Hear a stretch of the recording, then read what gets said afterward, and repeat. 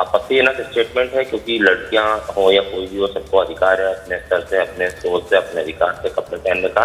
और भाजपा के राष्ट्रीय महासचिव है कैलाश विजयवर्गीय, और वो इस तरह का जो बयान दे रहे हैं, इसको लेकर कहीं ना कहीं अब विवाद खड़ा हो रहा है, सियासत शुरू हो रही है। क्योंकि जो इन्होंने स्टेटमेंट दिया वो एक कार्यक्रम में था जहाँ पर उनके बयान के बाद वहाँ पर क्लैपिंग भी हुई और बाकी लोगों ने समर्थन भी किया, लेकिन महिला वर्ग इसका कड़े तौर पर विरोध करता नजर आ रहा है। Satya Vijay, stay with us. Let's in fact on that note once again listen in to these absolutely outrageous remarks that were made by him, where he said that girls who wear short clothes are no less than Shupnakha the demon. मैं रात में जब निकलता हूँ और पढ़े लिखे नौजवानों को, बच्चों को जब झूमते हुए देखता हूँ तो सच में ऐसी इच्छा होती कि उतर के और इनमें 5-7 हिस्से में नशा उतर जाए। सच में कह रहा हूँ, भगवान की कसम खा के हनुमान जयंती को झूठ नहीं बोल रहा। और लड़कियां भी इतने गंदे कपड़े पहन के निकलती है कि अपन महिलाओं को देवी बोलते हैं, उनमें देवी का स्वरूप नहीं दिखता, बिल्कुल सुपर्ण सा लगती है। सच में अच्छे सुंदर भगवान ने शरीर दिया है, तो जरा अच्छे कपड़े पहनो यार। All right, so there you heard those remarks that have been made by Kailash Vijaywargiya, and let's take a word from Congress leader Rashid Alvi also joining us. Mr. Alvi, irrespective of the party lines, what do you have to say about these remarks? Extremely misogynist, saying that girls who wear short clothes are Shupnakha. Yeah, I strongly condemn his statement. It is a very objectionable statement, and Bharatiya Janata Party should take action against him. And basically, this is the culture of RSS.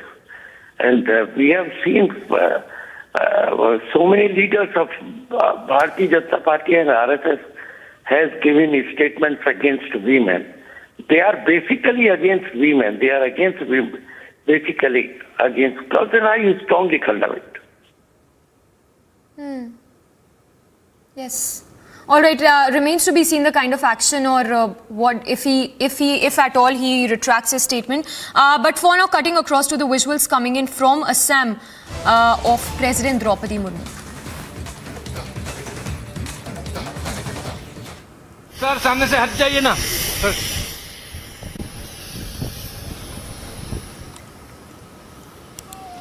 So the visuals coming in right now of President Droupudi Murmu, who's there in Assam. She would be flying a sortie, in fact, on the Sukhoi 30 MKI fighter aircraft from the Tezpur Air Force Station. In fact, guard of honor that would be given to the President Droupudi Murmu very shortly.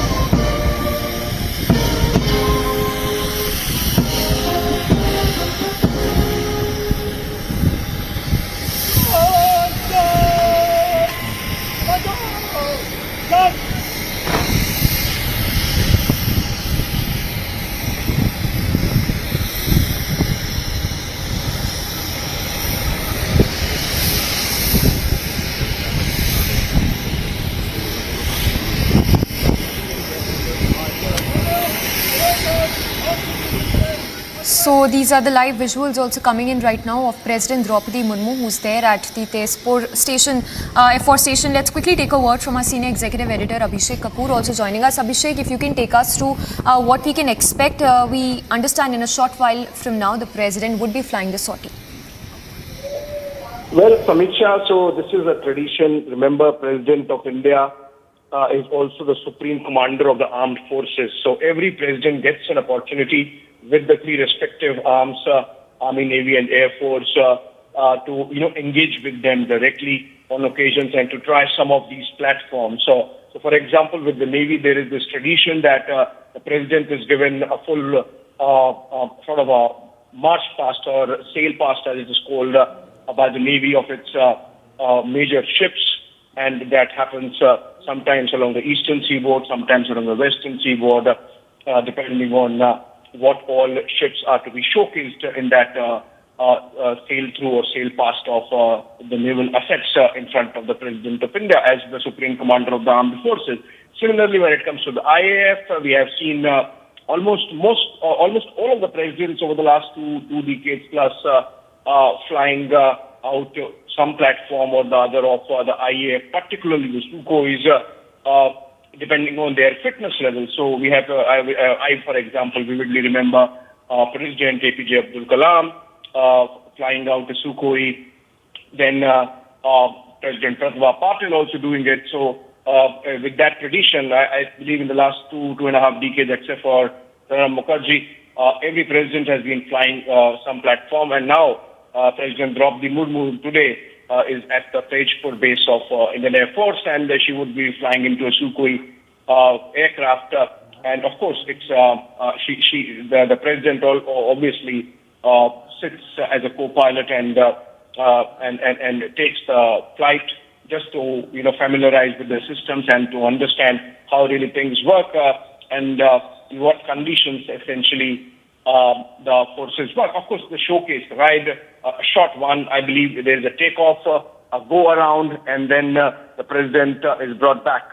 This should last for about 20 to 25 minutes. As of now, we are seeing the Guard of Honor, and 10:15 is the time when the president would fly out, take off in a Sukhoi, and we of course would get the pictures at that time as well, and the landing another 20 minutes after that.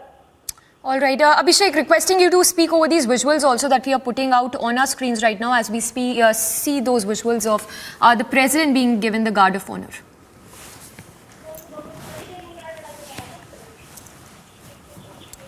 All right, so I can see the pictures and President now being given the Guard of Honor by the Air Force.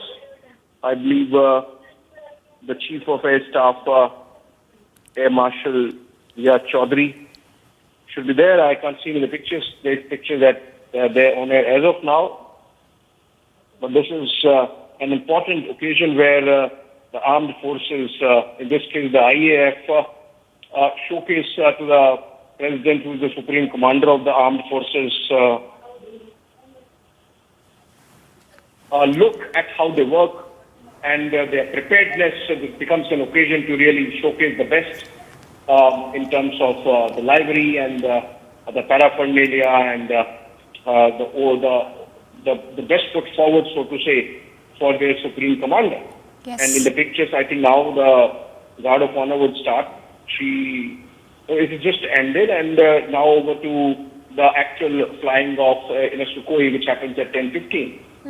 All right. Aishwarya, Abhishek, thank you for those details. So Abhishek, they're getting us the details as President receives the Guard of Honor, and in a short while from now, the President would also be flying sortie Sukhoi 30 fighter aircraft. We slip into a very short break for now, but live and breaking to continue on the other side as Prime Minister Modi is all set to inaugurate the Vande Bharat Express in Telangana.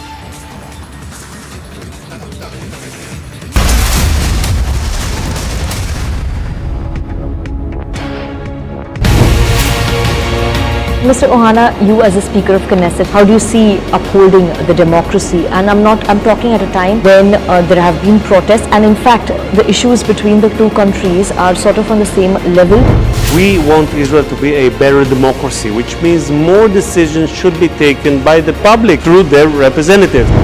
And unfortunately, we have an unbalanced situation, and we are trying to balance it. As you mentioned, it is a matter of dispute, and we have protests as we have in democracies.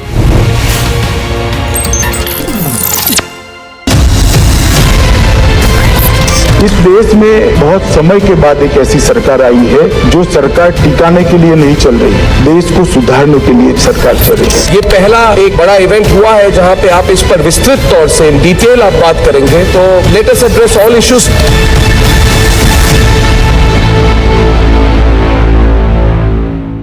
आपने 3 gold जीते, आपने world record create करा, जब podium पे number 1 spot में खड़ी हूँ और नेशनल एंथम ही नहीं है। नेशनल एंथम नहीं है हमारे पास। मैनेजर्स, कोचेस जो थे उनको कॉन्फिडेंस ही नहीं था कि हमारा कोई गोल्ड आ सकता है, हमारा नेशनल एंथम भी बज सकता है। मैंने वहाँ वर्ल्ड रिकॉर्ड भी क्रिएट किया और 3 गोल्ड मेडल भी जीते। नेशनल एंथम नहीं थी हमारी, वो रिकॉर्डेड जाता है ना, वो आई नहीं। फिर हमने खुद वहाँ, मेरा टीम ने स्टेज पे क्रिस्टन पे मैं और नीचे से मेरा जो टीम थी पूरी, उन्होंने नेशनल एंथम गाया।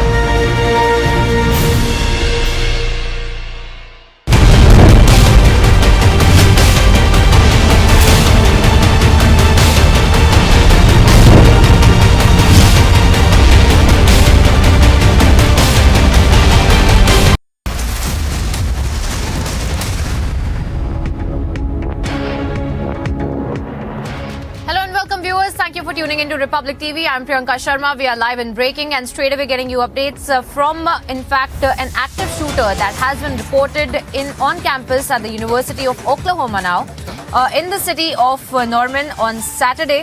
Now, the school has informed this in a tweet, and they have stated that there is an active shooter at the Vande Oval and take immediate action now.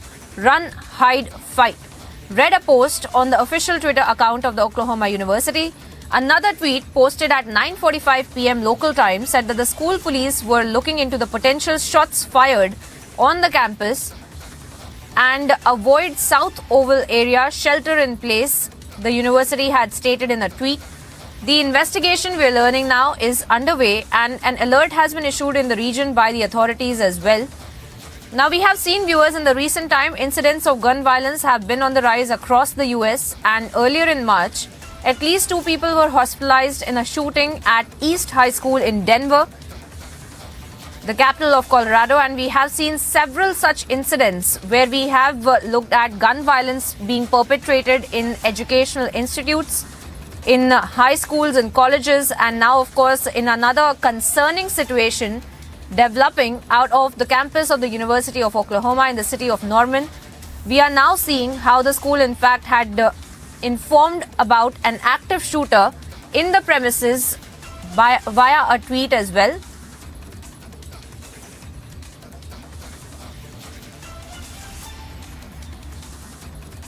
All right, let me also go across to my colleague Samiksha, who's got more details on this big story. Samiksha, tell us more about the shooter that has been informed about by the authorities, the school authorities, in fact, who have stated that there's an active shooter there. Any developments and any update that you can share with our viewers? Priyanka, just to take you through what all we know so far, in fact, a statement has been released by the Oklahoma University itself.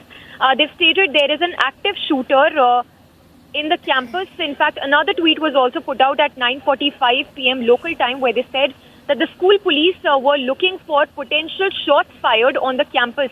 Avoid South Oval area. So the university, they're making it clear that there is a particular location inside the campus where any movement has to be avoided. While the investigation is still underway, an alert has been sounded in the region by the authorities. It's an active shooter, we understand, who's there on the campus till now. Remember, in recent times, incidents of gun violence, Priyanka, have been quite common in the US. In fact, earlier in March itself, at least 2 people were hospitalized in a shooting that was reported in Denver. So this incident coming to light from Oklahoma, where an active shooter is reported on the campus at the University of Oklahoma. And just giving a recap of what we know so far, the visuals there on our screens is from that very near that campus where an active shooter is reported to be present. 2 statements have been released by the Oklahoma University so far. One early in the morning and last one at 9:45 local time, saying that the school police, they are still looking for potential shots that were fired on the campus. While the probe is still underway, we understand that the shooter is still active, Priyanka. Right, Samiksha, of course, a concerning situation really developing out of the Oklahoma University, where in fact the university authorities have taken to Twitter and have also informed about an active shooter being present there during in the premises itself, and have also given an advisory to the students to avoid certain parts of the premises as well. And of course, we are waiting to get some more developments as far as the authorities are concerned and whether or not the active shooter has been also taken into custody or not. We'll keep a close track of the story. For the moment, Samiksha, thank you for joining us and getting us those details.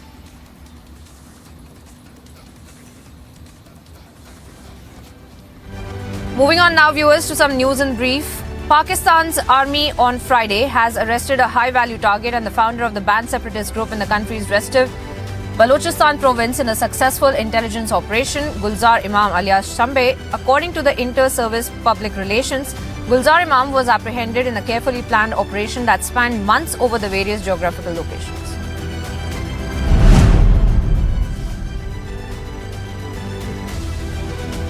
Pakistan Tehreek-e-Insaf chairman and former Prime Minister Imran Khan expressed his concern about the government's actions, stating that they are making a mockery out of Pakistan abroad.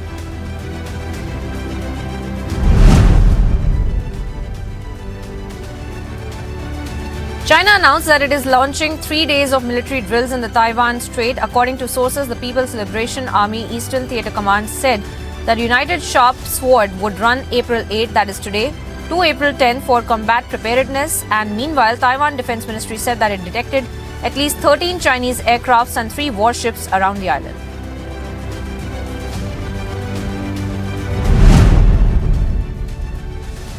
North Korea carried out an underwater nuclear attack drone test from April 4 to 7. According to officials, in an afternoon of April 7, it arrived in the waters of the South Hamgyong province and the place of simulated target where the test warhead accurately detonated underwater.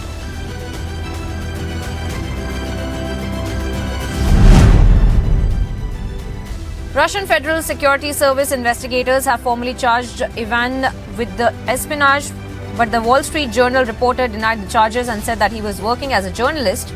Russia's Federal Security Service, the main successor to the Soviet-era KGB, said on March 30th that it had detained Ivan in the Ural city and had opened an espionage case against the 31-year-old for collecting what is said were state secrets about the military-industrial complex.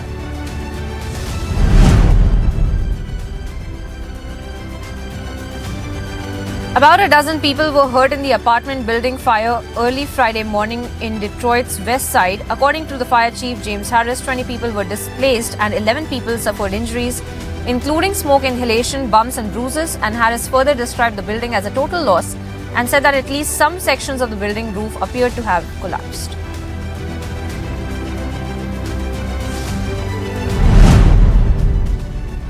Ukrainian President Volodymyr Zelensky announced on Friday the start of an annual special event of respect to mark the Islamic holy month of Ramadan, which will include Ukraine's head of the state. And it was held for the first time in the Crimean Tatar Culture Center, and he also went on to thank the Muslims globally for their support in the conflict against Russia.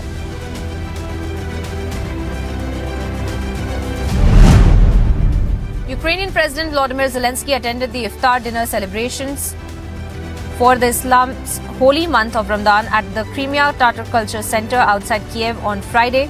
During a speech at the event, he spoke about Ukraine's liberation of Crimea, which was annexed by Russia in 2014, and Zelensky even awarded medals to several Muslim servicemen.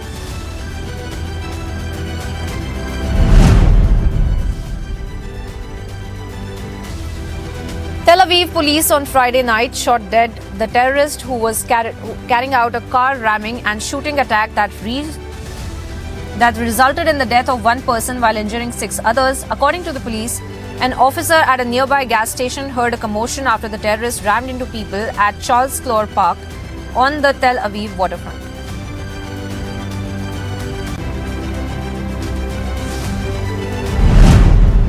An air ambulance evacuated the wounded in the shooting attack in the northern occupied West Bank to a Jerusalem hospital on Friday as tensions run high across Israel and the region. This comes after an alleged Palestinian shooting attack which occurred near an Israeli settlement in the occupied West Bank that killed 2 British Israelis.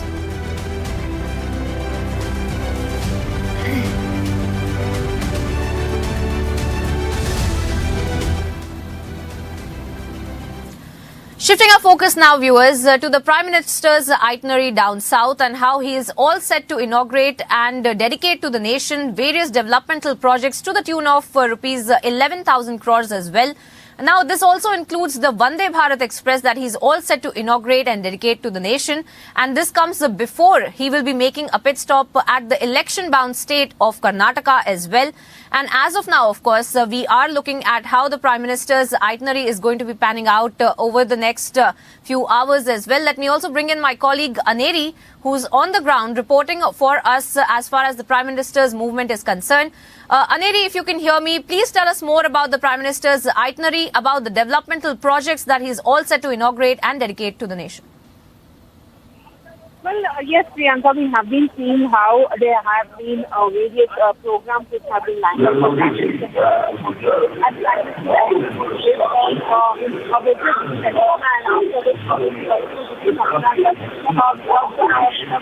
a part of the visit to Hyderabad, we see that Prime Minister Narendra Modi will be first flagging off the Vande Bharat and then also doing his development project work will be taken up with 700 crores the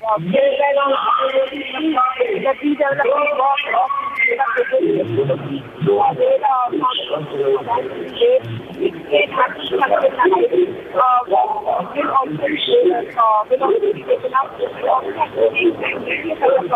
and also one very important that all India and of medical sciences and teaching others will also be inaugurated by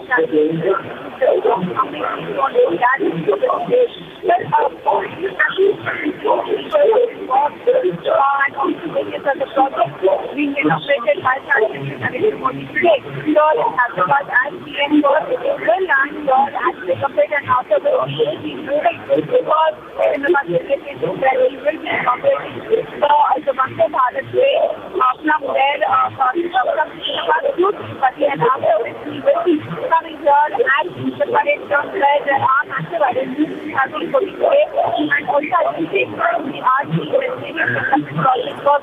Right, Aneri. Looks like the state is also explored the Prime Minister Narendra Modi. That's true. You know, a very important visit of the Prime Minister down south and of course a very important venue where you're also reporting for us, Aneri, where in fact the Vande Bharat Express train is all set to be inaugurated and dedicated to the nation. In fact, we're getting various voices as far as these developmental projects are concerned. We also have an exclusive conversation with G. Kishan Reddy. Let's listen in.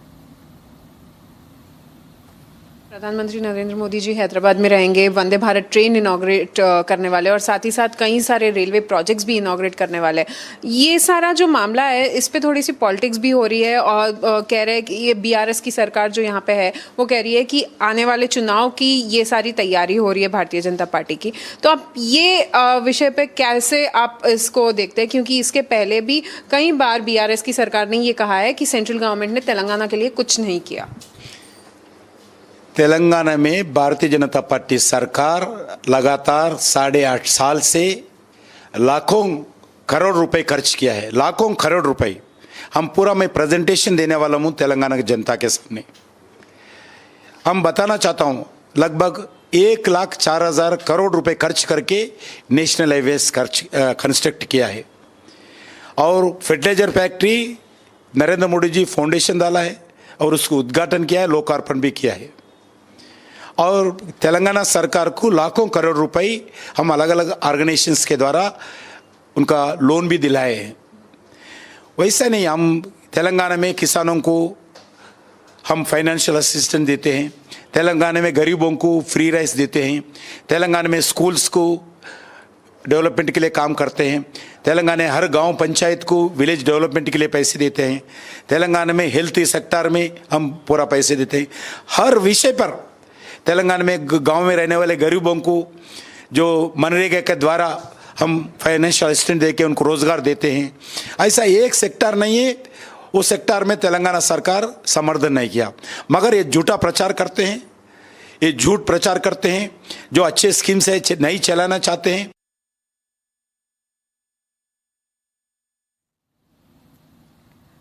And there you have it. We just heard G. Kishan Reddy also speaking about speaking about the several developmental projects that the Prime Minister is all set to inaugurate and dedicate to the nation. And as our reporter on the ground, Naneri, was also asking the questions to G. Kishan Reddy over the politics around this entire developmental push there in Telangana, we have seen how the BJP has stated that they will in fact do a presentation and make and file a response as far as the achievements of the BJP in the state as well. For the moment, we move on to some more updates.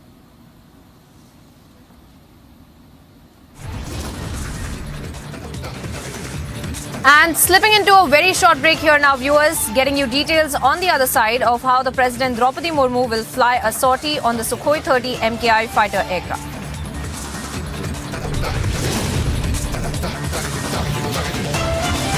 And also getting you updates on how Rahul Scholar rally has been deferred for the third time after a very short break.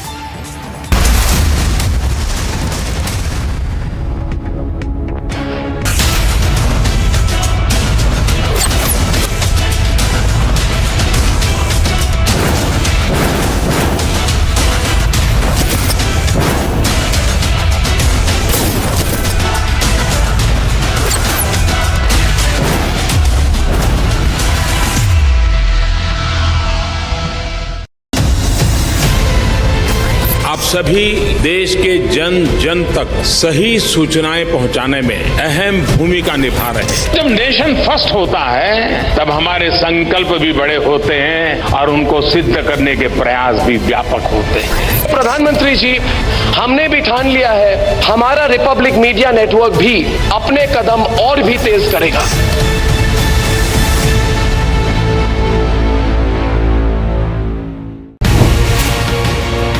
When we see that the masterminds, the plotters of this attack are still unpunished, they are still roaming free, what can India and Israel do together to ensure that the plotters, the mastermind of this attack are punished? Everyone that took part of the terror attacks pays the price, a very heavy price.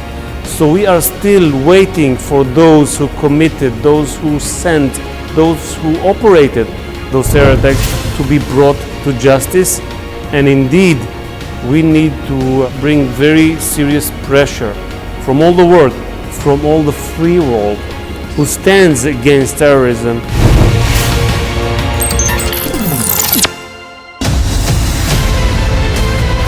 Mediation will work when there is uncertainty of winning by any one party. इसलिए जो judgment आया यही सबसे उत्तम है. This puts an end to the whole issue. Assertive 1% that wants to open the wounds. इस देश में बहुत समय के बाद एक ऐसी सरकार आई है जो सरकार टिकाने के लिए नहीं चल रही, देश को सुधारने के लिए सरकार चल रही है। ये पहला एक बड़ा इवेंट हुआ है जहां पे आप इस पर विस्तृत तौर से इन डिटेल आप बात करेंगे, तो let us address all issues.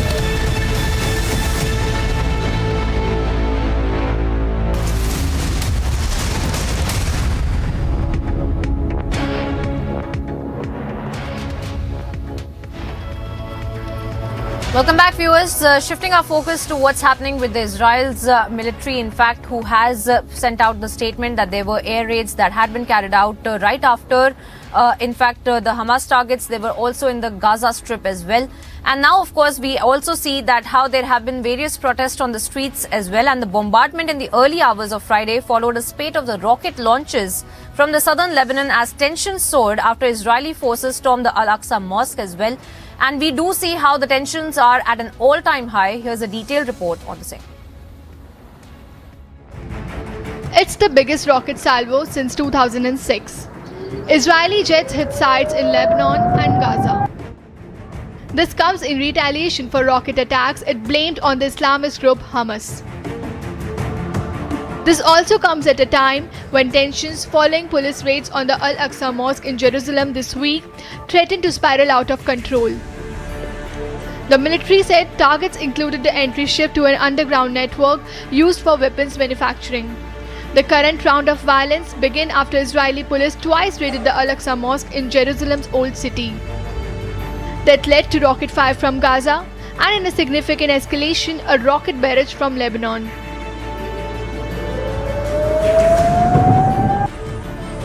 Hundreds of supporters of the Hamas militant group that rules the Gaza Strip rallied in the Palestinian enclave.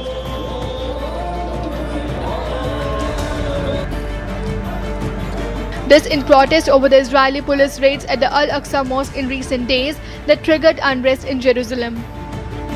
Palestinians in Gaza gathered near the site of destruction, inspecting a huge hole in the ground after Israel pressed on with bombing targets in the Gaza Strip. This marked a widening escalation in the region following violence this week at Jerusalem's most sensitive holy site. However, all of this didn't deter tourists from heading north for the Passover holiday. I had a call from one of my guests who was here in the cabins. She got a little alarmed, but they're being Israelis. They're familiar with what happens unless it's totally, we're getting signals of, run for a bomb shelter, then we know how to take it. And they were other than that, they were very, very calm and collected. They were sitting out here. I have a very nice lawn here in front of my cabins. They were sitting out here very casually. They were talking. They were enjoying themselves. They even got kind of they were even saying, "Oh yeah, we were sitting here. We watched the rockets go across." So they took it all in, in stride. They weren't terribly, rattled or anything like that. They were saying, "Where's the bomb shelter?" or anything like that. By half an hour later, I was here. The noise had stopped. All of the, whatever we were hearing had come to an end, and everything went just, right on schedule. Everything went back to normal, to routine. The marked uptick in violence during the holy month of Ramadan and the beginning of the Jewish Passover holiday comes after a year of increasing bloodshed in the Israeli-Palestinian conflict. Agency report, Republic TV. Now viewers, as we just saw how the tensions are running high, we also see how there are anti-Israeli protesters out on the streets in support of Jerusalem as well. Here's another report as to how the civilians are also being affected with these tensions and air raids that have been confirmed by the Israeli military.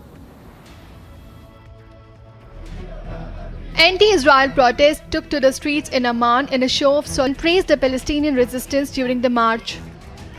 Protesters called on the Jordanian government to support the Palestinian resistance instead of issuing statements of violence over Jerusalem's most sensitive holy site. Israel has conducted rare airstrikes in Lebanon and continued bombarding the Gaza Strip, an escalation that sparked fears of a broader conflict. Later, there were signs that both sides were trying to keep the hostilities in check. Fighting in Israel's northern and southern border subsidized after dawn, and midday prayers at the Al-Aqsa Mosque in Jerusalem passed peacefully. But the violence and tension indicates that the situation is still volatile. Agency report, Republic TV.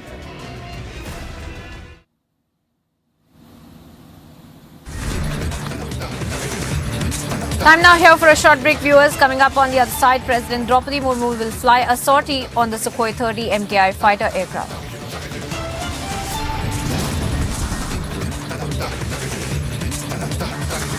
And also getting you updates on Rahul's Kolar rally that has been deferred for the third time.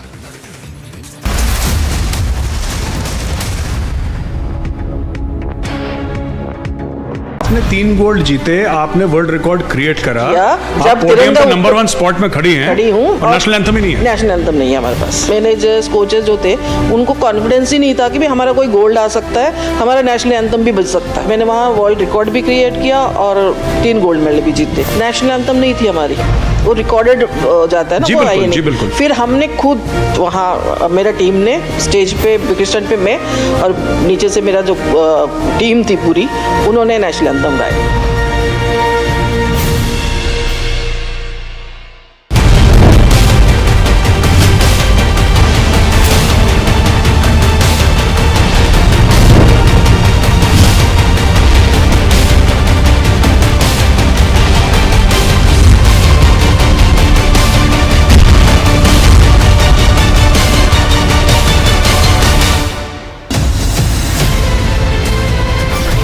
The India developmental model is the right model which the world can follow, and that is the opportunity that we have before us.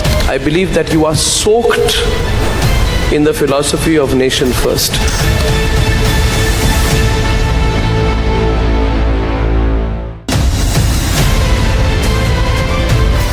dragging back economic fugitives, fantastic.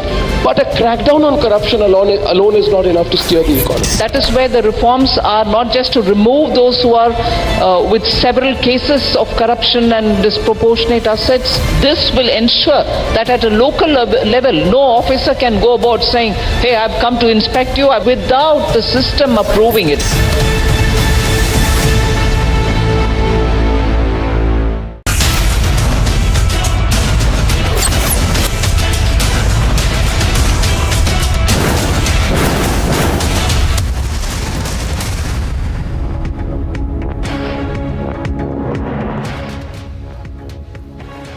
Welcome back, viewers. Over the last few weeks, we have seen how the tensions have soared in the streets of Paris as the protesters continue to protest against the retirement age that had been also increased in France. And of course, another restaurant, La Rotonde, in fact, the famous restaurant and considered to be a favorite of Emmanuel Macron, in fact, had also been left charred and damaged. Here's a detailed report of what's happening in Paris. Macron's drive to raise the national retirement age has ignited a months-long firestorm of public anger. The facade of the famous La Rotonde Brasserie in Paris left bank was left charred and damaged. Protesters targeted the restaurant, a known favorite of French president. A flare was thrown at the Belle Époque establishment but was quickly put out by firefighters. Alors déjà, ça m'inspire beaucoup de tristesse, à la fois pour les résidents, pour les restaurateurs, pour les habitants, pour les touristes, pour l'image que Paris a à travers le monde. Et on a déjà eu beaucoup de saccages avec Paris, la grève des éboueurs, et là ça se rajoute en plus. The police were pelted by projectiles outside the palace, where Macron celebrated a step in his 2017 presidential bid that he went on to win. For André Jalon, who lives in the neighborhood, the violence and the president were both issues, but a small fire at La Rotonde was largely inconsequential. Il y a un vrai problème de violence en France, un vrai problème avec Macron, mais un petit feu à La Rotonde, c'est un accessoire. 10 previous rounds of nationwide strikes and protests began since January have failed to get Macron to change his course. Talks between the trade union leaders and Prime Minister Elisabeth Borne quickly broke up on Wednesday, setting the stage for more upheaval on the streets. Agency report for Republic TV. Always.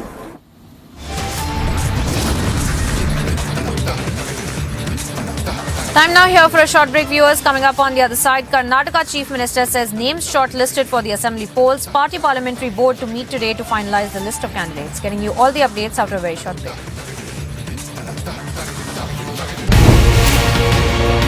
When we see that the masterminds, the plotters of this attack are still unpunished, they are still roaming free, what can India and Israel do together to ensure that the plotters, the mastermind of this attack are punished? Everyone that took part of the terror attacks pays the price, a very heavy price.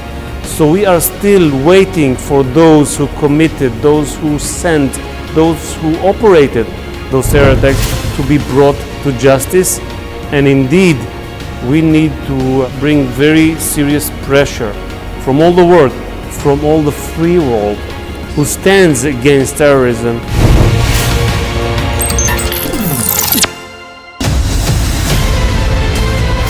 Mediation will work when there is uncertainty of winning by any one party. इसलिए जो judgment आया यही सबसे उत्तम है. This puts an end to the whole issue. Assertive 1% that wants to open the wounds again. They do not operate only by the verdict of the court.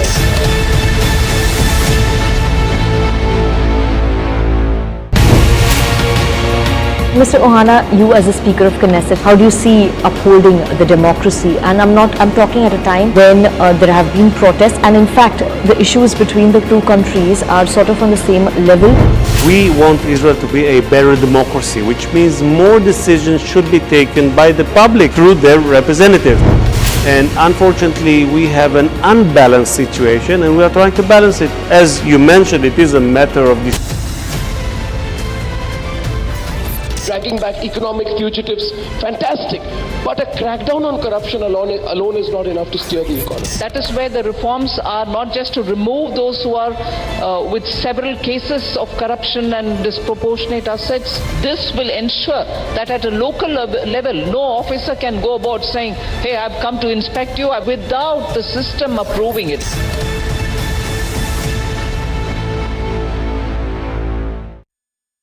आपने 3 gold जीते, आपने वर्ल्ड रिकॉर्ड क्रिएट करा, जब podium पे number 1 spot में खड़ी हूँ और नेशनल एंथम ही नहीं है। नेशनल एंथम नहीं है हमारे पास। मैनेजर्स, कोचेस जो थे, उनको कॉन्फिडेंस ही नहीं था कि भी हमारा कोई गोल्ड आ सकता है, हमारा नेशनल एंथम भी बज सकता है। मैंने वहाँ वर्ल्ड रिकॉर्ड भी क्रिएट किया और 3 गोल्ड मेडल भी जीते। नेशनल एंथम नहीं थी हमारी, वो रिकॉर्डेड जाता है ना, वो आई नहीं। फिर हमने खुद वहाँ, मेरा टीम ने स्टेज पे क्रिस्टन पे मैं और नीचे से मेरा जो टीम थी पूरी, उन्होंने नेशनल एंथम गाया।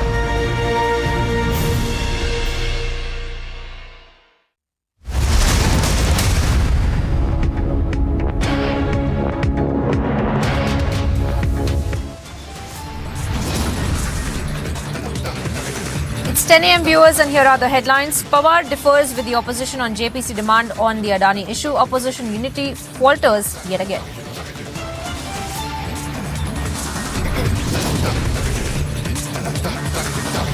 Prime Minister Narendra Modi to launch the developmental projects in Telangana and in Tamil Nadu today.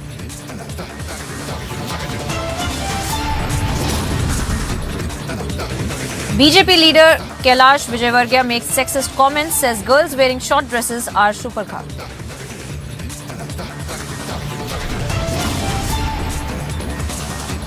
President Droupudi Murmu to fly a sortie in the Sukhoi 30 fighter aircraft from Tezpur Air Force Station.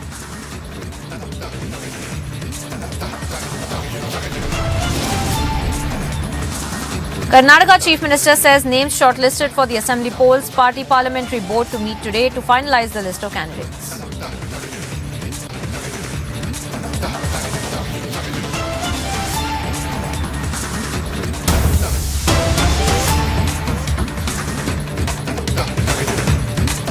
Cutting across to some breaking updates that we are picking up now, viewers. As far as Sharad Pawar is concerned, who has now broken ranks with the opposition and said that there is no need for the JPC on the Adani issue. And Sharad Pawar in fact had stated on the JPC issue, and I quote, "My party has supported the JPC, but I feel that the JPC will be dominated by the ruling party. Thus the truth will not come out. So I feel that the SC monitored panel is a better way to bring out the truth." And of course he has made several statements over various issues, but over the JPC we now see a big update coming to light as far as Sharad Pawar is concerned, who's broken ranks with the opposition and has stated that there is no need for a JPC on the Adani issue. In fact, let's listen in to what Sharad Pawar had to say, then we'll get you some more breaking updates. JPC म्हणजे काय? Joint parliamentary committee. पार्लमेंटमध्ये लोकसभा आणि राज्यसभा 2 सभागृह आहेत आणि या दोन्ही सभागृहाच्या सदस्यांची ही समिती. साधारणतः JPCचं फॉर्मेशन कसं होतं या पक्षाच्या. And of course, once again, we have now seen Sharad Pawar, the NCP Supremo, in fact, breaking ranks with the opposition and in fact stating that there is no need for a joint parliamentary committee or the JPC, where he has in fact stated that he does not in fact share the views of his ally Congress party for demanding a JPC or a joint parliamentary committee to probe on the accusations against the Adani group by the US-based short seller Hindenburg Research as well. In fact, he has also stated he had in fact come out strongly in support of the Adani group and had criticized the narrative around the Hindenburg's report. And we have seen how there had been multiple demands from the Congress party for carrying out a joint parliamentary committee that should probe into the accusations that have been made. But now we look at how the NCP chief Sharad Pawar in fact had also broken ranks with the opposition and has stated that he does not particularly agree with what the Congress party has been demanding as far as the Adani group is concerned. In fact, earlier as well, as pointed out, we have seen how Sharad Pawar has time and time again also come out strongly in support of the Adani group during the time that the controversy was, of course, being carried out, and he had also criticized the narrative around the Hindenburg's report on the conglomerate as well. Let me go across to my senior executive editor Abhishek Kapoor over the phone line. Abhishek, if you could hear me, please tell us more about what it really means for Sharad Pawar to have made those statements and have stated that he is not completely in agreement over the opinions of the Congress party when the Congress says and demands for a JPC or a joint parliamentary committee probe into the accusations into the Adani group. Abhishek. Well, what this means is that the veteran that Sharad Pawar is of Indian politics, he understands the implications of this Hindenburg report on not just Adani group per se, but Indian economy as well, about which Mr. Rahul Gandhi seems to be a little innocent. And obviously, the Congress party has to toe the line decided by their referent or the leader of the party. What is important is, Priyanka, that Sharad Pawar, the strong sense of politics that he has, chose finishing or ending off the budget session of Parliament to come out with this statement. He's, in a way, telling Rahul Gandhi that attacking Adani does not serve any purpose because it's likely that the Hindenburg report had certain motives. Otherwise, also, it's damaging so far as Indian economy is concerned. And that essentially indicates towards a bipartisan engagement that political parties cutting across the spectrum have had, not just Adani Group, but others as well. So the Congress party cannot say it has never dealt with corporate groups. We know the history as it came out in the polyester prints, for example, and it's well recorded. The connections of the Ambanis as they came out, for example, in the memoirs of Pranab Mukherjee, the late president of India. So the Congress party obviously seems to have been myopic about it, and they chose to sort of put politics ahead of everything. And Sharad Pawar, the man essentially warning Rahul Gandhi, like he did. In fact, if you look at it, he's sort of advising Rahul Gandhi on politics second time in the last 1 week. The first being when he said when he said that Veer Savarkar was a patriot and Rahul Gandhi should be toning down his attacks on Savarkar, and now coming out in support of Adani. Not exactly Adani per se, saying that these could be the handiwork of forces inimical to India's rise, and Rahul Gandhi should be aware of it. So obviously, an ally telling this to Rahul Gandhi clearly shows that this whole idea of opposition unity has its own patchwork insofar as the larger concept is concerned. And going beyond this, I think the BJP would draw solace from the fact that this is something which does not work, and perhaps the government was right that there is actually no need for JPC, as now being underscored by Sharad Pawar himself. Absolutely, Abhishek. I request you to stay on with us as we also have various voices of the BJP also joining us. We have Shehzad Poonawala of the BJP joining us on the broadcast. Shehzad, if I could come to you with this question. Over the statements that have been made by Sharad Pawar, where he has categorically stated that he does not agree with the Congress's demand for a JPC into the Adani issue. In fact, as Abhishek was also pointing out, that there has to be a separation of the political hyperbole that the Congress also had created, and it seems as though Sharad Pawar has in fact stated that the Congress should not really jump the gun on this. This is yet another vote of no confidence after the TMC by Sharad Pawar on the issue of the JPC on Adani. Because even the TMC's official stand on 17th of March is that we don't want a JPC. Now, Mr. Pawar has reiterated it. Of course, Mr. Pawar has chastised Rahul Gandhi on the Savarkar issue also. But let me draw a larger point on this. A, will the voluble, loud, abusive spokespersons of Congress now say that Mr. Pawar is backing for Mr. Adani? A. B, will the Congress party now say that does it have faith in the Supreme Court monitored probe?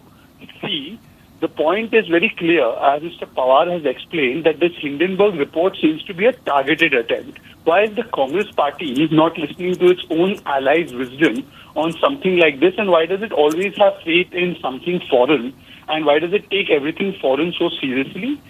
3. And point number 4 is that for how long will the Congress party play this double standard game? The question is that you have a project in Rajasthan, you have a project in Chhattisgarh given to Adani. If you feel Adani is a corrupt entity and organization and you've declared it as such, why haven't you even ordered a probe in your state governments? Because on 17th March, the TMC itself said that we don't want a JPC, we want the state governments to order a probe into their respective given projects to Adani. So why haven't you done that? So this is my response to the Congress party. I think their hypocrisy, their convenient shifting stance has been called out by no less than Sharad Pawar ji. Now it is for the Congress to see whether they want to insult a leader like Sharad Pawar by saying he is being a spokesperson of Adani, or whether finally some grace and some knowledge and some intellect will prevail upon an intellectually bankrupt party like the Congress.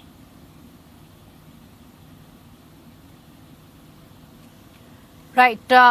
Shehzad Poonawalla, thank you so much for joining us on the broadcast and sharing your perspective on this big story, viewers, that we are, of course, tracking for you as far as Sharad Pawar is concerned, who's made those very important statements as far as the Adani issue is concerned, and has stated that he does not completely agree with the Congress party's demand for a JPC into the Adani issue. We're keeping a close track of this big story for the moment we move on.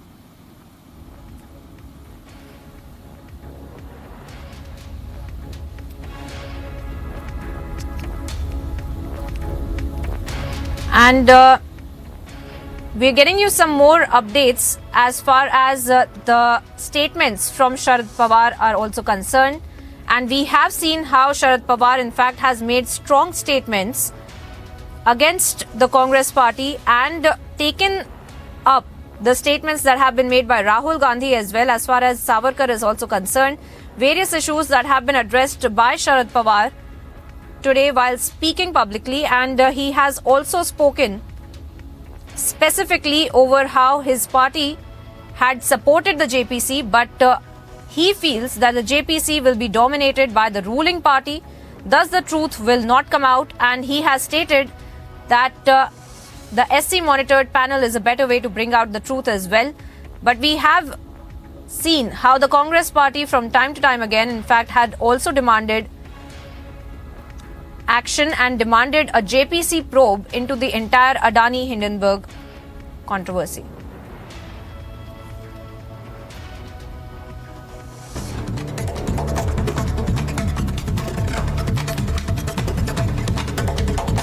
Moving on to some now news in brief. Prime Minister Narendra Modi is set to inaugurate the Tirupati-Secunderabad Vande Bharat Express from Secunderabad railway station today. The new semi-high-speed train will connect the IT city Hyderabad and Tirupati. This will also be the second Vande Bharat train to start from Telangana within 3 months.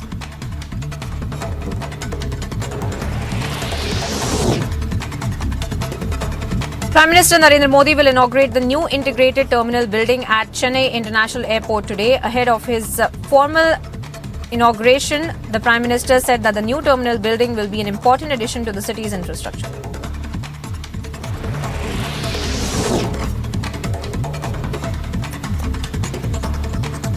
Ahead of Prime Minister's visit to Chennai, Congress leader and MLA Selva Perundagai announced that the black flag will be brandished in the state to protest against the disqualification of the Congress leader Rahul Gandhi.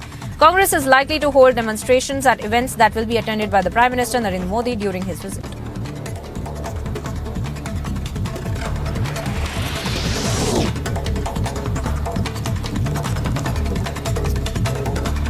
PRS Working President and Minister for Municipal Administration and IT KT Rama Rao on April 6 gave a call for Mahadharna in the coal towns of Kotagudem and Ramagundam today to protest against the centre's alleged attempts to auction the Singareni Collieries Company Limited coal blocks and privatize the state-owned coal mining company.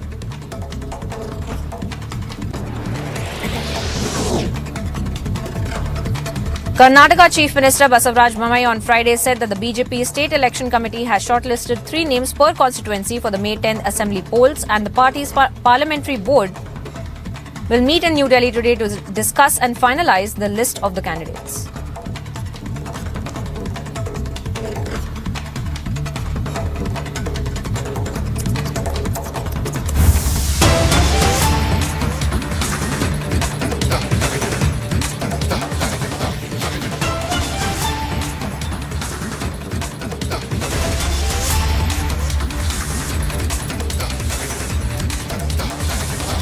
Viewers, cutting across to some more breaking updates that we're putting out on your screens right now. In fact, as far as the big developmental push down south by the Prime Minister is concerned, we are picking up some more updates as the Prime Minister is visiting Hyderabad, Telangana. Chief Minister KCR again is going to be skipping the Prime Minister's program where the projects worth rupees 11,360 crores in Hyderabad today will be inaugurated. And as per the protocol, Chief Minister KCR has been invited. And this is not the first time where the Chief Minister KCR will skip an event where the Prime Minister is going to be there in the state. And also the Chief Minister KCR has also stated that he will not be receiving the Prime Minister at the Vegampat airport during his arrival, as the protocol suggests that the Chief Minister has to come and also receive the Prime Minister at the airport. But let me also go across to my colleague Aneri, who's on the ground reporting on this story for us.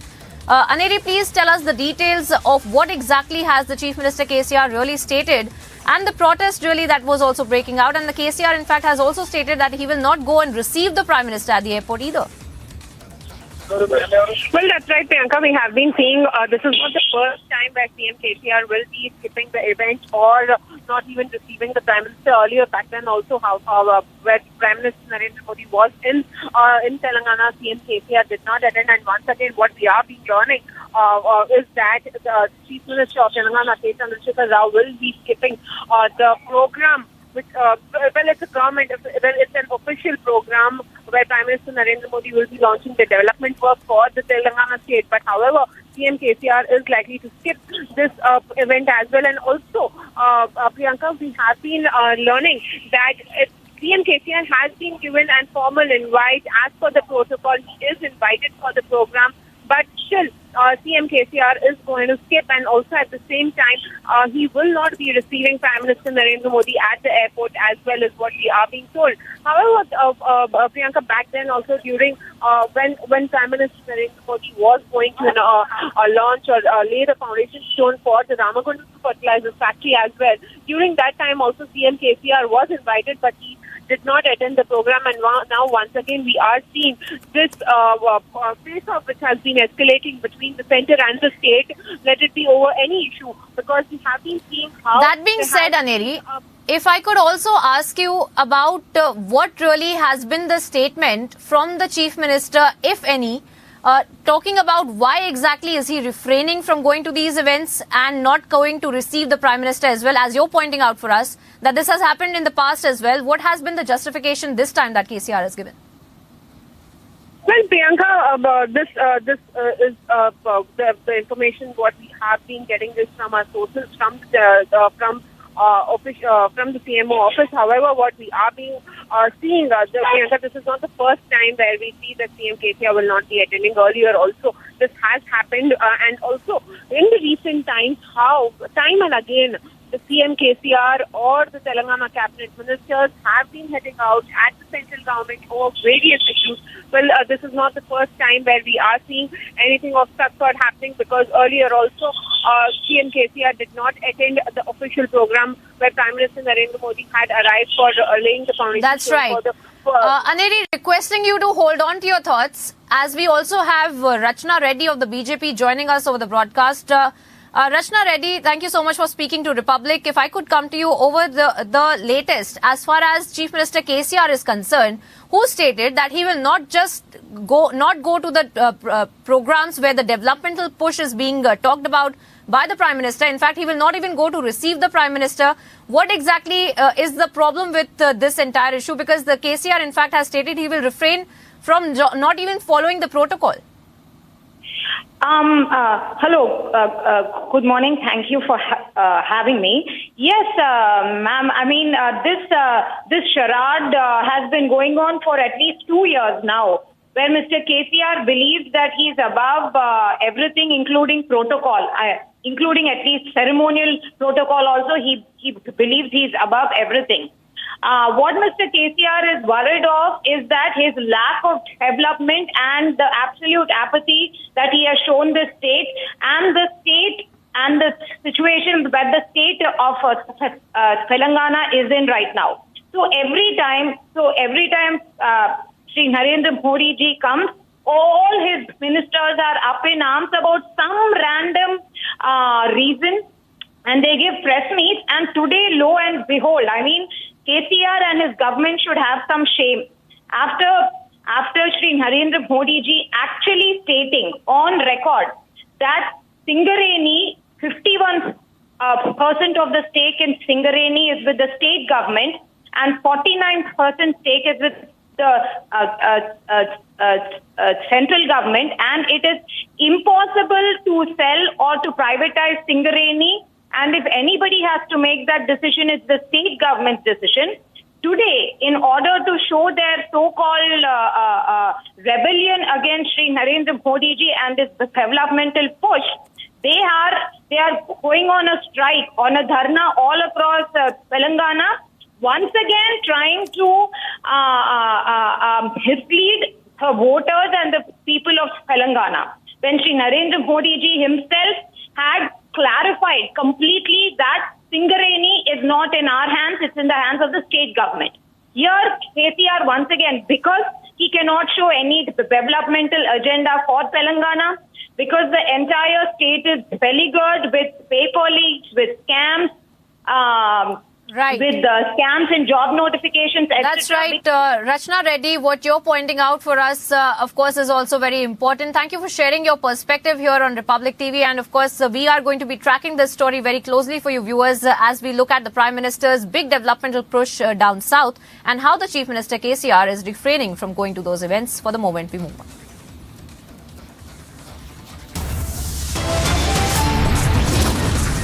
And slipping into a very short break here now, viewers, getting you updates on the other side of how the President Droupudi Murmu will fly a sortie on the Sukhoi 30 MKI fighter aircraft.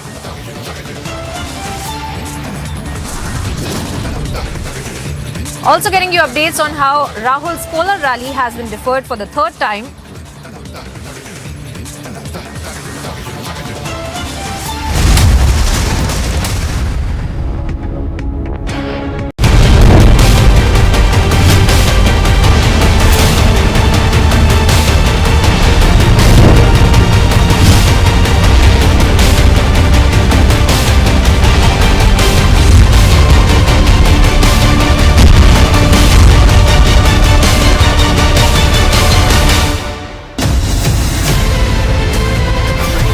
The India developmental model is the right model which the world can follow, and that is the opportunity that we have before us. I believe that you are soaked in the philosophy of nation first.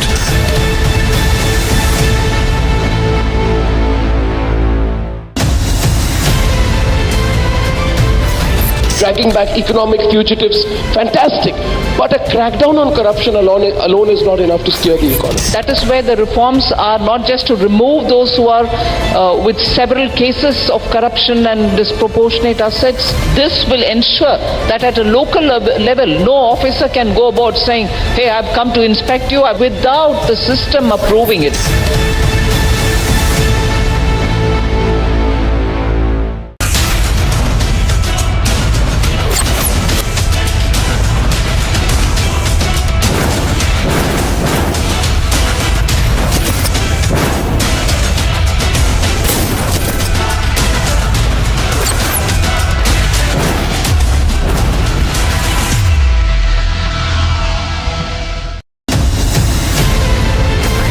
सभी देश के जन जन तक सही सूचनाएं पहुंचाने में अहम भूमिका निभा रहे हैं। जब नेशन फर्स्ट होता है तब हमारे संकल्प भी बड़े होते हैं और उनको सिद्ध करने के प्रयास भी व्यापक होते हैं। प्रधानमंत्री जी, हमने भी ठान लिया है, हमारा Republic media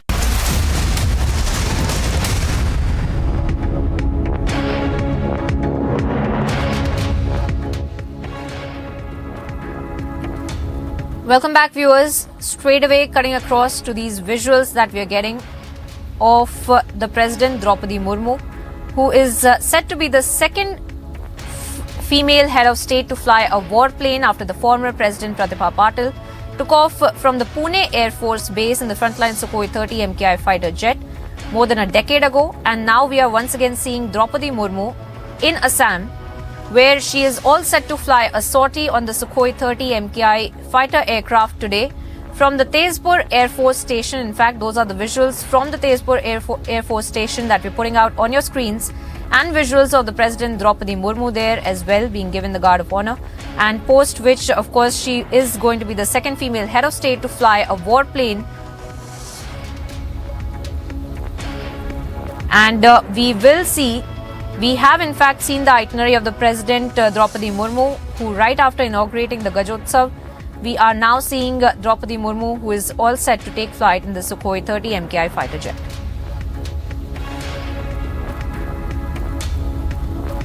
And we slip into a very short break here now, viewers. We're getting you updates on the other side of this historic event, the visuals of which we're putting out on your screens of the President Droupudi Murmu, all set to take flight from the Tezpur Air Force Station.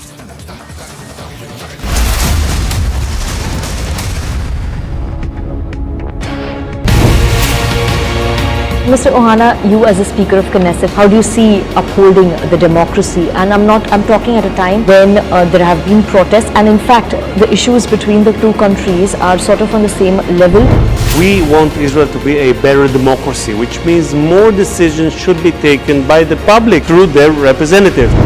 And unfortunately, we have an unbalanced situation, and we are trying to balance it. As you mentioned, it is a matter of dispute, and we have protests as we have in democracies.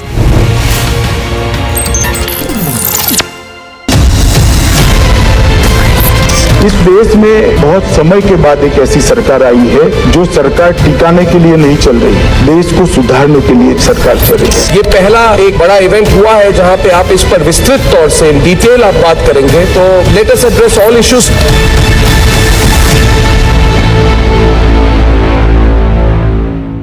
आपने 3 gold जीते, आपने world record create करा, जब podium पे number 1 spot में खड़ी हूँ और नेशनल एंथम ही नहीं है। नेशनल एंथम नहीं है हमारे पास। मैनेजर्स, कोचेस जो थे, उनको कॉन्फिडेंस ही नहीं था कि भी हमारा कोई गोल्ड आ सकता है, हमारा नेशनल एंथम भी बज सकता है। मैंने वहाँ वर्ल्ड रिकॉर्ड भी क्रिएट किया और 3 गोल्ड मेडल भी जीते। नेशनल एंथम नहीं थी हमारी, वो रिकॉर्डेड जाता है ना, वो आई नहीं। फिर हमने खुद वहाँ, मेरा टीम ने स्टेज पे विकेशन पे मैं और नीचे से मेरा जो टीम थी पूरी, उन्होंने नेशनल एंथम गाया।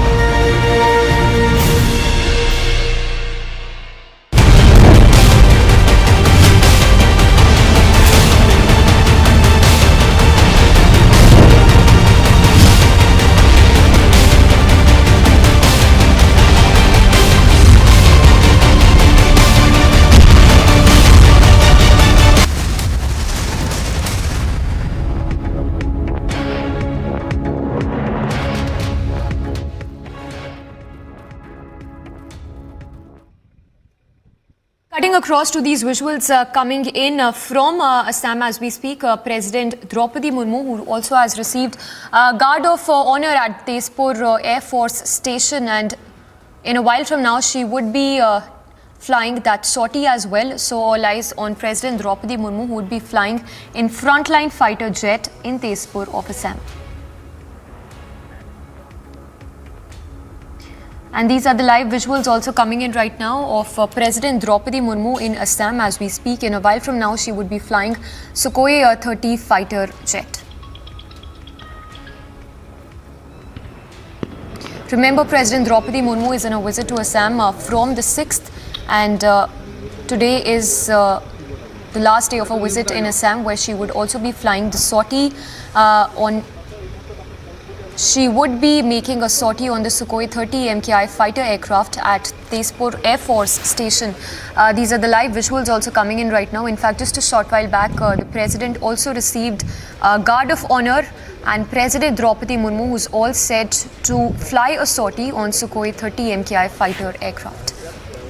And these are the visuals also live on your screens. Let's quickly go across to our senior executive editor Abhishek Kapoor also. Abhishek, take us through these visuals also that are just coming in. We can expect in just a while from now President Droupudi Murmu, who would be flying the fighter jet. Flying out our frontline fighter jet Sukhoi MKI, and this is a tradition. Remember, as President of India, she is the Supreme Commander of the Armed Forces. We saw in the pictures how she was received earlier by the AOC in C, Eastern Air Command, Air Marshal S.P. Dharkar, and then there was a guard of honor. And now, of course, you are getting pictures of the president just getting ready for the takeoff. Just about 5 days back, she had undergone all the fitness tests, including all the medical tests here in Delhi, in fact, Samiksha. And as I was mentioning, this has been the tradition. So all the armed forces try to showcase their best to their supreme commander, as part of which, for example, when it's the turn of the Navy, typically in one term, the president gets this kind of engagement or gets to have this kind of engagement with all the three arms of the forces. So with the Navy, it's a case of a march past of the ships, either in the eastern seaboard or the western seaboard. In the case of the IAF, it is given the fitness condition. The president flies any of those frontline fighters. We have seen Sukhoi being used traditionally now. We have seen pictures of President APJ Abdul Kalam at that time, after which we had President Pratibha Patil. I believe Pranab Mukherjee skipped it. But then we have seen ministers like Defense Minister, Present Defense Minister Rajnath Singh, and before that Nirmala Sitharaman taking a sortie and trying to understand how things work. So this would be a sortie given to her about 20 odd minutes after takeoff, flown in by an IF pilot. We are going to get the details of that as well. Everything ready for it, and in a while from now, the takeoff should happen. All right, Abhishek, stay with us. So those are the visuals also coming live right now. The president who's all set to fly the sortie in a while from now. काफ़ी महत्वपूर्ण हो जाती हैं, क्योंकि ये दौरा उनका काफ़ी महत्वपूर्ण था और 3 दिन के इस दौरे में आज वो तेजपुर में हैं और तेजपुर के ही एयरफोर्स स्टेशन से ये तस्वीरें हम आपके साथ साझा कर रहे हैं। तो जो औपचारिकता हैं उसको पूरा किया जा रहा है और उसके बाद अब से बस कुछ ही देर में, कुछ ही पल का इंतजार है और कुछ ही पल में आप देख सकते हैं सुखोई 30 MKI विमान से वो उड़ान भरेंगे। सुधीर यादव हमारे साथ, हमारे सहयोगी हमारे साथ जुड़ रहे हैं। सुधीर, क्या हलचल देखने को मिल रही है, क्या ताज़ा जानकारी? So as you see in those visuals, the president is seen wearing the IAF gear. We'll try and go across to Abhishek again. But these are the live visuals coming in right now from Tezpur in Assam. President Droupudi Murmu, who's all set to fly the sortie. She's seen wearing the IAF gear as well. Remember in 2009, Pratibha Patil, the president, had also flown the Sukhoi, and this time it's President Droupudi Murmu who's all set to take off from the Tezpur IAF station. सारी सेनाओं की स्थिति है, उनकी बारे में उनको जानकारी दी गई है। और जो इस एरिया है, खासतौर पर गौरववादी इस इलाके की हम बात करें, जो असम में जो तेजपुर का जो हवाई अड्डा है, जो सेना के एयरबेस है, वहां से वो सॉर्टी भर रही है। तो ये इसका कई मायने भी इसके खास है कि जिस तरीके से वर्ल्ड वाइड, अगर हम वैश्विक तरीके में देखें कि जिस तरीके से हम दूसरे देशों को भी संदेश देना चाहते हैं, तो उसके भी कई मायने हैं। इन सारी चीजों को देखते हुए बहुत खास हो जाता है। और सबसे बड़ी बात, जिस तरीके से वो सुखोई 30 MKI फाइटर जेट में सॉर्टी भरेंगी, भारतीय वायुसेना का जो मेन फाइटर जेट है वो ये माना जाता है लॉन्ग एंड्योरेंस है, इसकी बहुत काबिलियत है, रशियन ओरिजिन का है जाहिर तौर पर, और करीब 3 दशक से ज्यादा जो है वो हो चुके हैं इसको भारतीय वायुसेना की सर्विस में, इसको भारतीय वायुसेना की सेवा करते हुए। तो ये अपने आप में बहुत खास चीज है। और देखिए, जो गौरव वो उड़ान भरेंगी वो एक ट्रेनर होगा, जो ट्विन इंजन फाइटर जेट होगा, जिसमें वो एक को पायलट के साथ बैठेंगी। तो ये अपने आप में एक बहुत बेहतरीन, हम कहेंगे एक बहुत हिस्टोरिकल मोमेंट होगा, जब आपसे थोड़ी देर बाद जो तीनों सेनाओं की जो सुप्रीम कमांडर है वो जो सुखोई 30 MKI फाइटर जेट है उसमें उड़ान भरेंगी। इससे पहले की अगर हम गौरव बात करें तो पूर्व राष्ट्रपति APJ अब्दुल कलाम है, प्रतिभा पाटिल है, और इससे पहले अभी के जो इससे पहले के जो राष्ट्रपति थे रामनाथ कोविंद जी, उन्होंने भी जो फाइटर जेट है उनमें सॉर्टी भरी थी। और ये जो इसके बाद से अब जो राष्ट्रपति द्रौपदी मुर्मू है वो सुखोई में उड़ान भर रही है। बिल्कुल जाहिर तौर पर कई मायनों में ये खास है, कई मायनों में बेहतरीन चीज है। और जिस तरीके से तीनों सेनाओं के मोरल बूस्ट की बात की जाए वो कई मायने में खास है। और ये साफ तौर पर दर्शाता है कि किस तरीके से सरकार जो है लगातार जो हमारी तीनों सेनाओं की जो जरूरतें हैं, हमारी तीनों सेनाओं का मोराल बूस्ट है, उन सब चीजों को लेकर किस तरीके से आगे बढ़ रही है। सेना को बेहतरीन तरीके से जो सारी सुविधाएं हैं, सारी चीजें हैं, वो तो मुहैया कराने की बात लगातार सरकार की तरफ से गौरव हो ही रही है। लेकिन खास तौर पर ऐसे जो मायने होते, ऐसे जो क्षण होते हैं, अगर हम हिस्टोरिक मोमेंट्स की बात करें तो ये कहीं ना कहीं एक जो सेना का जवान है उससे लेकर जो हाई रैंकिंग ऑफिशियल्स हैं, सभी उनके मन में एक उत्साह का संचार होता है, एक गौरव का संचार होता है कि देखिए हमारी जो सबसे तीनों सेना की जो सुप्रीम कमांडर हैं वो हमारे सामने है, वो फाइटर जेट पे सॉर्टी भर रहे हैं, किस तरीके से भारतीय सेना पर वो विश्वास करती है, किस तरीके से लगातार सेना के मोरल बूस्ट के लिए काम करती है। तो ये सारी चीजें बहुत बेहतरीन रहती है और यही एक ऐतिहासिक मोमेंट गौरव हमारे सामने अब से थोड़ी देर में आने वाला है। बिल्कुल सुधीर, जैसा कि हम तस्वीरों में भी देख पा रहे हैं कि राष्ट्रपति द्रौपदी मुर्मू अब इसमें बैठ चुकी हैं और अब से बस कुछ ही क्षण में वो उड़ान भी भरेंगी। तो ऐसे में आज उड़ान की बारीकियों को तो वो जान पाएंगी ही, साथ ही साथ जो चैलेंजेस सामने आते हैं जब इस तरह के फाइटर जेट्स उड़ाए जाते हैं तो कहीं ना कहीं उन चैलेंजेस से भी वो रूबरू होंगी। बिल्कुल, देखिए वो चैलेंजर से तो बिल्कुल गौरव रूबरू होंगी, लेकिन इससे पहले भी लगातार क्योंकि जब भी आप किसी फाइटर जेट में उड़ान भरते हैं तो जो एरोडायनेमिक्स के जो नियम है, जो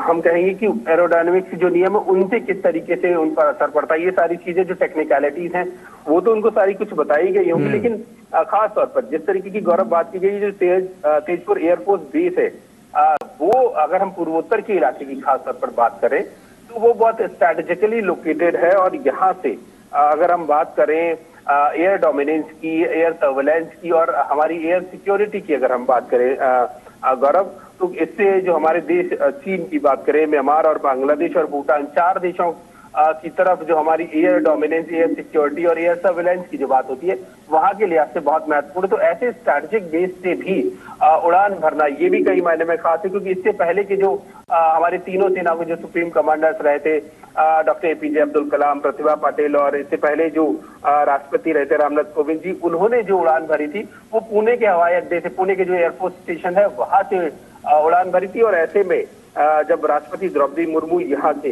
जो तेजपुर का एयरफोर्स बेस है वहां से उड़ान भर रही है, ये भी कई मायने में खास है। और जिस तरीके की आपने बात कही कि उनको कई सारे जो चैलेंजेस हैं, कई सारी चीजें हैं, उसके बारे में बताया गया होगा और उसके इनके जो को पायलट होंगे लगातार उनको ब्रीफ करते रहेंगे, ब्रीफ बताते भी रहेंगे कि आखिर किस तरीके से जो विमान है वो उड़ान भर रहा है, किस ऊंचाई पर जा रहा है, किस तरीके से इसमें जिसकी जो खूबियां हैं वो किस तरीके से इनको और आगे ले जाकर जा सकते हैं। हालांकि यहाँ गौरव एक जरूरी चीज ये भी होगी कि बहुत एक्सट्रीम लेवल पे जो फ्लाइट है वो नहीं होगा, क्योंकि एक्सट्रीम लेवल पे जो हम कहेंगे कि जो कोर्स है वो जो लगता है वो काफी ज्यादा होता। तो हालांकि एक सामान्य फ्लाइट रहेगी और इसमें कोशिश ये की जाएगी कि राष्ट्रपति को जो जरूरी जानकारियां हैं, जो एक बेहतर अनुभव है वो बताया जाए।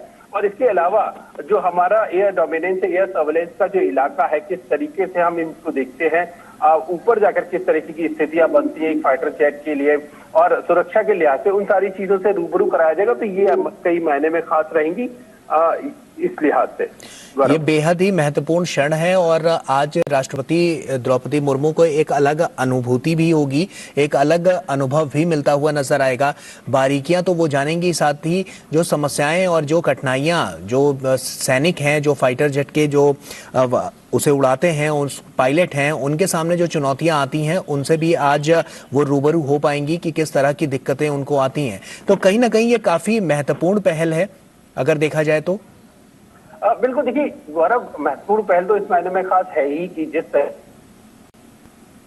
तरह तीनों सेनाओं की वो अगर इस तरह की कदम में आती हैं, इस तरह की चीजें वो भारतीय जो तीनों सेना है पूरे देश के सामने अगर ये चीजें आती तो ये बहुत खासा मायने रखता है। जिस तरीके से हमने कहा ना कि जिस तरीके से लगातार जो सरकार की कोशिश है, ये आप लगातार देखिए पिछले 7-8 साल से जिस तरीके से भारतीय जो तीनों सेनाएं हैं उनको सरकार की तरफ से एक महत्वपूर्ण स्थान दिया गया है, उनकी जरूरतों के लिहाज से जनमानस में एक जो चेतना जगाई गई है कि जो हमारी सेनाएं हैं उनके प्रति हमें सम्मान होना चाहिए और लगातार उनकी जरूरतों के लिहाज से भी जिस तरीके से सरकार काम कर रही है, न केवल जरूरतों के लिहाज से बल्कि अगर लंबे समय में भी देखें तो मेक इन इंडिया की पहल को अगर आप देखें कि किस तरीके से हम आत्मनिर्भर बने, ये सारी पहल जो है वो बहुत बेहतरीन तरीके से आगे बढ़ रही है। और ऐसे में जब तीनों सेनाओं की सुप्रीम कमांडर अगर हमारे जो मेन फाइटर जेट है सुखोई 30 MKI उसमें अगर उड़ान भरते हैं तो ये एक बहुत सुखद अनुभव रहता है, एक बेहतरीन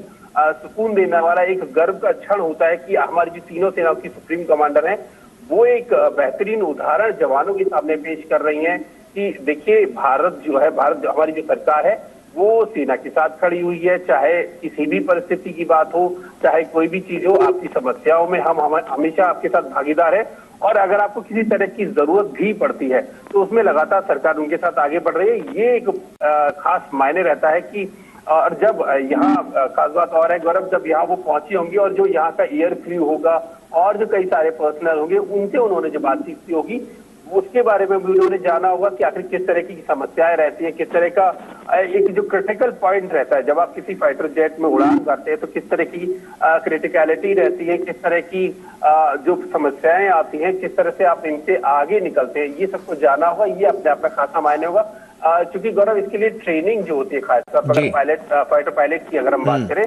तो एक ट्रेनिंग शेड्यूल बहुत बेहतरीन किस्म का होता है। इसमें आपको न केवल फिजिकली बहुत ज्यादा फिट होना होता है बल्कि मेंटली भी बहुत ज्यादा फिट होना पड़ता है क्योंकि कई सारे डिसीजंस, कई सारी चीजें आपको एक साथ करनी पड़ती हैं और बहुत कम समय में बहुत बेहतरीन तरीके से उनको परफॉर्म करना होता है। तो ये सारी चीजें जब राष्ट्रपति सुखोई 30 MKI में होंगी तो ये भी समझ सकेंगे कि आखिर हमारे जो पायलट है वो वैश्विक स्तर पर सबसे बेहतरीन माने जाते हैं, सबसे बेहतर माने जाते हैं। उसको भी देखेंगे कि आखिर किस तरीके से वो अपने जो काम है उनको अंजाम देते हैं। और एक चीज और जो मैंने खास तौर पर बात कही कि ग्रेविटेशनल फोर्स जब भी आप फाइटर जेट में उड़ान भरते हैं तो जो ग्रेविटेशनल फोर्स है वो काम करता है, वो बॉडी में किस तरीके से काम करता है उसका भी उनको अनुभव होगा। और फाइटर पायलट तो उनको इनकी ट्रेनिंग लगातार दी जाती है कि आखिर इससे किस तरीके से वो निपटे, किस तरीके से इसको ध्यान में रखते हुए जो अपने उड़ान का जो सुचारू रूप से संचालन है वो किस तरीके से किया जाए, ये अपने आप में रहता है। और बिल्कुल खास तौर पर जिस तरीके से मैंने शुरुआत में कहा कि गौरव एक ऐतिहासिक क्षण, एक गौरवपूर्ण क्षण जब हमारी तीनों सेना की सुप्रीम कमांडर जो वो है वो सुखोई 30 MKI में उड़ान भर रही हैं, वो एक ऐतिहासिक क्षण है न केवल देश के लिए बल्कि सेनाओं के लिए, पूरी दुनिया में एक ये साफ तौर पर ये दिखाता है किस तरीके से जो भारत की लीडरशिप। ठीक है सुधीर, आप बने रहिए हमारे साथ हमारी सहयोगी नंदिता डागर भी हमारे साथ जुड़ रही हैं। नंदिता, क्या तस्वीरें, क्योंकि अब कुछ ही क्षण का इंतजार है और जैसा कि हम देख पा रहे हैं तस्वीरों के जरिए कि राष्ट्रपति बस उड़ान अब भरने वाली हैं, क्या तस्वीरें वहां से नजर आ रही हैं आपको? जैसे कि आप जिक्र कर रहे हैं, मैं इस वक्त तेजपुर के एयरफोर्स बेस के टारमैक पर मौजूद हूँ गौरव, और मैं अपनी आंखों के सीधा सामने देख पा रही हूँ जिस सुखोई 30 MKI का जिक्र आप कर रहे हैं उसके अंदर हमारी राष्ट्रपति प्रेसिडेंट द्रौपदी मुर्मू जो कि हमारी आर्म्ड फोर्सेस की सुप्रीम कमांडर है, जिसे कहा जाता है हमारी फौजों की सर्वोच्च कमांडर है, वो अगर किसी सुखोई जैसे पोटेंट प्लेटफॉर्म में बैठती हैं तो ये एक बहुत बड़ा मैसेज होता है, न सिर्फ हमारे देशवासियों को बल्कि हमारे दोस्तों को और हमारे दुश्मनों को भी। बिल्कुल नंदिता, और अगर हम बात करें तो जो फोकस रहा है सरकार का कि रक्षा तंत्र को और ज्यादा मजबूत बनाना है, तो कहीं ना कहीं इन बारीकियों को जानना भी बहुत जरूरी हो जाता है। नजदीकी से जितना जानेंगे उतना ही आने वाले समय के लिए उसको और बेहतर बनाने की प्रणाली को आगे रख पाएंगे। इसको एक और पायलट संचालित करेंगे, लेकिन प्रेसिडेंट द्रौपदी मुर्मू जो है वो इसके अंदर अभी बैठ गई हैं और उनको इंस्ट्रक्शंस दिए जा रहे हैं। उनकी ब्रीफिंग पूरी हो चुकी है गौरव, जहां ब्रीफिंग रूम में उनको उनका medical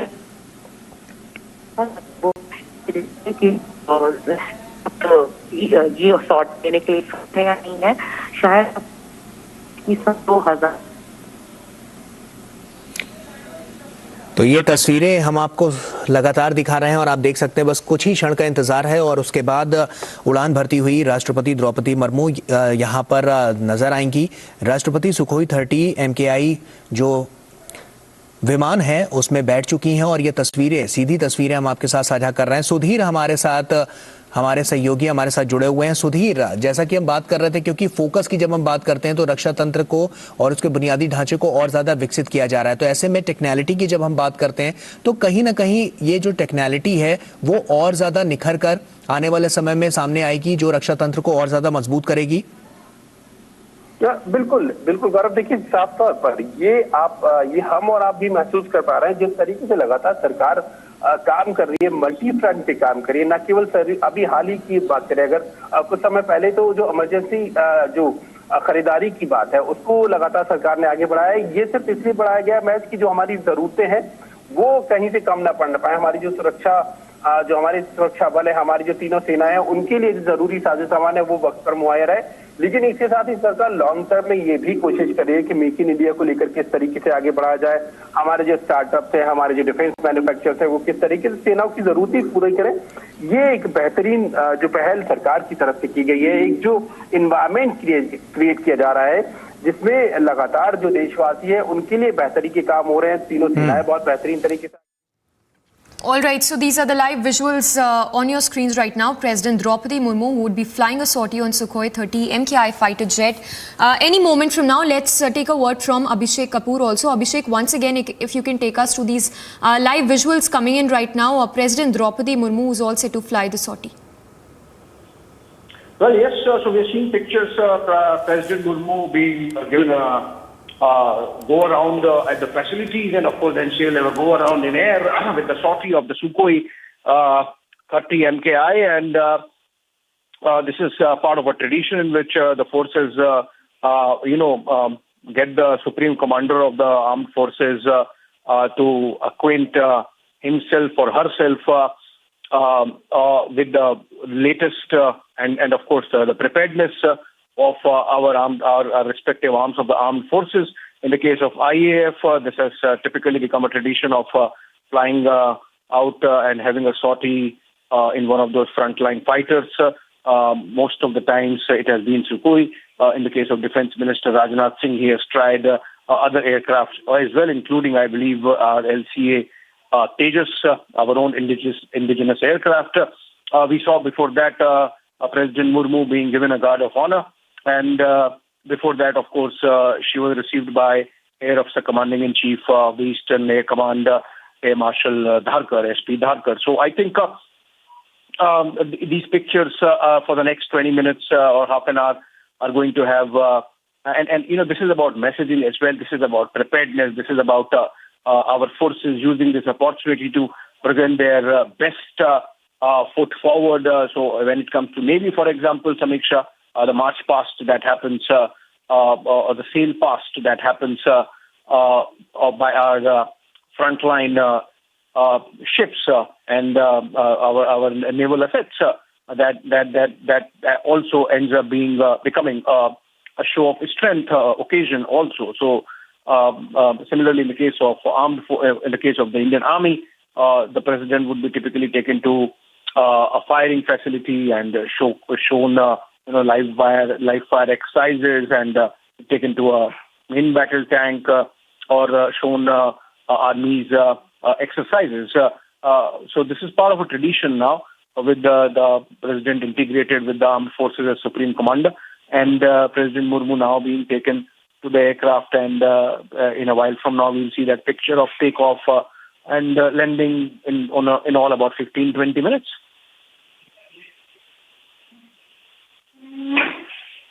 Droupudi Murmu is all set to fly the sortie. Remember, it's part of tradition which happens every time, and this time it's President Droupudi Murmu who's in Assam on a visit from 6th till today, and she's all set to take off and fly that sortie.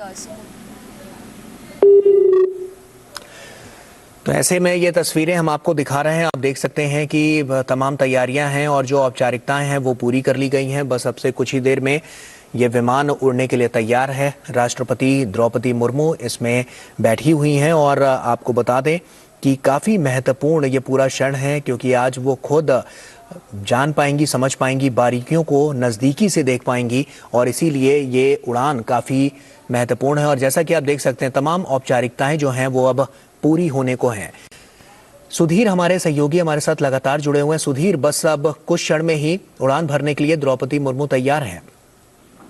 बिल्कुल बिल्कुल, देखिए जैसे कि नंदिता ने साफ तौर पर कहा कि एक लेडी ऑफिसर है जो बाकायदा जो सारे जो टेक्निकल चीजें, जो लास्ट मोमेंट की टेक्निकल चीजें बचती हैं उनको पूरा किया जा रहा है। उनको बाकायदा एक ब्रीफिंग, जो लास्ट ब्रीफिंग, फाइनल ब्रीफिंग जो दी जाती है वो दी गई है कि आखिर जो किस तरीके की जानकारी, वो सारी जानकारी उनको दीजिए। उसके बाद से अब वो जहाज जो है, जो फाइटर जेट है, वो अब तैयार हो रहा है और उसके बाद से थोड़ी देर बाद Let's take a word from Wing Commander Praful Bakshi also joining us. Wing Commander, if I can take a word from you, President Droupudi Murmu is all set to fly a sortie on Sukhoi 30 MKI fighter aircraft. Absolutely right. President is going to fly. Rashtrapati Droupudi Murmu is going to take a sortie in Sukhoi 30. Well, there's a red letter day for Indian Air Force, but it has been repeated number of times. Our presidents have flown, lady presidents have flown, defense minister has flown, Nirmala Sitaram ji had flown these sorties. What I would like to tell you is this shows that the Supreme Commander of Indian Armed Forces takes special interest in their armed forces, and this not only is a very happy day for the armed forces, it raises the morale, it raises the happiness index of the armed forces, that so much of trust is being put on them. And as you can watch yourself, how the president is being prepared, and she is being strapped in the fighter rear cockpit where the air officer commanding, the senior officer pilot, the lady pilots are all taking interest. They are giving her the last minute instructions, tightening her straps, connecting her anti-G device, RT connection, and all other aspects which she must know. This is not just a passenger sortie. She will be briefed totally that in case of emergency, what will happen. She has been told. And you can see the expression of the president, how smartly she has taken to everything so happily. And of course, they have saluted. This is a salute which everybody gives. That's supposed to be the last salute before the pilot goes on a sortie. You will see the people who come to see them off all salute them, and the airmen when they on the wingtips, they will, when they remove the chalk, they will also give a salute to the aircraft to the president who's going. So what I would like to tell you, this sortie is a big message, not only to the Indian citizens, that Indian Air Force is ready and totally operational, as you can see, but message will go across the borders to the enemies. Those who are also flying Sukhoi 30s, also there, they will now see for themselves how much of faith is imposed on the armed forces of India, and what is the fighting standard of armed forces of India. It's totally visible on the screen. Yes. Wing Commander, requesting you to stay with us. So these are the visuals you see on your screens right now. President Droupudi Murmu is all set to take off from the Tezpur IF station. Wing Commander, for viewers also who are watching this broadcast, if you can talk to us more about the checks and balances that are in place once before the IF takes off, because we understand a briefing is also given to the President, a proper briefing, and also we see those visuals of the President wearing the IF gear before it takes off. President has been totally briefed. In the briefing room, she was briefed by the pilot and the senior pilot, or the supervising pilot, that what the sortie is all about. And before that, she must have gone for a medical test, where until she is medically fit, she will not sit in the cockpit.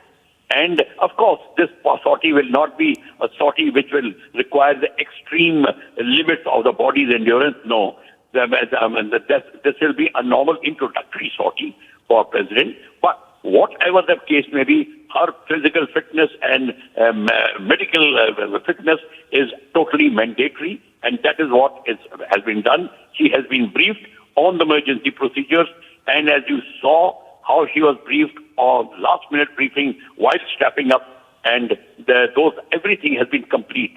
So President knows what she is doing and what is the sortie about, what is this aircraft about, and you can watch very clearly, as I told you, how the airmen are now seeing the aircraft off. The engine is now being started up. Everybody is ready, and the cockpit will be lowered, the canopy will be lowered, and the aircraft will taxi out. Yes. But a lot of other systems are taking place at the moment. Pilot is doing its last-minute checks, everything. ATC will control, will give a clearance, and then only the aircraft will taxi out on the taxi route. Probably it may be escorted also. And from the vital action point, pilot will do his vital actions to make sure last-minute checks are done before lining up for takeoff. And here is the senior engineering officer also having a look for everything last minute check if there is any doubt that the battery has been connected. So the aircraft going to be started up, and now, as you said, has started up, that it has been disconnected, everything, and now the further procedures are taking place. This is, some pins have to be removed as the aircraft, this is a standard operating procedures which the airmen follow, which keep getting updated from time to time. And as we see, the air brakes have been checked of the aircraft. Pilot is doing its normal check. It will check the control surfaces. All the things, air brakes, flaps, everything will be checked for serviceability. As you see, the canards have been checked, and now the pilot is looking from both the sides for clearance. So all these things are a part of professionalism. You can see the rudders being kept now for total free and full movement, and that is what is SOPs. The ailerons are checked left and right so that everything is totally serviceable. Once again, the radar, you see now rudder moving faster, and very soon you'll see the canopy coming down, and that will be the sign that the aircraft is ready for takeoff. Once again, the canard is rechecked, and if there is anything which is noticed from the ground by the senior engineering officer or anybody, the sortie will be held up till such time the doubts are clear. But I don't think so that will happen. As you can see, the serviceability standard is very high. I'm totally sure of it. I know it. So, and Tezpur is an operational base, you know very well. It is housing the Sukhoi 30s and all top-of-the-shelf fighter aircraft of Indian Air Force right from 1950s onwards. In fact, it's a wartime wartime airfield, and the canopy has come down fully. As it comes down, the pressurization will be on, and total 100% oxygen will start flowing into the mask of the president. Yes. So now we are waiting. The chocks have been removed, and you can see the brakes have been checked, and now the pilot will open throttle to move forward, and you will see the aircraft now will be moving forward for the rest of the sortie. Actually, the sortie starts now. When the aircraft leaves, that is how the sortie is recorded, from chocks to chocks, and now the sortie, it will be now, they are in full-fledged sortie right from the time they taxi off and leave the pen. This is the blast pen where they are kept, and once again you have seen the pilot has moved the aircraft forward. Now it's moved out and it turned left and very smoothly, and the nose wheel steering system works very well in the aircraft, and it's now carrying on along the route, the taxi route, to the vital action point. The point to note out here is that this readiness of Indian Air Force is very, very high. Why? Because the standard of the engineering, airmen, the officers, and technical, everything is very high, and that is what has been noticed by all the countries, including in COPE India exercise and other exercises. This has been noticed, and everybody has been very, very surprised as to how India maintains such a high standard and at a high level of readiness.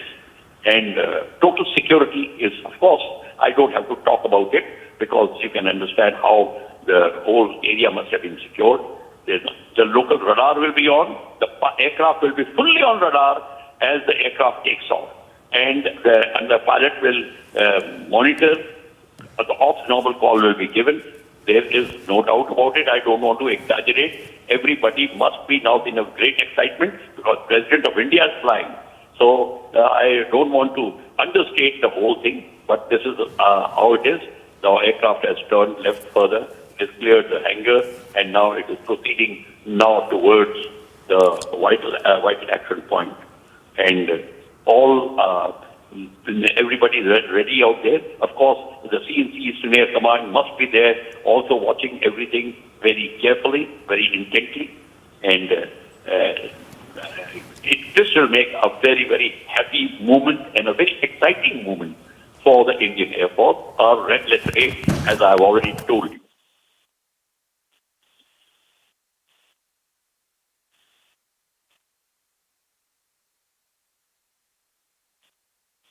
The aircraft will, of course, follow. Must be followed by the fire tenders, etc. They are all in the position as a normal day-to-day sortie is there. Let me tell you one thing. Every sortie there is nothing which does not take place every day. This is a common phenomena, and that is what is happening. One must not think that only it is happening at today only. This is SOP. The President is observing the total standard operating procedures, what it is. And let me tell you one thing. President understands everything. Let us not think that the President won't understand what is happening. And that is the beauty of the whole thing. And that is what is required of all the professionals. They have to produce the results as the standard operating procedures demand. And this is the main dispersal which the Sukhoi is clearing off now. And let us see. Yes, of course, the pilot is very careful. He is maintaining his normal taxiing speed at the moment till such time he comes out in the open, where he can probably taxi out a little faster and join the runway.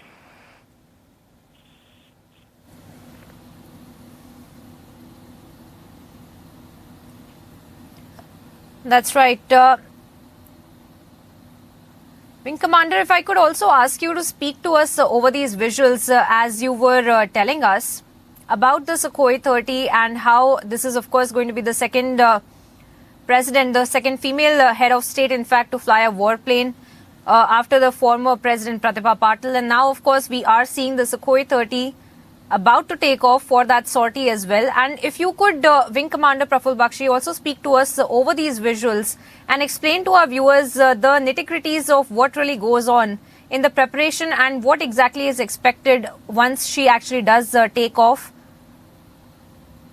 See, now the last-minute inspection is going before the aircraft goes on the runway.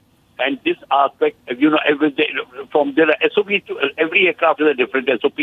Every the checkup is different. Some aircraft are checked from one aspect, some aircraft are checked from the other aspect. Whatever is required, every aircraft requirement is different. But the last-minute check has to be done, especially from the point of view of any oil leaks and brakes, etc., falling on it, any signs of smoke, all those things are seen. And all of the necessary pins which have to be cleared for smooth flying is required. And this is going to be a non-operational sortie, so there are no armaments involved in this this sortie. It will be a clean, probably like in our parlance, is a general handling sortie which will be carried out. And last-minute brake check the pilot has carried out, so that to just check that the brakes are total functional. And any doubt which the airman has, where he's seen the creeps, etc., on the tire, if they are developing any, nothing is there, I'm quite certain. And he is quite happy as you watch. And the senior supervisor is standing on the left, just watching to let the aircraft move so that he can signal it to join the runway. And the airman is checking the tires and the brakes has now given the clearance, and he's come forward. And now together they should move the aircraft forward, give a signal. Pilot will take the signal and join up. Let us see how quickly the takeoff takes place. But there will be no hurry. There will be no shortcut. That is for sure. That is only that's the sign. That is what the Indian Air Force is all about. There is no shortcut. So everything has to be done very quickly, all right, but without taking any shortcut and without skipping anything. The pilot has moved forward, and he will now turn left, that he is doing, to line up properly along the center line, and he's moved out.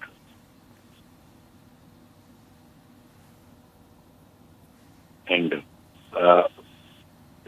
from the takeoff point, when it reaches the takeoff point, the pilot will again put the aircraft on the takeoff point, then he'll stop the aircraft, and then after he'll see how it is functioning. So at the moment, it is proceeding towards the takeoff point, and it will do some checks which are required at that time, last minute check.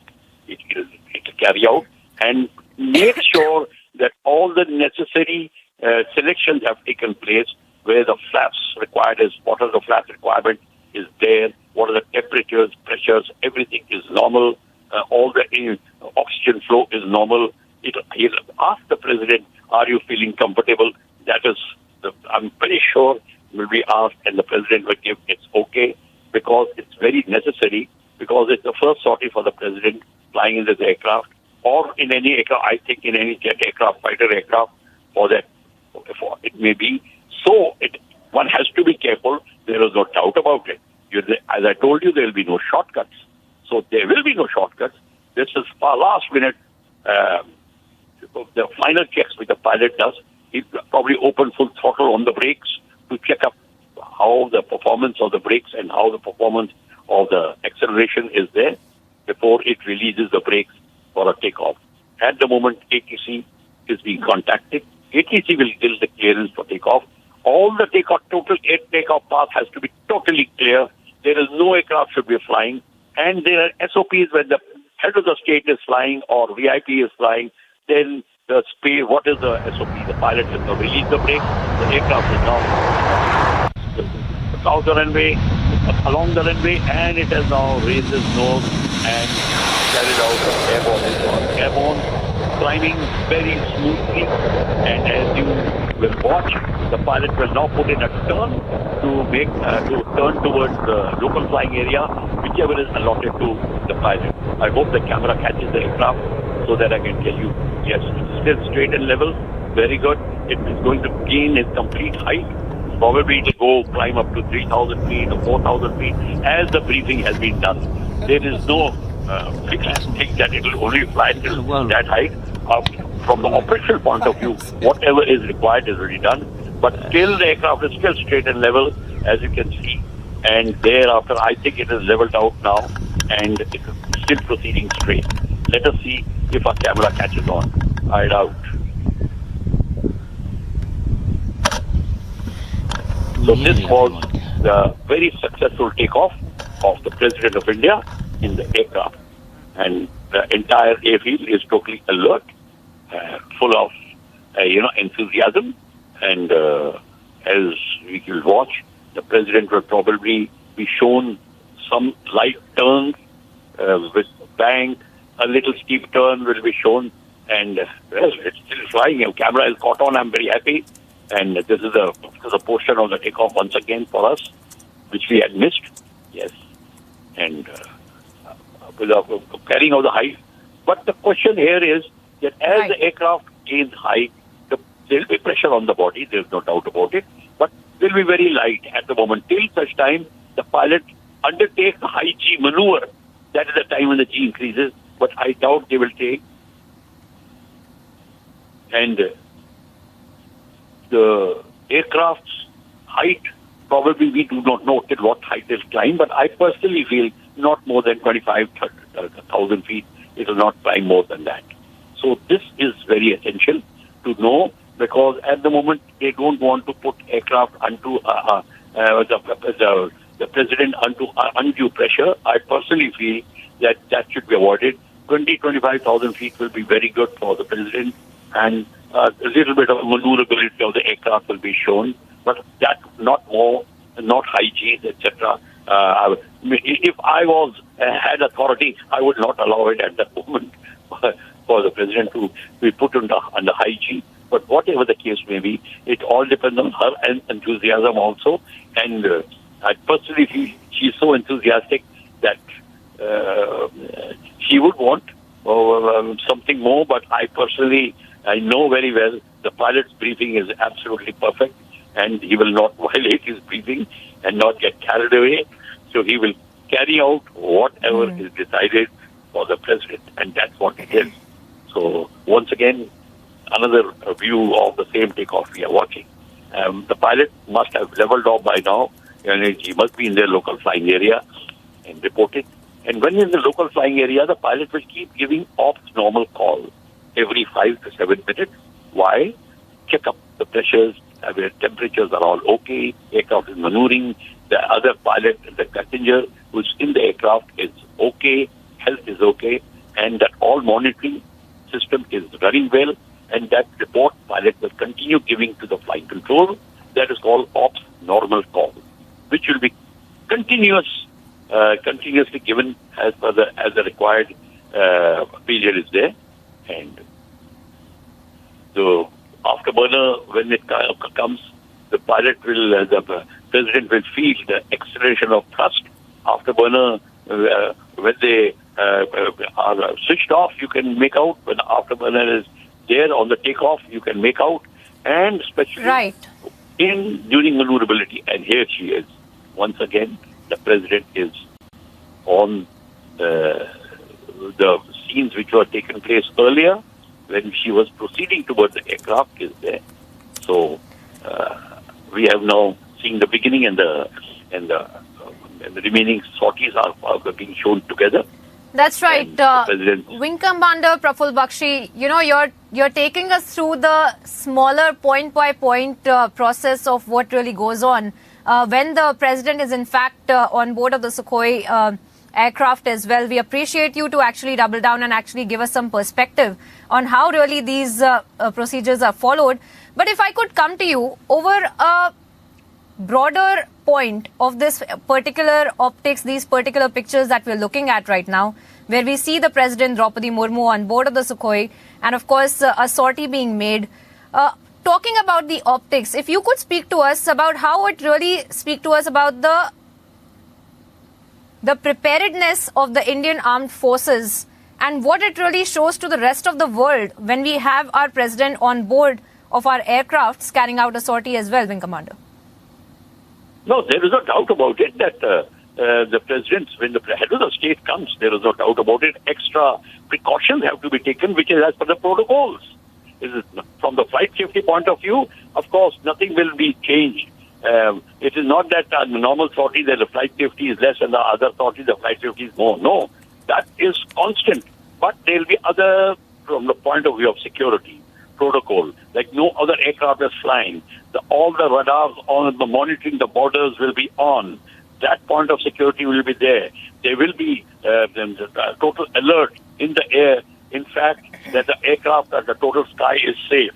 I don't want to draw in any extra fears at all, but the question is, if I am in the decision-making team, I will make sure that even aircraft are there, armed aircraft are there around the sky, also to make sure that no untoward mischief is carried out by any other outside powers when our president is taking place, because president's flight is taking place, because it is president of India. So the protocol demands higher security. That aspect is totally different. So, but the smoothness of the flight, as watching the takeoff, how it took off and it will continue, that will be appreciated very much because it's a modern aircraft, and the president, as her enthusiasm is of course very infectious. Everybody has been infused by her enthusiasm, and it will go down the line. And that is how the rest of the world will see that what is the standard of Indian Air Force. Standard of Indian Air Force, of course, they are not showing us the rest of the security aspects which are taken place, which I can only describe, but we cannot show. But that is already there. How many radars are on? The missiles may be on. In fact, any movement which is there, it is always so. So is the case. But that is understood. It is there, so it is there.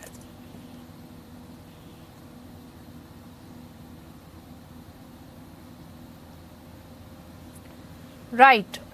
Wing Commander Praful Bakshi, I want to thank you for joining us here on Republic TV and breaking down the procedure that is followed as we see our president, the President of India, on board of the Sukhoi aircraft carrying out a sortie.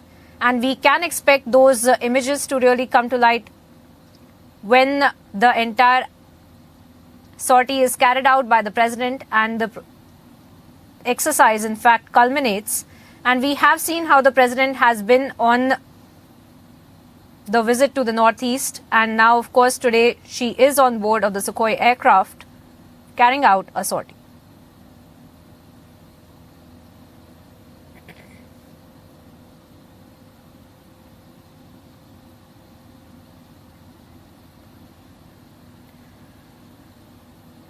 And at this point, viewers, slipping into a very short break and getting you updates on the other side of how the BJP core committee meeting on Karnataka is underway at the Nadda residence in the national capital. Stay tuned for more updates.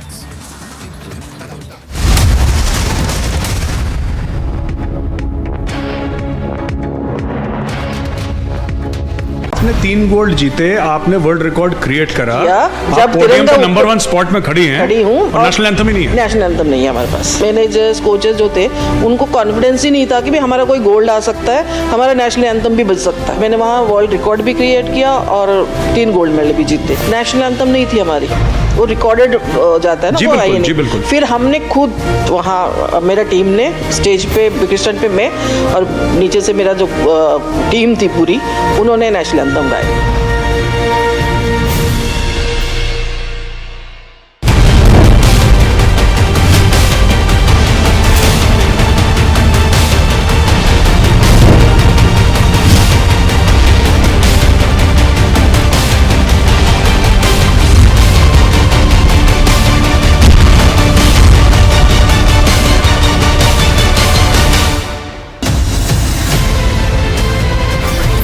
The India developmental model is the right model which the world can follow, and that is the opportunity that we have before us. I believe that you are soaked in the philosophy of nation first.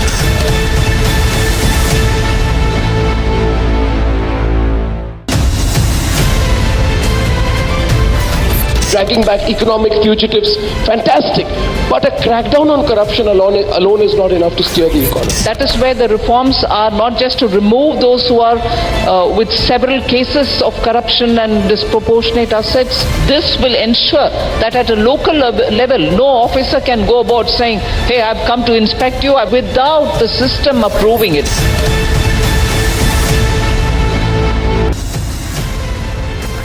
सभी देश के जन जन तक सही सूचनाएं पहुंचाने में अहम भूमिका निभा रहे हैं। जब नेशन फर्स्ट होता है तब हमारे संकल्प भी बड़े होते हैं और उनको सिद्ध करने के प्रयास भी व्यापक होते हैं। प्रधानमंत्री जी, हमने भी ठान लिया है, हमारा रिपब्लिक मीडिया नेटवर्क भी अपने कदम और भी तेज करेगा।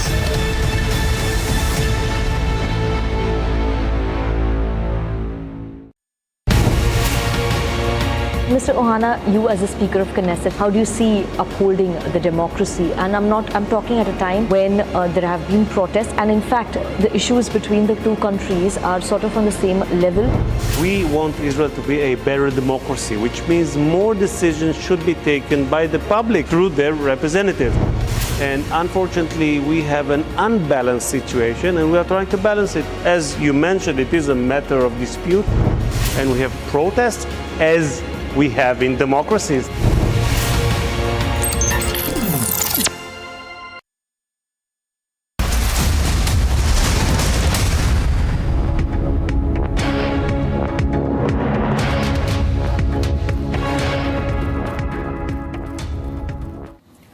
Welcome back, viewers. We have been tracking for you all that is happening in the poll-bound state of Karnataka, and of course a very important meeting that we are tracking for you from the national capital, where the candidate selection, in fact the candidate list, would also be declared from the BJP and at the JP Nadda residence. As of now, we are learning that the BJP core committee meeting on the Karnataka elections is underway at the residence of the BJP national president JP Nadda. And we had seen how the state leadership as well had reached there at the residence, and there is going to be a very crucial meeting as far as the candidates are concerned for the BJP in the poll-bound state of Karnataka. Let me bring in my colleague Madhurima, who has been on the ground reporting on this story for us. Madhurima, please tell us more about the latest as far as this meeting is concerned. What all has been discussed as of now? Who are the leaders that have already made their way to the Nadda residence? And what can be expected once the meeting is really culminated? Well, Priyanka, this is the second round of meeting that is taking place at the BJP chief JP Nadda's residence. Remember, this is the second round because the first round was held yesterday in the evening from 7:30 post midnight. It was around 4 hours of long meeting where multiple names were decided. Now this is coming before the CEC, the very crucial CEC meeting that is scheduled for tomorrow, where the Prime Minister along with the Home Minister will also be participating. And now we have Basavaraj Bommai coming in. It's the Karnataka Chief Minister. He is here, the convoy is here, and he will be entering Nadda's residence. This is Bommai's vehicle in which he's here, and now that he's here, everybody else has already reached, from Yediyurappa to BL Santosh to Mansukh Mandavia, who's the co-election in charge, have already reached over here. Arun Singh has already reached. Nalin Katil, the BJP state president of Karnataka, has already reached. So they were all waiting for the chief minister. Now he has arrived. Mr. Bommai's exclusive visuals coming from the residence of the Bharatiya Janata Party chief JP Nadda. And in just few minutes, this meeting is going to begin. And all the tickets distribution, 3 names per tickets to be decided. And then in the CEC, that is tomorrow, the final names will be combed out of the list that will be prepared today under the guidance of the Prime Minister and the Home Minister of the party. So all the detailing and the final nominees will be decided today in the meeting. Now that it will begin in another couple of minutes, it will approximately go for a couple of hours, and after that the CEC will be conducted tomorrow. So now there is once again more people coming in. We'll check Dharmendra Pradhan, who's the election in charge of the Karnataka election, has also reached. So all in attendance now, Priyanka. Everybody who's expected to be here has already reached, and now the meeting will begin any moment. And after that, the final list will be decided by the end of the day. 3 options per seats, and the final name will then be combed out tomorrow in the crucial CEC meeting that will be held under the chairship of the Prime Minister of the country. Remember that BJP is all guns blazing as far as Karnataka elections is concerned. Despite multiple allegations of corruption from the side of the Congress, the BJP has been standing stern. Yesterday we spoke to Prahlad Joshi as well, the Parliamentary Affairs Minister. He said that he also comes from Karnataka, and he said that the Congress can keep on dreaming, but the people of the Karnataka love Prime Minister, and everybody knows that all the promises that are being made from the side of the Congress are hoax. So Priyanka, very crucial meeting to begin any time now at JP Nadda's residence. Final name of the tickets, all the nominees will be decided today, and tomorrow during the CEC the final names will be done, because on Monday the tickets need to be distributed, because we know that these elections are crucial, specifically because they are going to lay a roadmap for the elections, general elections next year. So BJP is making all efforts. No stone has been left unturned from the Bharatiya Janata Party's multiple round of meetings happening yesterday night till post midnight. The meetings kept on happening again today. All the leaders have reached in less than 10 hours back to Nadda's residence. So you can see that in what speed the Bharatiya Janata Party is working. They want to make sure that they cannot lose these states, as it's going to form a stage for 2024 general elections, Priyanka. So we'll have to wait and watch. We'll be bringing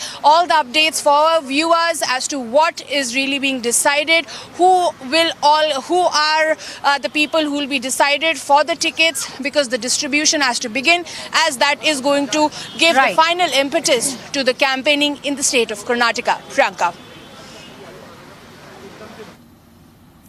Oh, absolutely, Madhurima. And of course, a very important point made by you as far as the strategy of the BJP is also concerned. And remember, we have seen the top brass of the BJP time and time again in Karnataka and brainstorming sessions with the entire state leadership to achieve the target that Amit Shah had also set for the party to achieve in the Karnataka elections as well.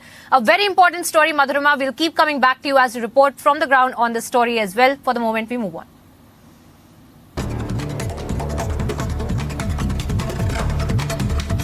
And some news in brief. President Droupudi Murmu performed a sortie on the Sukhoi 30 MKI fighter aircraft from Tezpur Air Force Station today. Earlier, President Droupudi Murmu was accorded with the Guard of Honor on her arrival at the Tezpur Air Force Station, and President to take a sortie in the Sukhoi 30 MKI fighter aircraft today at the Air Force Station in Assam's Tezpur.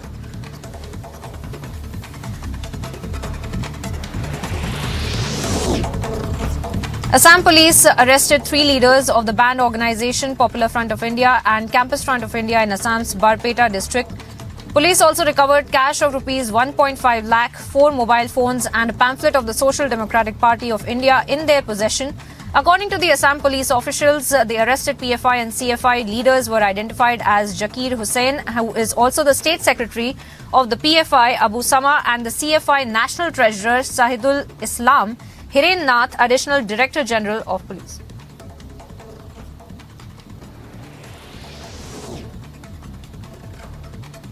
Telangana Chief Minister KCR to skip the Prime Minister Narendra Modi's event in Hyderabad today despite being invited. Notably, the Prime Minister will be flagging off the Vande Bharat Express between Secunderabad and Tirupati in Telangana today.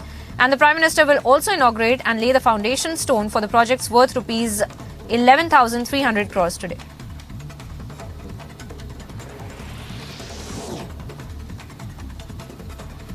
Ahead of the Prime Minister's visit in Telangana today, several Telangana Congress leaders were detained by the police, including Youth Congress President Shiv Sena Reddy, NSUI President Balamuri Venkat, Dalit Congress President Preetham, Women Congress President Sunita Rao, and this comes as the Youth Congress has called for a protest during the visit of the Prime Minister.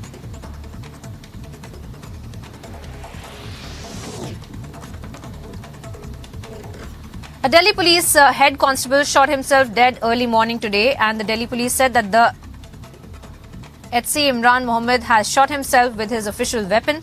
They further said that Mohammed was immediately shifted to Bara Hindu Rao Hospital, where he was declared as brought dead. The incident took place at around 6 a.m. on Bela Road. Notably, the district crime team has been called to inspect the incident.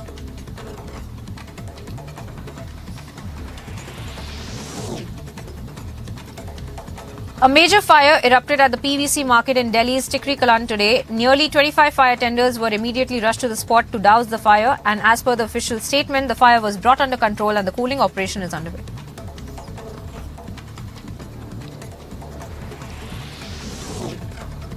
In another episode of the unruly behavior on board, a 40-year-old drunk passenger on a Delhi-Bangalore Indigo flight has been arrested for trying to open the emergency door flap.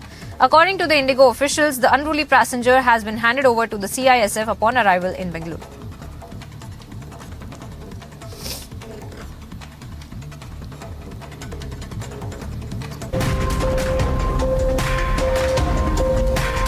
And slipping into a very short break here now, viewers, getting you updates on the other side of Rahul's Kolar rally that has been deferred for the 3rd time. All the updates after a very short break.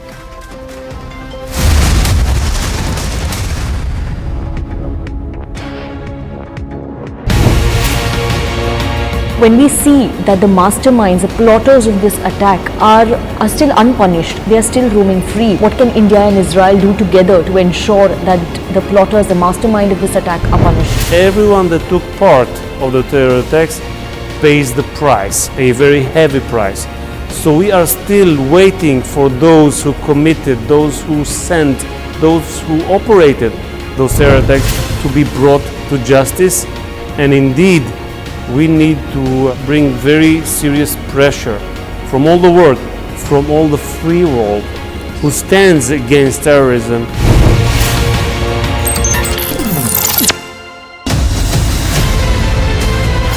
Mediation will work when there is uncertainty of winning by any one party. इसलिए जो judgment आया यही सबसे उत्तम है. This puts an end to the whole issue. Assertive 1% that wants to open the wounds again. They do not operate only by the verdict of the court.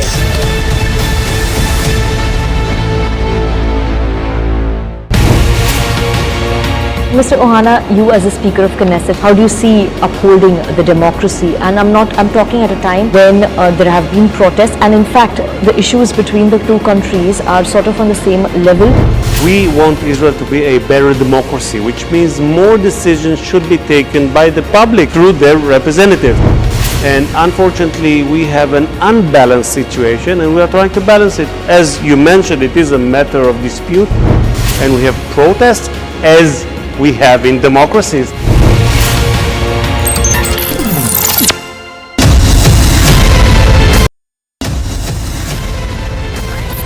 इस देश में बहुत समय के बाद एक ऐसी सरकार आई है जो सरकार टिकाने के लिए नहीं चल रही, देश को सुधारने के लिए सरकार चल रही है। ये पहला एक बड़ा इवेंट हुआ है जहां पे आप इस पर विस्तृत तौर से इन डिटेल आप बात करेंगे, तो let us address all issues.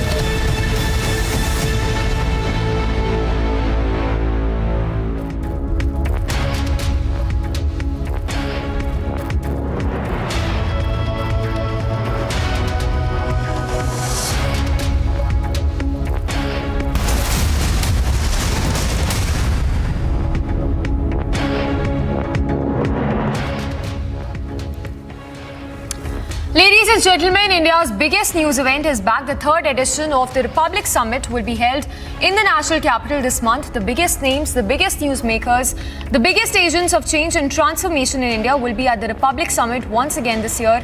So stand by for what will be by far India's biggest news event by Minds. We begin this edition with the top headlines at 11:30. And before that, let's cut across to the visuals that are just coming in of President Droupudi Murmu from Assam after she flew that sortie Sukhoi fighter aircraft. The visuals there on your screens right now of that successful landing of President Droupudi Murmu.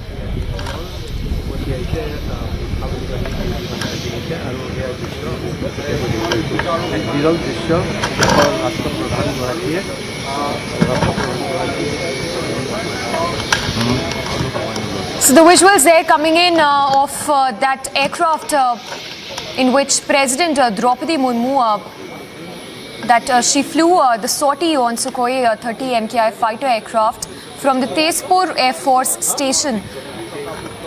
So visual spectacle there as President Droupudi Murmu's maiden Sukhoi sortie is completed. The visuals there live on your screens from the Tezpur IF station in Assam.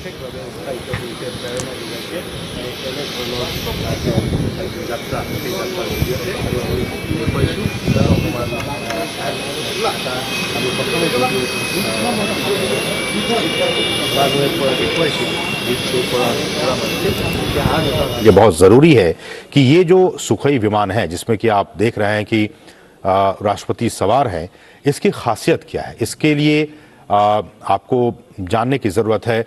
Sukhoi को जैसा कि हमने कहा था कि ये जो Sukhoi 30 MKI विमान है, इसे 4th जनरेशन का एक लड़ाकू विमान फाइटर जेट के तौर पर इसे माना जाता है और भारत ने इसकी कुल खरीद 272 विमानों की खरीद की थी और ये विमान जो है वो लियोल का L-31 FP after burning turbofan engine से लैस है और इस इंजन से लैस होने का मतलब ये होता है कि ये 123 किलो न्यूटन की पावर देता है इस विमान को और जिसकी वजह से इसकी जो अधिकतम गति है वो 2000 से भी ऊपर 2120 किलोमीटर प्रति घंटे की रफ्तार से विमान उड़ान भरता है। हमारे सहयोगी जो कि रक्षक प्रोग्राम भी करते हैं, आप देखते होंगे डीडी न्यूज़ पे, हमारे डिफेंस के कॉरेस्पॉन्डेंट सुधीर यादव इस वक्त हमारे साथ अब से कुछ ही पलों में जुड़ने वाले हैं, लेकिन आप इन तस्वीरों को देखिए और इन तस्वीरों के जरिए So visuals there coming in right now of President Droupudi Murmu's successful sortie landing on Sukhoi 30 MKI fighter aircraft at the Tezpur Air Force Station in Assam.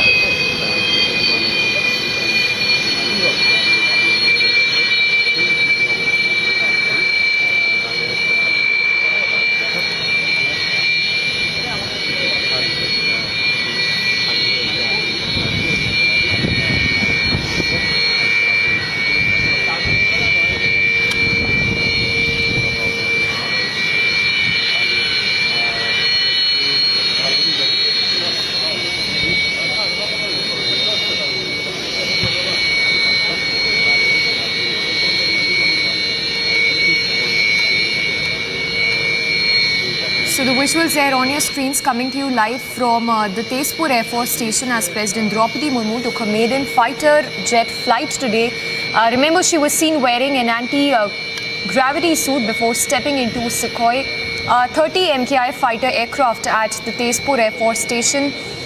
She's remembered on a visit to Assam, Supreme Commander of the three services. Last time we saw the former female president flying that frontline fighter aircraft was President Pratibha Patil way back in 2009. President Droupudi Murmu there flying Sukhoi 30 MKI fighter jet as we speak. The visuals are live on your screens from the Tezpur Air Force Station. The Sukhoi 30 MKI, which remember is a twin-seater multi-role fighter jet that's been developed by Russia's Sukhoi and built under the license by India's aerospace giant Hindustan Aeronautics Limited or DHL.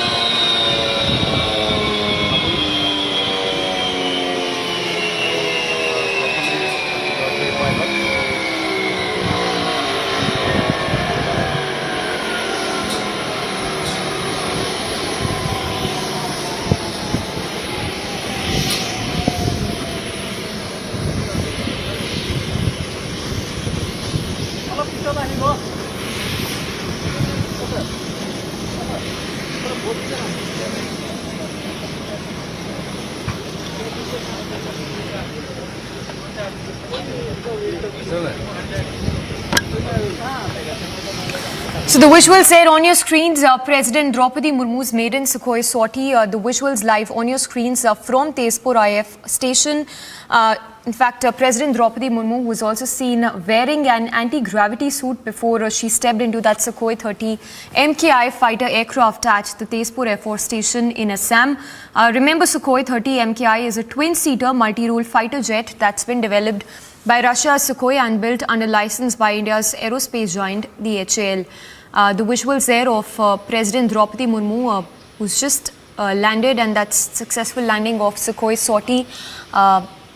President Droupudi Murmu there, who took her maiden fighter jet flight at 10:30 a.m.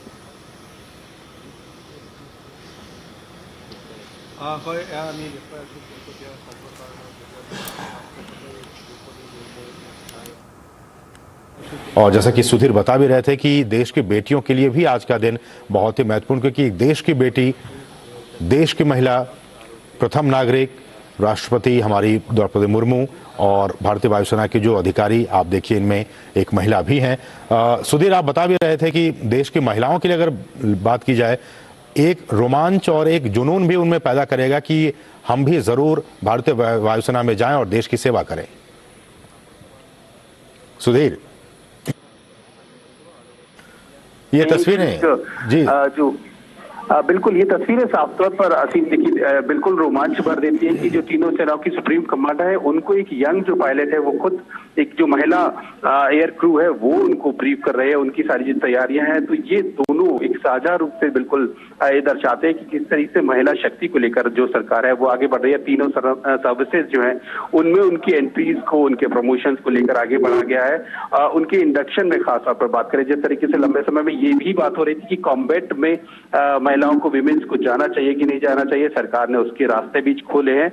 और अब जो fighter pilots है women है उनका जो पहला batch है वो वायुसेना में पहुंच चुका है। तो ये अपने आप में एक ऐतिहासिक क्षण, और जिस तरीके से अब चूंकि सुप्रीम कमांडर ने सुखोई 30 MKI में उड़ान भरी, तो ये जाहिर तौर पर जो हमारी देश की जो युवा बालिकाएं हैं, बच्चे हैं, उनमें जरूर उत्साह भरेगा। उनको साफ तौर पर ये एक मोराल देगा, एक उनमें उत्साह भरेगा कि उनको सेनाओं में जाना है, उनको आखिर वो जगह जाकर देखनी है जहां जो हमारे तीनों सेनाओं की जो सुप्रीम कमांडर है उन्होंने उस विमान में उड़ान भरी। आखिर ये क्या होता है, किस तरीके की तैयारियां हैं, किस तरह से ये रोमांचित करता है, ये लोगों को बहुत ज्यादा आकर्षित करेगा। तो ये जाहिर तौर पर हमारे जो युवा है उनको भी आकर्षित करेगा सेनाओं की तरफ जाने के लिए। ये अपने आप एक बेहतरीन कदम। और इसके अलावा जिस तरीके की हम बात कर रहे थे कि सेना की तैयारियों को लेकर सरकार जिस तरीके से आगे बढ़ रही है वो अपने आप में खास है। और हाथ हिलाकर राष्ट्रपति द्रौपदी मुर्मू हाथ हिलाकर सभी का अभिवादन करते हुए, नमस्कार करते हुए, उनका अनुभव बहुत ही शानदार रहा होगा। सुखोई 30 MKI विमान में, लड़ाकू विमान में किसी भी व्यक्ति के लिए, हालांकि ये सबके लिए संभव नहीं है, बहुत ही खास व्यक्ति राष्ट्रपति हैं द्रौपदी मुर्मू, उनको ये मौका मिला आज। और वहाँ पे हम देख सकते हैं तमाम जो वायुसेना के अधिकारी हैं वो उनको स्कॉट करते हुए, और वो अब गाड़ी में बैठेंगी। तो ये आज का दिन, आज का ये लम्हा, आज का ये क्षण बहुत ही ऐतिहासिक है। एक सुनहरे अक्षरों में आज का दिन लिखा जाएगा जब राष्ट्रपति द्रौपदी मुर्मू, तीनों ही सेनाओं के कमांडर, वो आज एक देश की जो बेहतरीन लड़ाकू विमान है उसमें वो बैठी और उनकी सवारी की। ये कुछ देर पहले की तस्वीरें जब ये विमान लैंड किया था। और जैसा कि सुधीर बता भी रहे हैं कि बहुत ही बढ़िया ये विमान सुखोई 30 MKI, और बहुत कुछ इसकी खासियत है। हमारी जो रक्षा पंक्ति हैं उनके ये कुछ, जो अगर मैं कहूँ, ये वैसे जो लोग हैं हमारे सेना के लोग। और उसके बाद ये तस्वीरें जिसमें कि राष्ट्रपति द्रौपदी मुर्मू को आप देख सकते हैं, ये लाइव तस्वीरें तेजपुर एयरफोर्स स्टेशन से। बहुत ही महत्वपूर्ण ये लम्हा, ये क्षण। राष्ट्रपति द्रौपदी मुर्मू अभी तुरंत ही वो इस विमान से उतरी हैं। वो विशेष हेलमेट और वो ड्रेस आप देख सकते हैं वो पहनी हुई, और इस तरह से वो धीरे धीरे उनको वायुसेना के जो अधिकारी हैं वो उनको स्कॉट करते हुए वो अब गाड़ी में बैठने वाली हैं। तो ये बहुत ही महत्वपूर्ण, हाथ जोड़कर अभिवादन करते हुए राष्ट्रपति द्रौपदी मुर्मू, और साथ में उनके साथ वायुसेना के तमाम आला अधिकारी। सुधीर, आप हमारे साथ बने हुए हैं। तो ये जो सुखोई 30 MKI वो चौथी पीढ़ी का लड़ाकू विमान है, और 2000 से भी ऊपर जो किलोमीटर प्रति घंटे की रफ्तार है उससे ये विमान उड़ान भरता है। तो तेजपुर एयरफोर्स स्टेशन से आप ये तस्वीरें देख रहे हैं जहां राष्ट्रपति द्रौपदी मुर्मू ने सुखोई 30 MKI जो हमारा लड़ाकू विमान है, फाइटर जेट है, उस पर उन्होंने उड़ान भरी है। उम्मीद हम करें कि जब भी वो अपने इस अनुभव को साझा करेंगी बहुत ही रोमांचक होंगी, और लोग भी जब सुनेंगे उनकी बातों को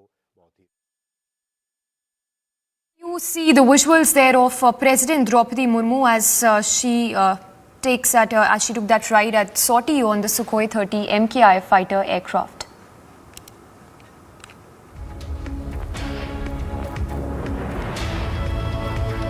Remember, with this event, President Droupudi Murmu is now the second female Indian president to take a flight in a fighter jet.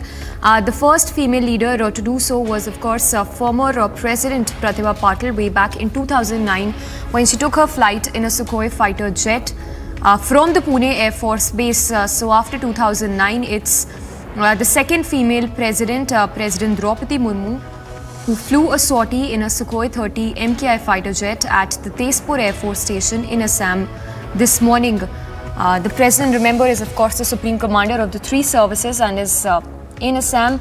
With this event, President Droupudi Murmu has of course now become the second female Indian president to take a flight in a fighter jet. The first female leader to do so was Pratibha Patil way back in 2009.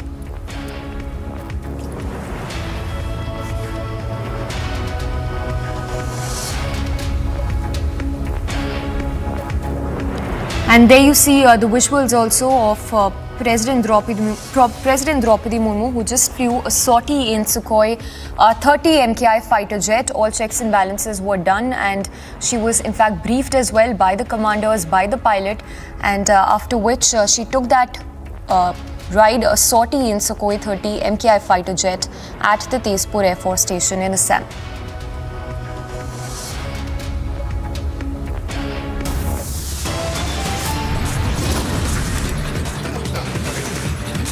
And we slip into a very short break for now. Coming up on the other side, the latest we're tracking as Sharad Pawar strikes a discordant note once again, says JPC on Adani issue won't be effective. It's mega development push in the south. Prime Minister Modi to launch development projects in Telangana and Tamil Nadu.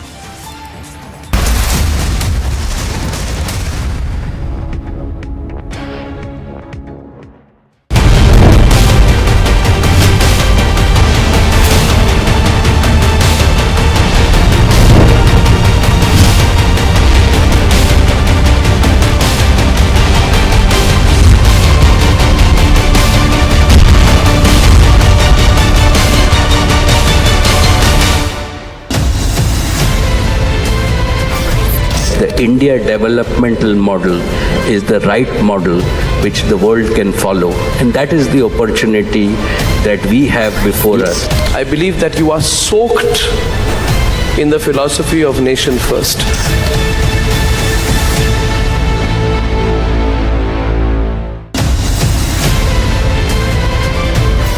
Dragging back economic fugitives, fantastic.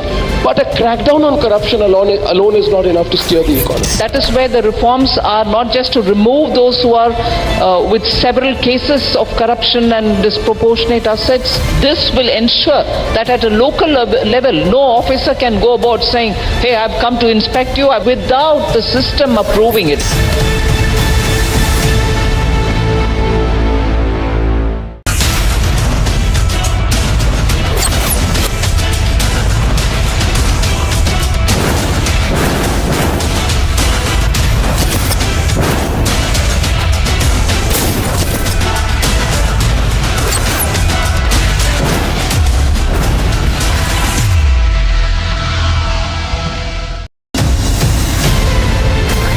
सभी देश के जन जन तक सही सूचनाएं पहुंचाने में अहम भूमिका निभा रहे हैं। जब नेशन फर्स्ट होता है तब हमारे संकल्प भी बड़े होते हैं और उनको सिद्ध करने के प्रयास भी व्यापक होते हैं। प्रधानमंत्री जी, हमने भी ठान लिया है, हमारा रिपब्लिक मीडिया नेटवर्क भी अपने कदम और भी तेज करेगा।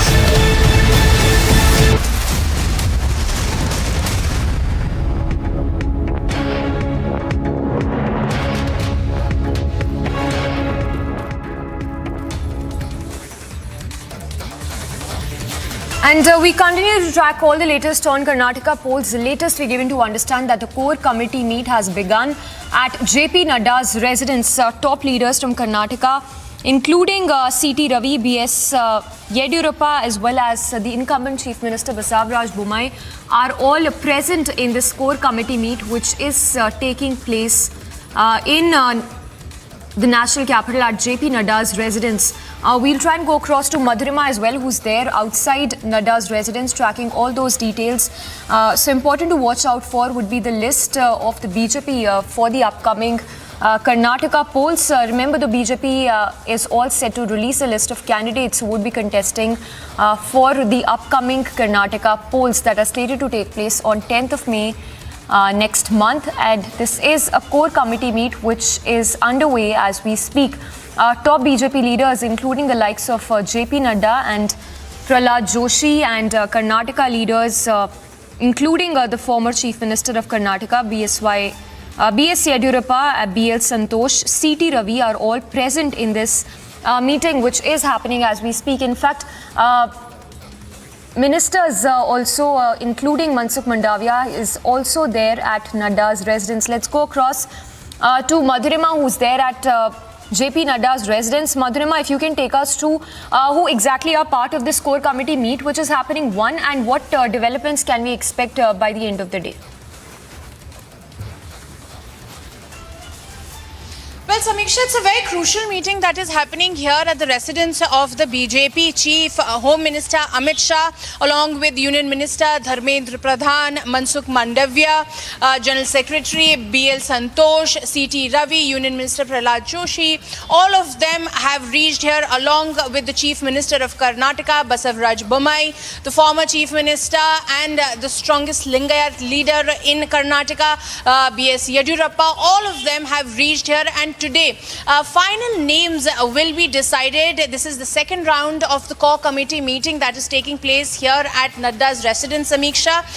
The first round was held till late last night, from 7:30 till around 1 a.m. in post midnight it took place, and today it's the second round. So one after another, in such short period of time, these meetings are being conducted, Samiksha, because the final names, like all the nominees that are supposed to be pinned, have to be pinned by the end of the day, because tomorrow it's going to be a very crucial CEC meeting where the Prime Minister will be helming the entire decision-making process. So today, under the helm of the Union Home Minister, and as we know that he is one of the main brains behind chalking out the political map and the strategy for the Bharatiya Janata Party, Amit Shah, he also reached just some time back. The meeting is underway, and 3 nominees per seat will be decided, and tomorrow in the crucial CEC meeting, the final names will be combed out under the presence of the Prime Minister of the country. So we'll have to wait and watch as to see who all made the list, because on the 10th of this month, that is Monday, the ticket distribution needs to be done, as it will be just 1 month from that the campaigning has to begin. And as we know that the Karnataka elections are going to lay a map for very crucial assembly elections in the end of the year, that is Madhya Pradesh, Chhattisgarh, Telangana, Rajasthan, and of course the very crucial elections in 2024, that is the general elections. And keeping in mind the fact that the Bharatiya Janata Party's plan of making an entrance in the southern states, Karnataka is the strongest suit, and of course BJP is aiming for Telangana as well. Yes, Madhurima, we'll keep coming back to you for now. Closely watching that core committee meet which is happening, but for now to other news break that's just coming in from Telangana. We're given to understand that Prime Minister Modi has arrived in Hyderabad, was received by the Telangana BJP chief Bandi Sanjay in Hyderabad. Remember, Prime Minister Modi is also set to hold mega rallies in the state as well, and Chief Minister KCR, who did not go to receive the Prime Minister while he arrived in Hyderabad. Remember, the Chief Minister of Telangana will also not be attending the key rallies that would be taking place by the Prime Minister in the city. The visuals there on your screens right now of Prime Minister's touchdown in Hyderabad. Let's go across to Aneri, who's joining us live from Secunderabad. Aneri, if you can take us through the itinerary of the Prime Minister in Hyderabad for today.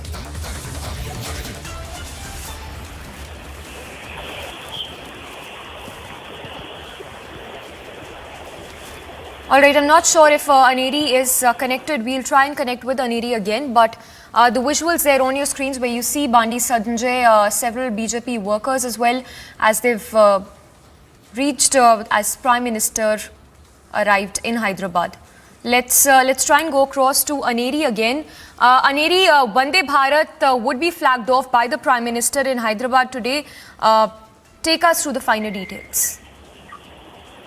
Well, yes, Samiksha, we have been seeing that as Prime Minister Narendra Modi will be flagging off the Vande Bharat train from Secunderabad to Tirupati. Prime Minister Narendra Modi has just landed at the Begumpet airport, where he was received by the Telangana Governor Tamilisai Soundarajan and also the Telangana BJP State President Bandi Sanjay, who was just granted bail, and he had walked out from the Karimnagar jail yesterday. And also at the same time, Samiksha, we have been seeing that instead of CM KCR there's a minister from Telangana, Talisani Srinivas Yadav, who had welcomed the Prime Minister. So once again, CM KCR skipped welcoming Prime Minister Narendra Modi to Hyderabad, and also he is not also going to attend the program, the launch of Vande Bharat at the Secunderabad railway station as well. So definitely the face-off which has been going on between the centre and the state also continues. And meanwhile, we see that Prime Minister Narendra Modi has landed in Hyderabad, and short while from now he will be heading towards the Secunderabad railway station, where he will be inaugurating the Vande Bharat train, which is from Secunderabad to Tirupati. This is the second Vande Bharat train from Hyderabad, which will be now opened up for the people of Telangana. And also at the same time now, after that, Prime Minister Narendra Modi will be addressing a public meeting where he will be laying foundation stone for various development projects worth rupees 1103 crore. 11,300 crore development project work will be laid by Prime Minister Narendra Modi. All right, Aneri, thank you for those details. We'll keep coming back to you. So, Aneri, they're reporting live from Secunderabad, where Prime Minister would be inaugurating, in fact, flagging off that Vande Bharat Express today.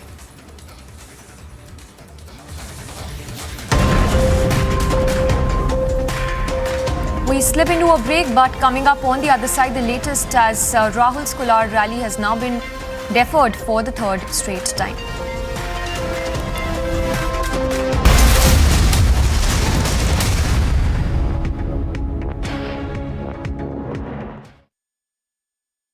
$13,000 placements last year. At Amity, we are committed to nurturing passionate, hardworking and proactive professionals.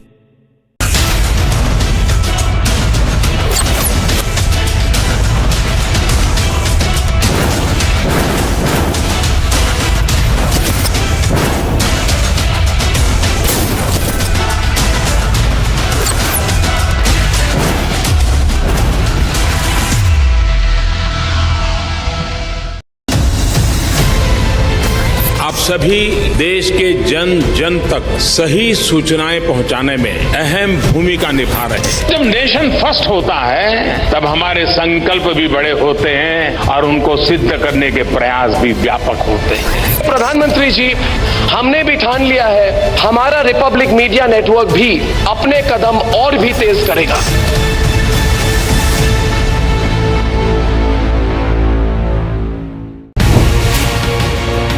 When we see that the masterminds, the plotters of this attack are still unpunished, they are still roaming free, what can India and Israel do together to ensure that the plotters, the mastermind of this attack are punished? Everyone that took part of the terror attacks pays the price, a very heavy price. So we are still waiting for those who committed, those who sent, those who operated those terror attacks to be brought to justice. And indeed, we need to bring very serious pressure from all the world, from all the free world who stands against terrorism.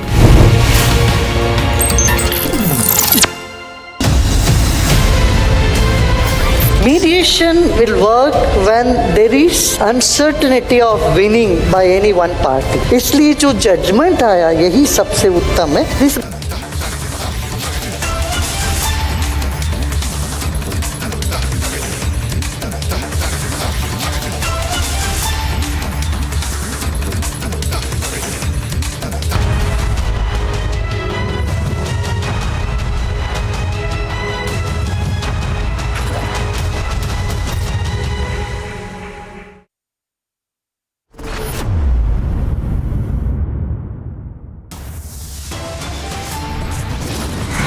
JPC की दीवार हमारे सब opposition के साथियों ने की, ये बात सच है। हमारे पार्टी के भी प्रतिनिधि उस मीटिंग के थे, ये भी बात सच है।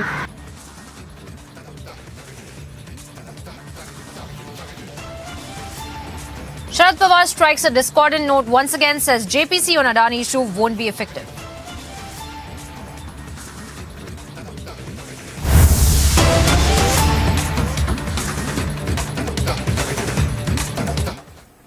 उन्हें एक वंदे भारत ट्रेन के तौर पर एक नई सौगात, एक तोहफा उन्हें मिलने जा रहा है। और अब से कुछ देर पहले की ये तस्वीरें, ये जो वंदे भारत ट्रेन है वो 12वीं अभी तक कुल 11 ट्रेनें चल चुकी हैं। आज 2 ट्रेनें चलने वाली हैं जिनको कि हरी झंडी दिखाकर रवाना करेंगे पीएम मोदी। ये 12वीं ट्रेन होगी सिकंदराबाद से तिरुपति, और जो 13वीं ट्रेन होगी वो होगी चेन्नई और कोयम्बटूर के रूट पर चलेगी। तो आप समझ सकते हैं कि आज का दिन दक्षिण भारत के राज्यों के लिए, चाहे वो तेलंगाना की बात की जाए या फिर चेन्नई की बात की जाए, इन दोनों ही राज्यों के लिए वंदे भारत के तौर पर एक सौगात इन दोनों राज्यों को। और ये तस्वीरें, इन तस्वीरों में आप देख सकते हैं प्रधानमंत्री इस वंदे भारत ट्रेन के अंदर जाते हुए, और वहां पे जो पहले से मौजूद जो बच्चे हैं, जो छात्र हैं, जो स्कूल गोइंग चिल्ड्रंस हैं, उनके साथ वो बातचीत करते हुए, अपने अनुभव को साझा करते हुए, प्रधानमंत्री उनसे कुछ पूछताछ करते हुए,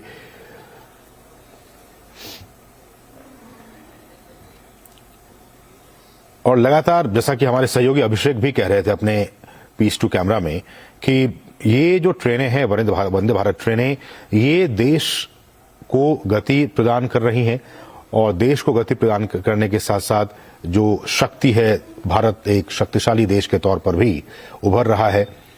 देश के अर्थतंत्र को भी कहीं न कहीं गति दे रही है इस तरह की जो वंदे भारत ट्रेन है, और देश के अर्थतंत्र को मजबूती प्रदान करने के साथ साथ धार्मिक और ऐतिहासिक विरासत को भी जोड़ने का काम वंदे भारत ट्रेन कर रही है।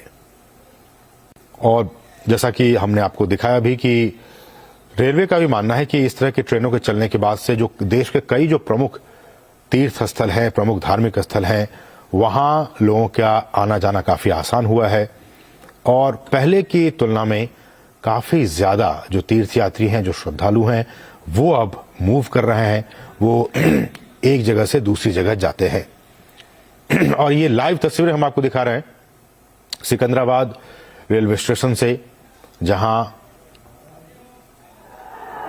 We request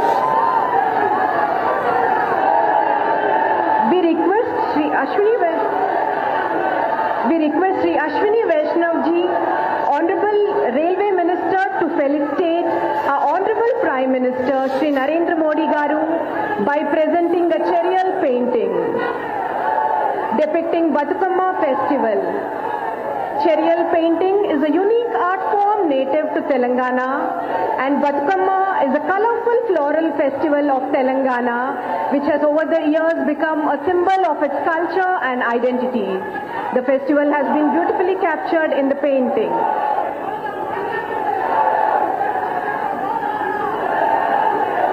The charial scroll painting is a unique art, unique to this state. अब हमारे माननीय प्रधानमंत्री श्री नरेंद्र मोदी जी से सविनय निवेदन करते हैं कि वे हरी झंडी दिखाकर नई वंदे भारत एक्सप्रेस का शुभारंभ करें। The Secunderabad Tirupati Vande Bharat Express is ready to take off on its inaugural run. This is a wonderful gift to the people of two Telugu states, Telangana and Andhra Pradesh. This is a momentous occasion and a proud moment to be cherished. The train has started on its auspicious journey to Tirupati, the abode of Lord Venkateshwara Swami.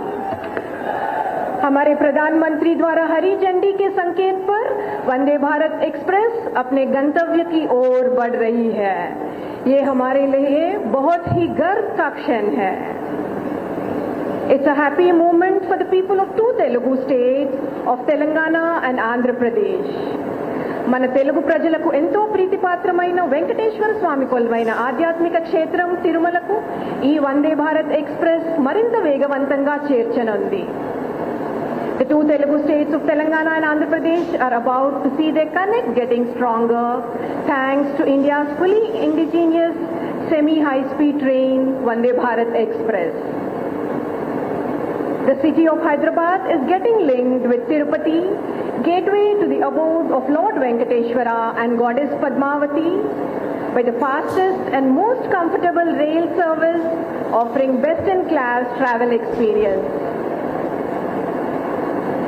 The commencement of the new Vande Bharat Express, second such service for Telangana and Andhra Pradesh, is a testimony of the transformational path embarked by our Honorable Prime Minister Shri Narendra Modi Garu towards modernizing rail infrastructure to attain international standards and showcase a giant leap in the transport scenario of India.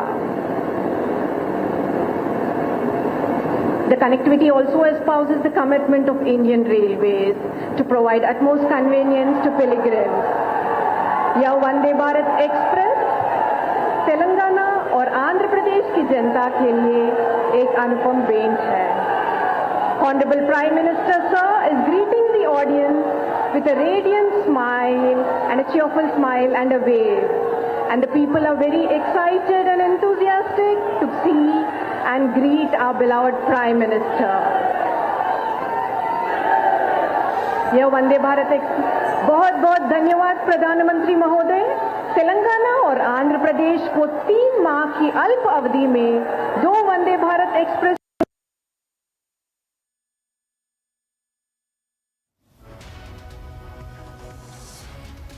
प्रधानमंत्री जी को तहे दिल से धन्यवाद देते हैं.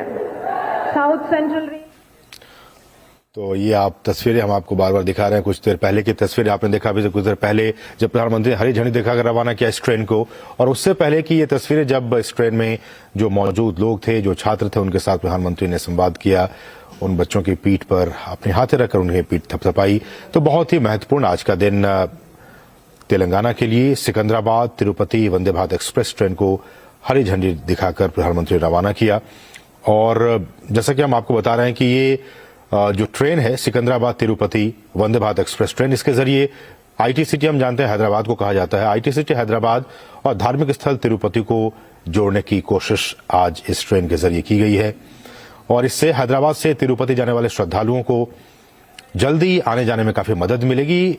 ये train ऐसा कहा जा रहा है कि हफ्ते में 6 दिन यानी केवल मंगलवार को छोड़कर बाकी सभी दिन चलेगी.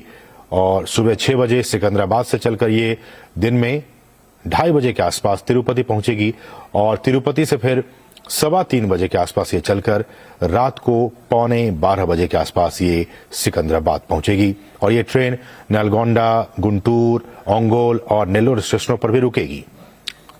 तो ये आप तस्वीरें हमने आपको दिखाई कि जब इस ट्रेन को हरी झंडी दिखाकर प्रधानमंत्री ने रवाना किया.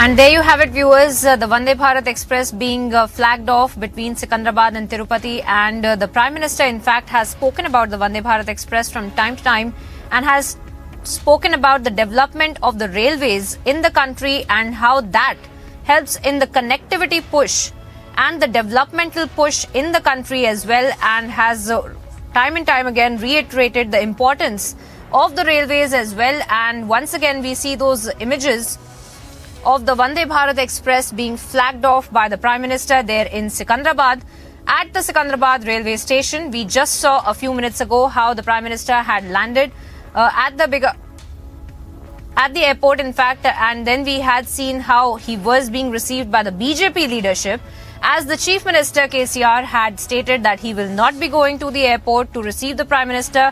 Not just that, he will not be attending all of these developmental events that we are seeing on our screens right now, where the Prime Minister is present to, in fact, inaugurate and dedicate to the nation projects worth rupees 11,300 crores. And that also includes the Vande Bharat Express that is being flagged off between Secunderabad and Tirupati. And of course, apart from this, various other developmental projects through the day that we will get to see the images of the Prime Minister there in Secunderabad, who will be inaugurating and dedicating to the nation all of these developmental projects worth rupees more than 11,300 crores. And even as the politics in fact continues in the backdrop, as we had seen the Chief Minister KCR stating that he will not be attending all of these developmental projects and events. Let me also bring in my colleague Aneri, who's been on the ground reporting on this story for us. Aneri, speak to us over these visuals that we're picking up of the Prime Minister flagging off the Vande Bharat Express. And first, if you could talk to us about the entire itinerary and the developmental projects that are going to be inaugurated today by the Prime Minister, dedicated to the nation by the Prime Minister. And also, if you could speak to us about the politics in the backdrop of these events, where the Chief Minister claiming that he will be abstaining from meeting with the Prime Minister.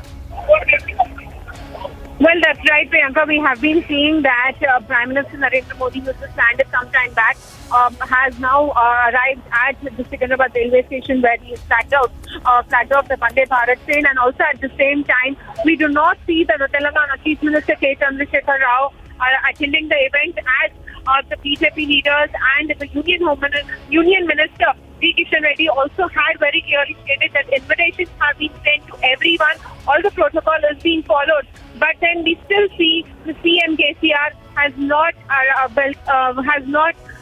attended the program, and also at the same time he did not receive Prime Minister at the Begumpet airport, whereas it was Telangana Minister Talswani Srinivas Yadav who had welcomed Prime Minister Narendra Modi at the airport. Well, definitely the politics between the state and centre has been escalating time and again.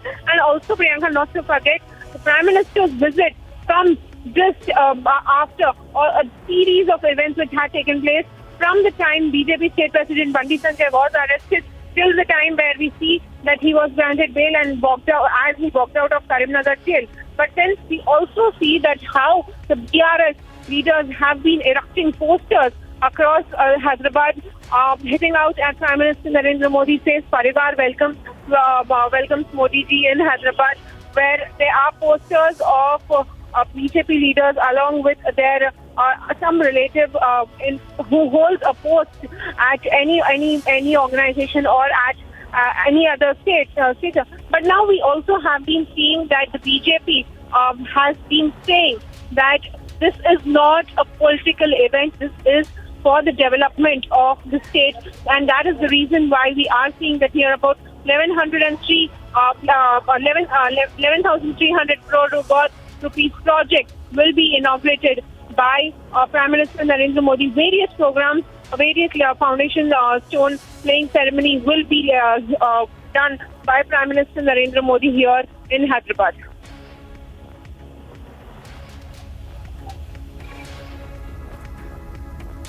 That's right, Aneri. And as we do track the number of developmental projects that are all set to be inaugurated by the Prime Minister there in Secunderabad, as he is in fact flagging off the Vande Bharat Express once again. And we are tracking the itinerary of the Prime Minister as well, and various events that he is going to be taking a part in as well. And Aneri, if you could speak to us a little bit in detail about these projects. We have spoken about the political face-off that is going on in the backdrop of these images that we get to see of the developmental push by the Prime Minister there in Secunderabad. But speak to us a little bit about the itinerary of the Prime Minister and the projects that are being inaugurated.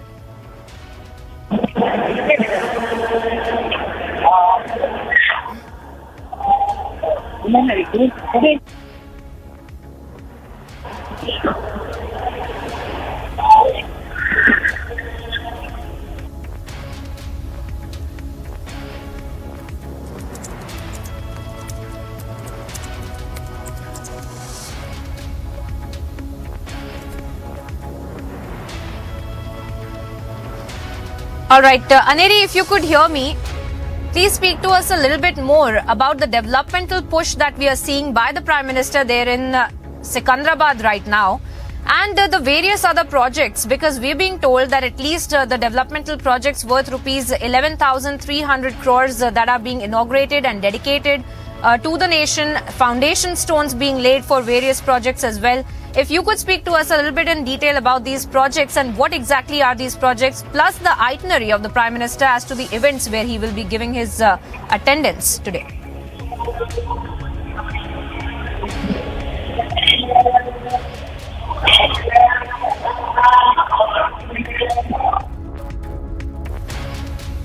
As we have been seeing, Priyanka, these series of events which Prime Minister Narendra Modi will be here in Hyderabad till around 1:30 p.m. as Prime Minister Narendra Modi has now already flagged off the the Vande Bharat train at the Secunderabad railway station. Well, this is the second Vande Bharat train which is being thrown open for the people. Now this train will be from Secunderabad to Tirupati, and now we also have been seeing that various projects, various development work, especially the rebuilding of Secunderabad railway station, aims also being allotted for Telangana. So definitely mega projects being inaugurated by Prime Minister Narendra Modi, and also all of this is worth rupees 11,300 crores. And also at the same time, we have been seeing how there has been a massive face-off between the BJP and the BRS, because this visit of Prime Minister Narendra Modi comes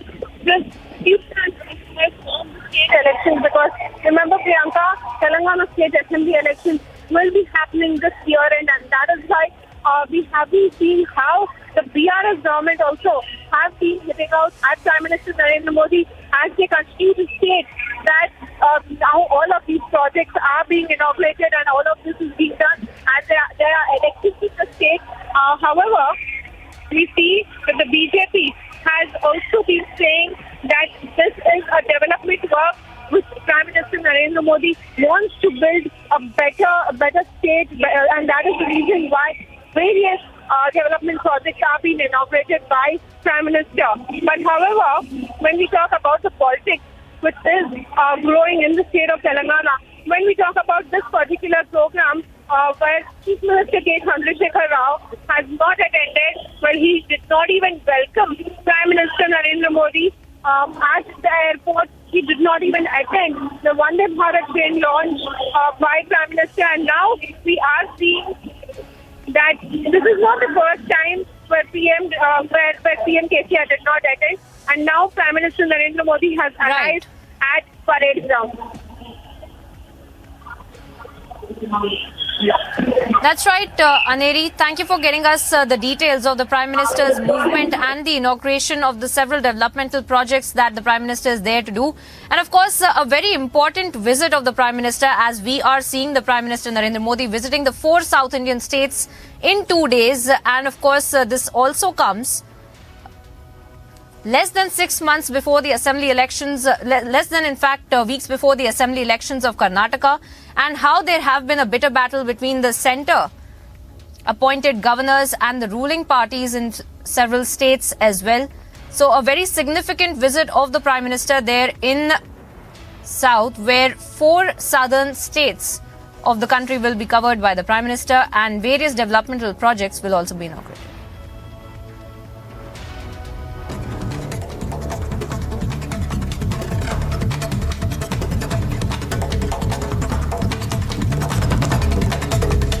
Time now for some news in brief. President Droupudi Murmu performed a sortie on the Sukhoi 30 MKI fighter aircraft from Tezpur Air Force Station today. Earlier,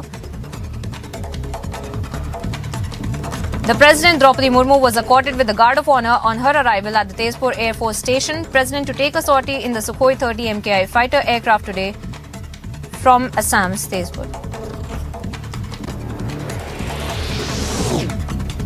Assam police arrested 3 leaders and banned organisation Popular Front of India and Campus Front of India in Assam's Barpeta district. Police has also recovered cash of rupees 1.5 lakh, 4 mobile phones and a pamphlet of the Social Democratic Party of India in their possession.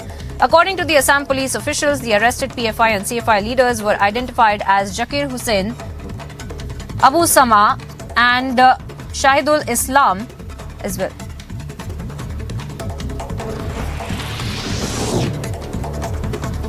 Telangana Chief Minister KCR has skipped Prime Minister Narendra Modi's event in Hyderabad today despite being invited. Notably, the Prime Minister Narendra Modi has flagged off the Vande Bharat Express between Secunderabad and Tirupati today, and he's also inaugurating and laying the foundation stone for the projects worth rupees 11,300 crores.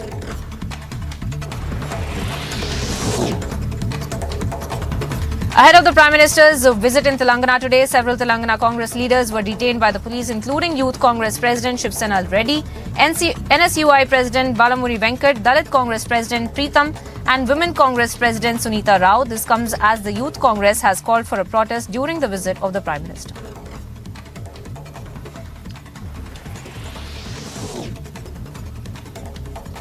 A Delhi police head constable shot himself dead early morning today. The Delhi police has said that HC Imran Mohammed has shot himself with his official weapon.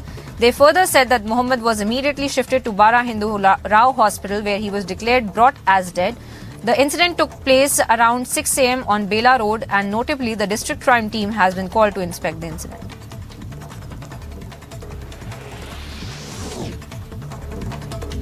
A major fire erupted at the PVC market in Delhi's Tikri Kalan today. Nearly 25 fire tenders were immediately rushed to the spot to douse the fire. As per the official statement, the fire was brought under control and the cooling operation was conducted.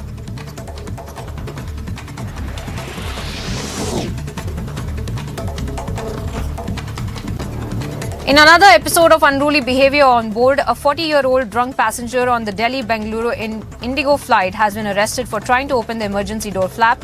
According to the Indigo officials, the unruly passenger has been handed over to the CISF upon arrival in Bengaluru.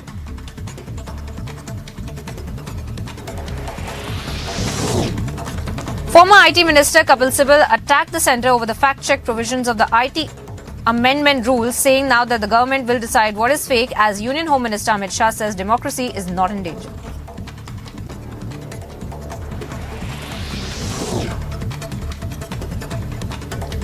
A poster war had erupted between the Tamil Nadu government and the governor R.N. Ravi. According to sources, anti-governor posters with the hashtag Get Out Ravi and Dictator Ravi were seen at the various places in Chennai today. This comes after the governor had been accused of stalling the passage of bills.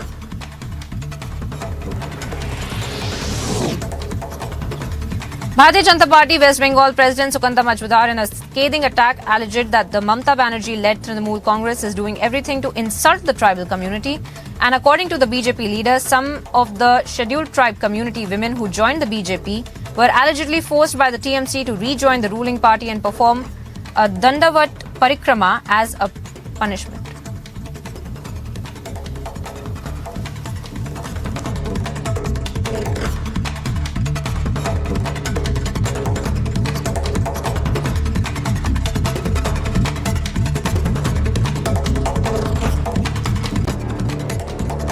A US federal judge has halted the FDA approval of abortion pill, causing a row of political reactions across the country.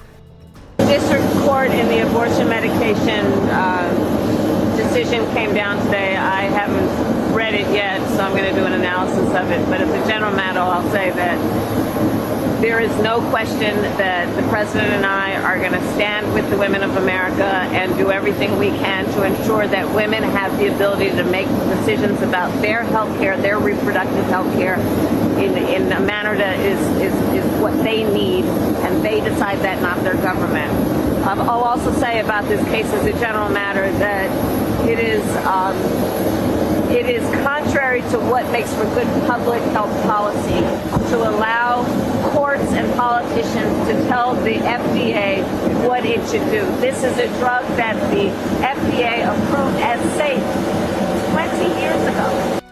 This comes as the US continues to witness massive protests across the states over the abortion rights of women in the country. Agency report, Republic TV. Time now here for a short break, viewers. Coming up on the other side, Sharad Pawar strikes a discordant note once again, says JPC on Adani issue won't be effective.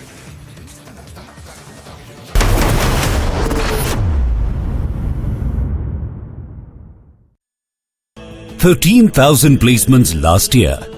At Amity, we are committed to nurturing passionate, hardworking and proactive professionals. आपने 3 gold जीते, आपने world record create करा, जब podium पे number 1 spot में खड़ी हूँ और नेशनल एंथम ही नहीं है। नेशनल एंथम नहीं है हमारे पास। मैनेजर्स, कोचेस जो थे, उनको कॉन्फिडेंस ही नहीं था कि भी हमारा कोई गोल्ड आ सकता है, हमारा नेशनल एंथम भी बज सकता है। मैंने वहाँ वर्ल्ड रिकॉर्ड भी क्रिएट किया और 3 गोल्ड मेडल भी जीते। नेशनल एंथम नहीं थी हमारी, वो रिकॉर्डेड जाता है ना, वो आई नहीं। फिर हमने खुद वहाँ, मेरा टीम ने स्टेज पे क्रिस्टन पे मैं और नीचे से मेरा जो टीम थी पूरी, उन्होंने नेशनल एंथम गाया।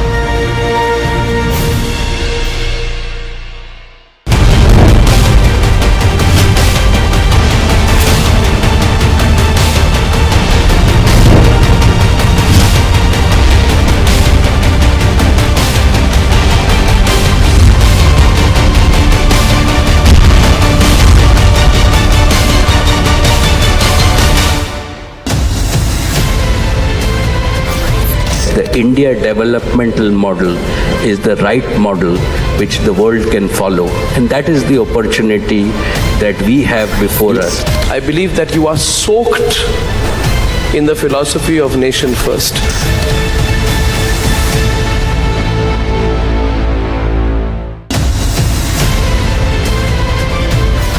Dragging back economic fugitives, fantastic. But a crackdown on corruption alone is not enough to steer the economy. That is where the reforms are not just to remove those who are with several cases of corruption and disproportionate assets. This will ensure that at a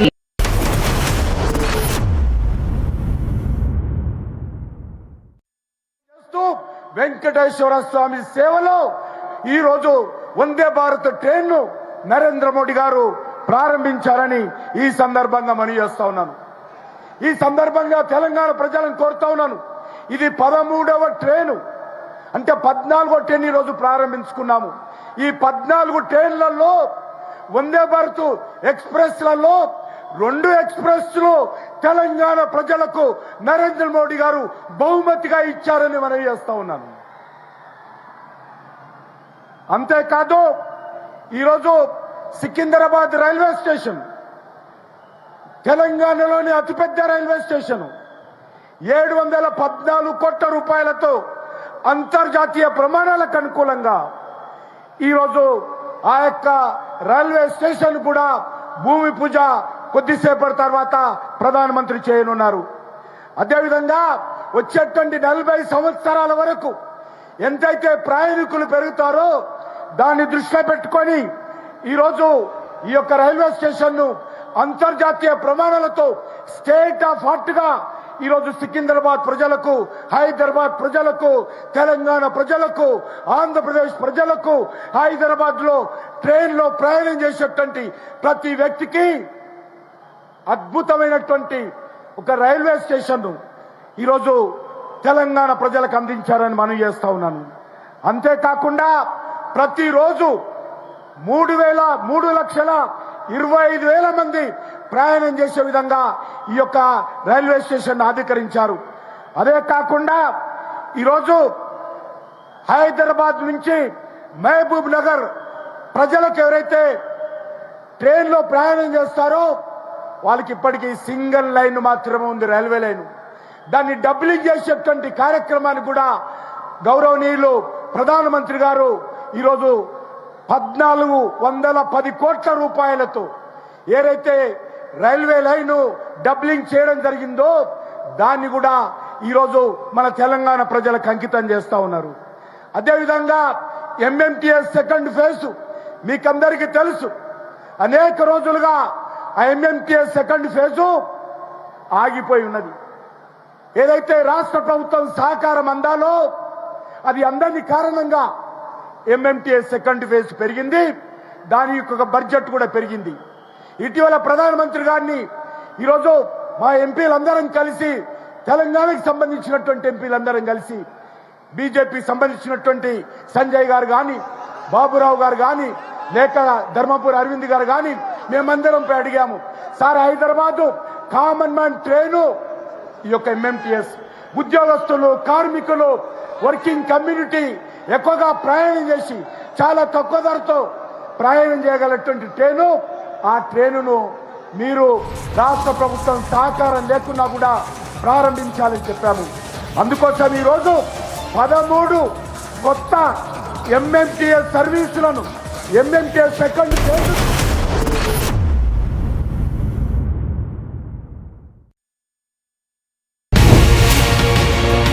when we see that the masterminds, the plotters of this attack are still unpunished, they are still roaming free, what can India and Israel do together to ensure that the plotters, the mastermind of this attack are punished? Everyone that took part of the terror attacks pays the price, a very heavy price. So we are still waiting for those who committed, those who sent, those who operated those terror attacks to be brought to justice. And indeed, we need to bring very serious pressure from all the world, from all the free world who stands against terrorism.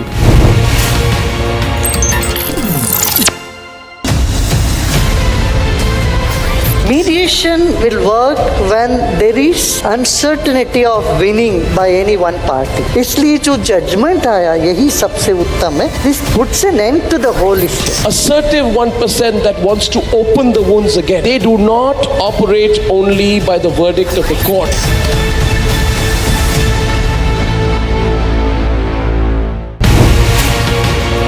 Mr. Ohana, you as a Speaker of Knesset, how do you see upholding the democracy? And I'm talking at a time when there have been protests, and in fact, the issues between the two countries are sort of on the same level. We want Israel to be a better democracy, which means more decisions should be taken by the public through their representatives. And unfortunately, we have an unbalanced situation, and we are trying to balance it. As you mentioned, it is a matter of dispute, and we have protests as we have in democracies.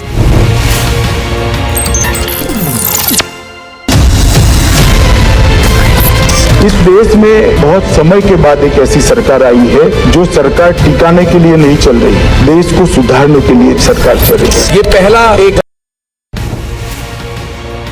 When we see that the masterminds, the plotters of this attack are still unpunished, they are still roaming free, what can India and Israel do together to ensure that the plotters, the mastermind of this attack are punished? Everyone that took part of the terror attacks pays the price, a very heavy price.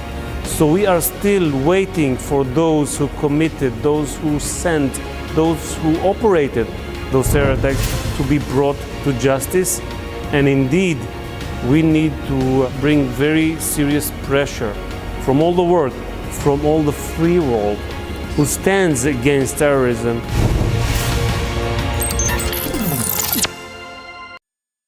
आपने 3 gold जीते, आपने world record create करा, आप podium पे number 1 spot में खड़ी हैं और नेशनल एंथम ही नहीं है. नेशनल एंथम नहीं है हमारे पास. मैनेजर्स, कोचेस जो थे उनको कॉन्फिडेंस ही नहीं था कि भी हमारा कोई गोल्ड आ सकता है, हमारा नेशनल एंथम भी बज सकता है. मैंने वहाँ वर्ल्ड रिकॉर्ड भी क्रिएट किया और 3 गोल्ड मेडल भी जीते. नेशनल एंथम नहीं थी हमारी, वो रिकॉर्डेड जाता है ना, वो आई नहीं. फिर हमने खुद वहाँ, मेरा टीम ने स्टेज पे क्रिस्टन पे मैं और नीचे से मेरा जो टीम थी पूरी, उन्होंने नेशनल एंथम गाया.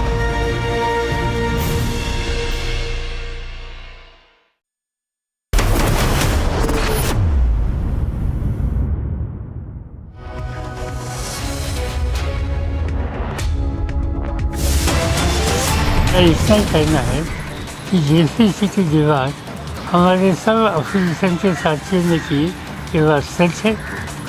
हमारे पार्टी के भी प्रतिनिधि उस मीटिंग के थे, ये भी बात सच है. Sharad Pawar strikes a discordant note once again, says JPC on Adani issue won't be effective.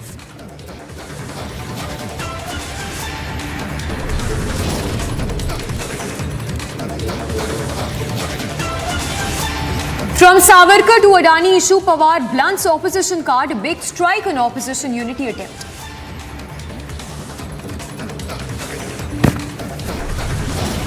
Mega development push in the south, Prime Minister Modi to launch development projects in Telangana and Tamil Nadu.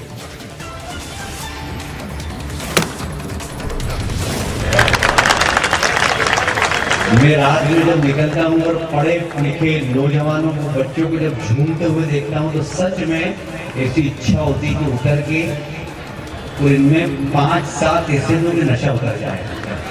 सच में कह रहा हूँ, भगवान की कसम खा के हनुमान जयंती को झूठ नहीं बोलूंगा. और लड़कियां भी इतने गंदे कपड़े पहन के निकलती है कि अपन महिलाओं को देवी बोलते हैं, उनमें देवी का स्वरूप नहीं दिखता है, बिल्कुल सुपर्ण सा लगती है. BJP leader Kailash Vijayvargiya makes sexist comments, says girls wearing short dresses are shupnakhas. The all-important BJP meeting on Karnataka underway at Nadda residence party to decide candidates. President Droupudi Murmu takes off from Tezpur Air Force Station in her maiden Sukhoi sortie.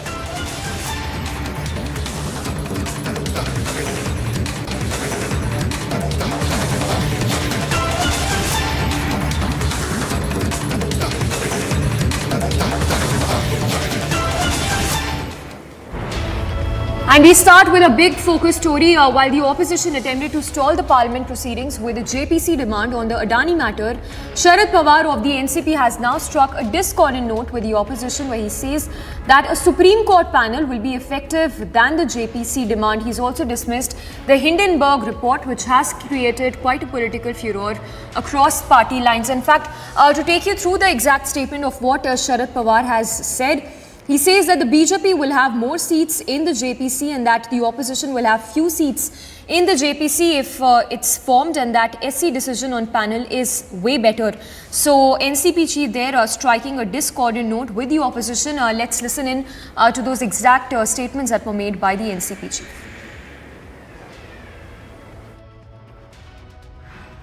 JPC म्हणजे काय? Joint parliamentary committee. पार्लमेंटमध्ये लोकसभा आणि राज्यसभा दोन सभागृह आहेत आणि या दोन्ही सभागृहातल्या सदस्यांची ही समिती साधारणतः JPCचं फॉर्मेशन कसं होतं,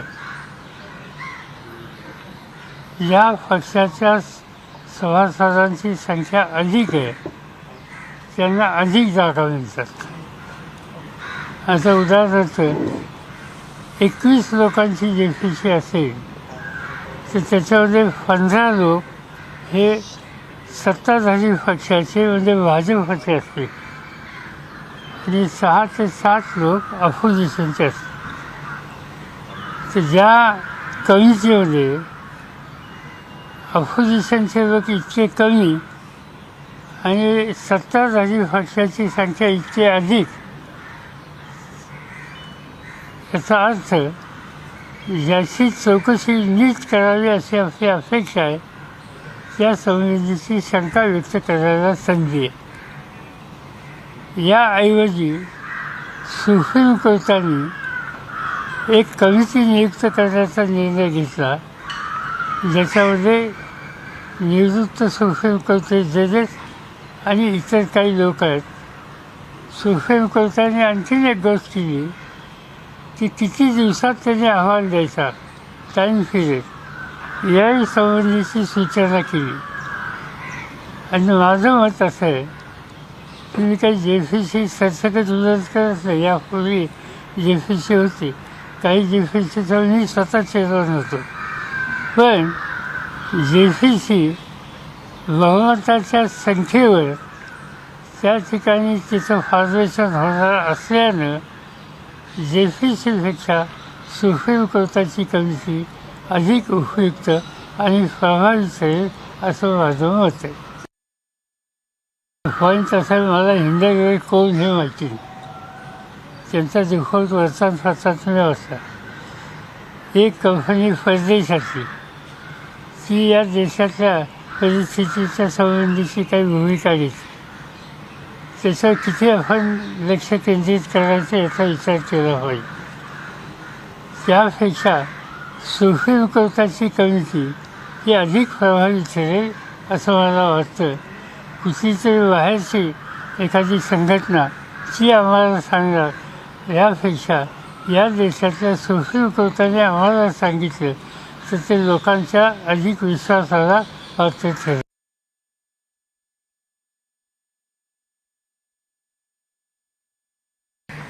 एक ज़माना ऐसा था कि उस ज़माने में हम हमेशा रूलिंग पार्टी पर क्रिटिसिज्म करना हो तो टाटा बिरला पर हम क्रिटिसिज्म करते थे. आजकल टाटा बिरला का नाम लेते नहीं.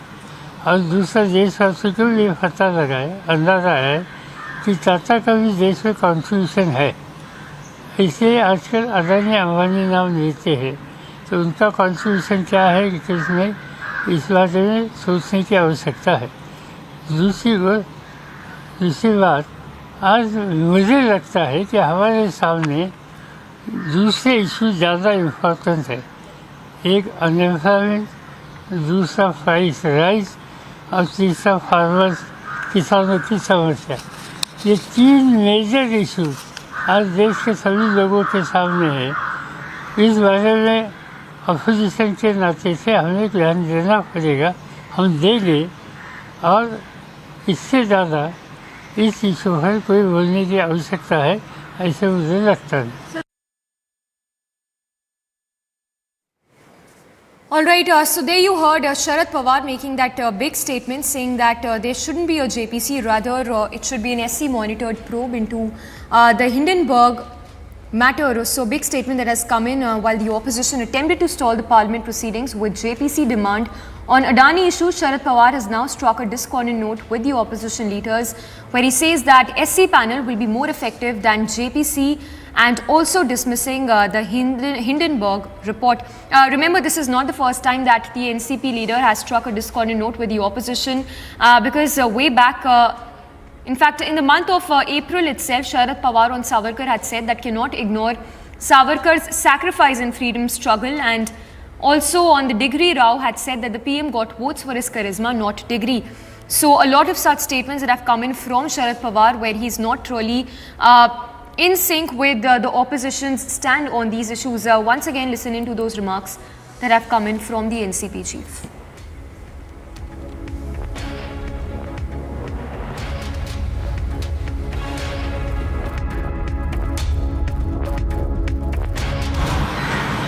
जॉइंट पार्लमेंटरी कमिटी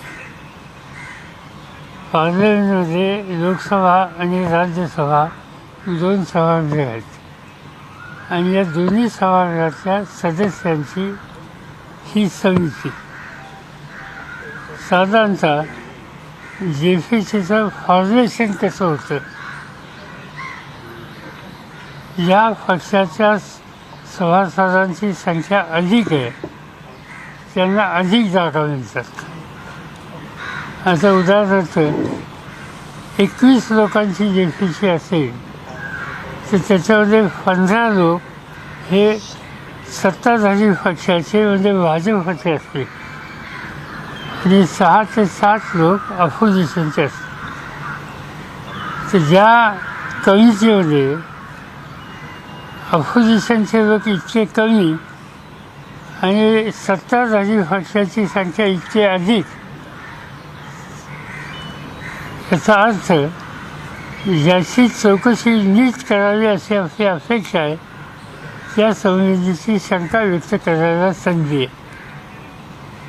याऐवजी सुप्रीम कोर्टाने एक कमिटी नियुक्त करण्याचा निर्णय घेतला ज्याच्यामध्ये निवृत्त सुप्रीम कोर्टाचे जजेस आणि इतर काही लोक आहेत.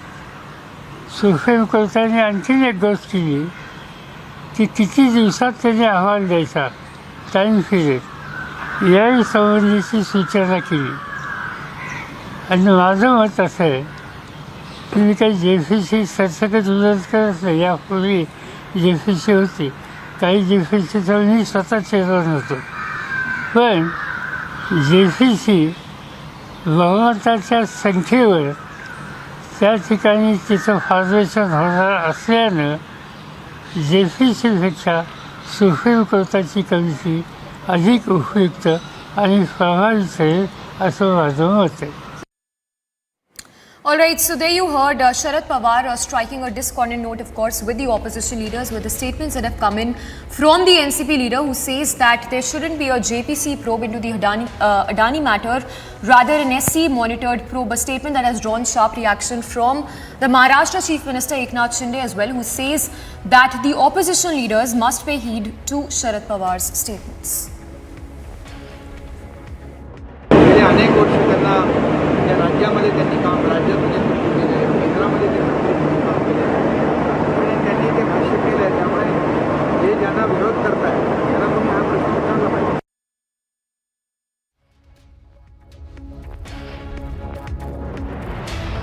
देखिए मैं तो इस विषय में अंदर में अभी कुछ नहीं कहूँगा क्योंकि सुप्रीम कोर्ट ने कमेटी बना करके मामला देख रहे हैं, लेकिन मैं इतना कहना चाहता हूं कि ये सारा मुद्दा राहुल गांधी का पॉलिटिकल करियर को चमकाने के लिए, वो पॉलिटिकली फेल हो गए हैं, तो फिर चमकाने के लिए विवादित चीज को लेकर के मुद्दा बनाया जा रहा है. हर चीज का अपना एक तरीका होता है हैंडल करने का. मला वाटत नाही की पवार साहेबांनी क्लीन शीट दिली. पवार साहेबांनी क्लीन चिट दिली नसून चौकशीचे जे पर्याय आहेत त्या संदर्भात त्यांचं मत व्यक्त केलेलं आहे. आम्ही सगळे JPCचा आग्रह धरतो आहे आणि पवार साहेबांचं असं म्हणणं आहे की JPCमध्ये चेअरमन त्यांचा असतो, JPCमध्ये सदस्यांचं बहुमत त्यांचं असतं, त्यातून काय निष्पन्न होणार. एका विशिष्ट कालमर्यादेत न्यायालयीन चौकशी हा पर्याय त्यांनी सुचवला. मग तुम्हाला JPC हवी आहे का सुप्रीम कोर्ट न्यायाधीशांकडून चौकशी हवी? आता देशाच्या गुन्हेगारांना ज्या पर्याय मार्गातून शिक्षा मिळेल असे कोणते पर्याय चालू शकतात, पण JPCवरती विरोधी पक्षांची जी मागणी आहे ती ठाम आहे.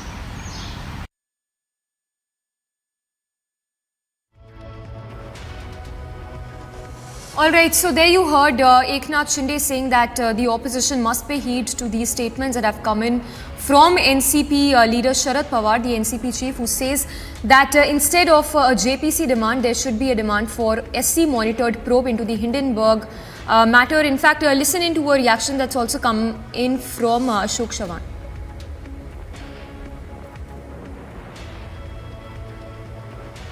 I think this is an individual personal opinion of Shri Sharad Pawar ji, who is a senior leader in the opposition. I think the united opposition altogether had decided that there should be a JPC form to go into the issues relating to the Adani issue. And that is why when this was unitedly decided, in which the NCP was also a part of it, I think the entire opposition should abide by it. But in spite of that, he still feels his opinion, as he has said, that this is his individual opinion. So, well, people may have opinions, but when the opposition together takes a call, I think that should be followed by each and every constituent of the opposition. देखो, उनका व्यक्तिगत मत हो सकता है. आपको याद होगा कि जब भी कोल स्कैम हुआ था, ऐसा जब आरोप हुआ था, तब भी कोर्ट की कमेटी बिठाई गई थी. तब भी अपोजिशन के कहने के आधार पर उस समय भी JPC की गई थी. तो पवार साहब का व्यक्तिगत वो मत हो सकता है, लेकिन मोदी जी अदानी के मैटर में क्यों डर रहे हैं, ये सवाल अब देश की जनता पूछ रही है. शरद पवार जी का व्यक्तिगत मत हो सकता है. हम जनता की आवाज़ बनकर कांग्रेस ने ये भूमिका रखी. हमारे साथ कई दल हैं जिन्हें अदानी के बारे में सवाल पूछे हैं. तो इसलिए मैं ये नहीं कहता कि शरद पवार जी ने ये क्यों कहा है, हमें हमारा इशू नहीं है. वो शरद पवार जी का व्यक्तिगत मत हो. So big statement, of course, that's coming from the NCP chief Sharad Pawar, who says that there shouldn't be a JPC probe into the Adani matter. Rather, it should be a SC monitored probe into the Hindenburg report. And to news that's just coming in from the national capital, where a massive fire broke out at a plastic godown in Delhi's Tikri Kalan area. In fact, we're given to understand that no casualties have been reported and that the fire has now been doused. In the wee hours today, a fire broke out at a plastic godown in Delhi's Tikri Kalan area. At least 25 fire tenders were deployed at the spot to douse the raging flames. A white cloud of smoke engulfed the area. Watch how the plumes of smoke from the fire engulfed the godown. The number of casualties remain yet to be ascertained. 10 minute पे call मिली थी, PVC market में आ गया, तो accordingly गाड़ियां भेजी गई, लेकिन यहाँ तेज हवा के चलते आग जल्दी फैल रही थी. मौके की ग्रेविटी को देखते हुए इस आग को मीडियम कैटेगरी का घोषित किया गया है. टोटल 26 गाड़ियां यहाँ फायर पे काम कर रही हैं. एज सच अभी कोई जान माल की अभी कोई सूचना नहीं है. फिर भी इसको जब जाने से पहले हम लोग पूरा चेक करेंगे. आसपास पब्लिक से पता किया है, किसी के अंदर हताहत होने का कोई चांस नहीं है. Meanwhile, the cause of the fire is yet to be ascertained. Bureau Report, Republic TV. Slipping into a very short break. Coming up on the other side, BJP leader Kailash Vijayvargiya makes sexist comments, says girls wearing short dresses are shupnakhas.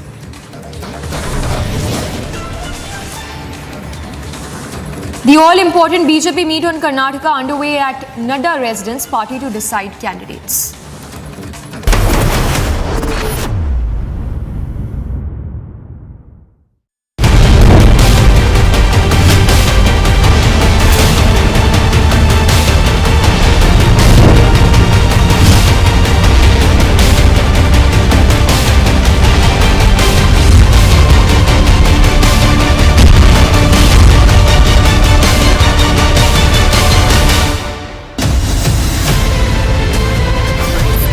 India developmental model is the right model which the world can follow. And that is the opportunity that we have before us. I believe that you are soaked in the philosophy of nation first.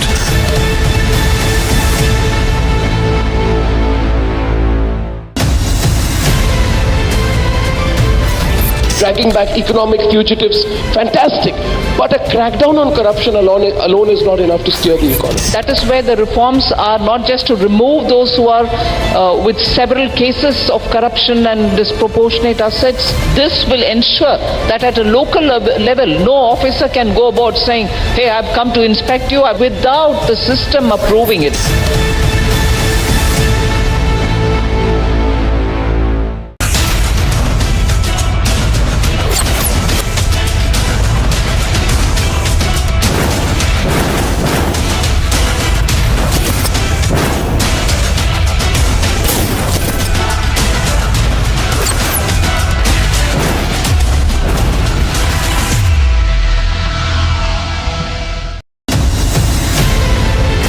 आप सभी देश के जन जन तक सही सूचनाएं पहुंचाने में अहम भूमिका निभा रहे हैं। जब नेशन फर्स्ट होता है तब हमारे संकल्प भी बड़े होते हैं और उनको सिद्ध करने के प्रयास भी व्यापक होते हैं।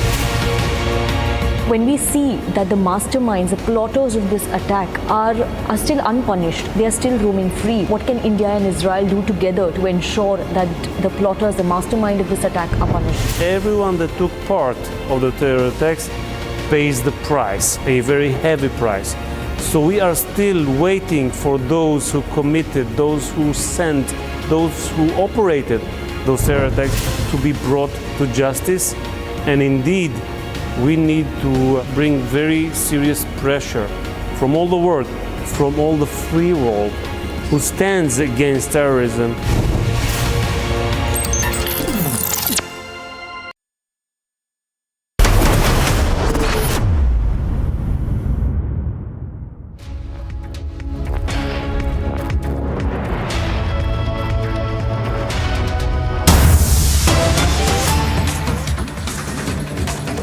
And to news that's just coming in, it's yet another jolt for the Congress party as per sources.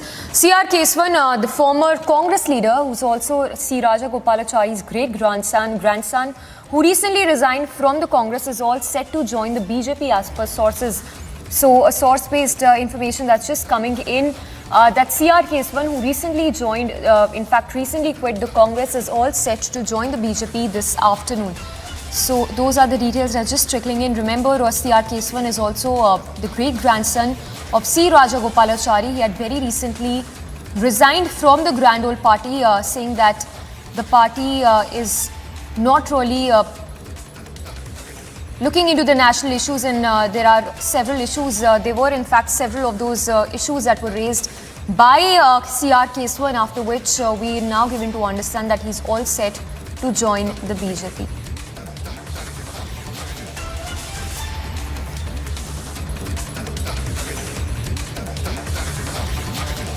So it's yet another setback for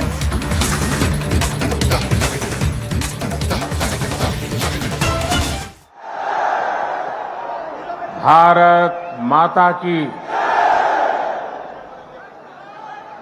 Telangana की गवर्नर तमिलसाई सौंदरराजन जी, केंद्रीय मंत्रिमंडल के मेरे साथी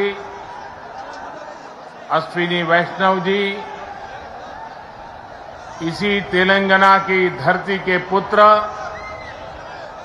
और मंत्रिपरिषद में मेरे साथी श्री जी किशन रेड्डी जी, बहुत बड़ी संख्या में आए हुए तेलंगाना के मेरे प्यारे भाइयों और बहनों,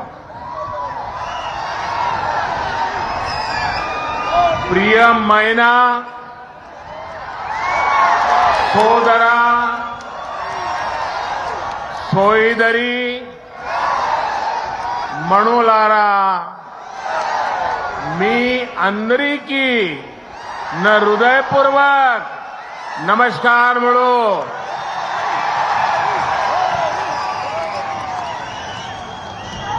महान क्रांतिकारियों की धरती तेलंगाना को मेरा शत शत प्रणाम। आज मुझे तेलंगाना के विकास को और गति देने का पुनः सौभाग्य मिला। थोड़ी देर पहले ही तेलंगाना आंध्र प्रदेश को जोड़ने वाली एक और वंदे भारत ट्रेन को हरी झंडी दिखाई गई है। ये आधुनिक ट्रेन अब भाग्यलक्ष्मी मंदिर के शहर को भगवान श्री वेंकटेश्वर धाम तिरुपति से जोड़ेगी। यानी एक प्रकार से ये वंदे भारत एक्सप्रेस आस्था, आधुनिकता, टेक्नोलॉजी और टूरिज्म को कनेक्ट करने वाली है। इसके साथ ही आज यहां 11,000 करोड़ रुपए से अधिक के प्रोजेक्ट्स का लोकार्पण और शिलान्यास हुआ है। ये तेलंगाना की रेल और रोड कनेक्टिविटी से जुड़े प्रोजेक्ट्स हैं, हेल्थ इंफ्रास्ट्रक्चर से जुड़े प्रोजेक्ट्स हैं। मैं विकास के इन सभी प्रोजेक्ट्स के लिए आपको, तेलंगाना की जनता को बहुत बहुत बधाई देता हूं, शुभकामनाएं देता हूं। साथियों, तेलंगाना को अलग राज्य बने करीब करीब उतना ही समय हुआ है जितने दिन केंद्र में एनडीए की सरकार को हुए हैं। तेलंगाना के निर्माण में, तेलंगाना के गठन में जिन सामान्य नागरिकों ने, यहां की जनता जनार्दन ने योगदान दिया है, मैं आज फिर एक बार कोटि कोटि जनों को आदरपूर्वक नमन करता हूं। तेलंगाना के विकास को लेकर, तेलंगाना के लोगों के विकास को लेकर जो सपना आपने देखा था, तेलंगाना के नागरिकों ने देखा था, उसे पूरा करना केंद्र की एनडीए सरकार अपना कर्तव्य समझती है। हम सबका साथ, सबका विकास, सबका विश्वास, सबका प्रयास के मंत्र को लेकर के आगे बढ़ रहे हैं। हमने पूरा प्रयास किया है कि भारत के विकास का जो नया मॉडल बीते 9 वर्षों में विकसित हुआ है, उसका लाभ तेलंगाना को भी ज्यादा से ज्यादा मिले। इसका एक उदाहरण हमारे शहरों का विकास है।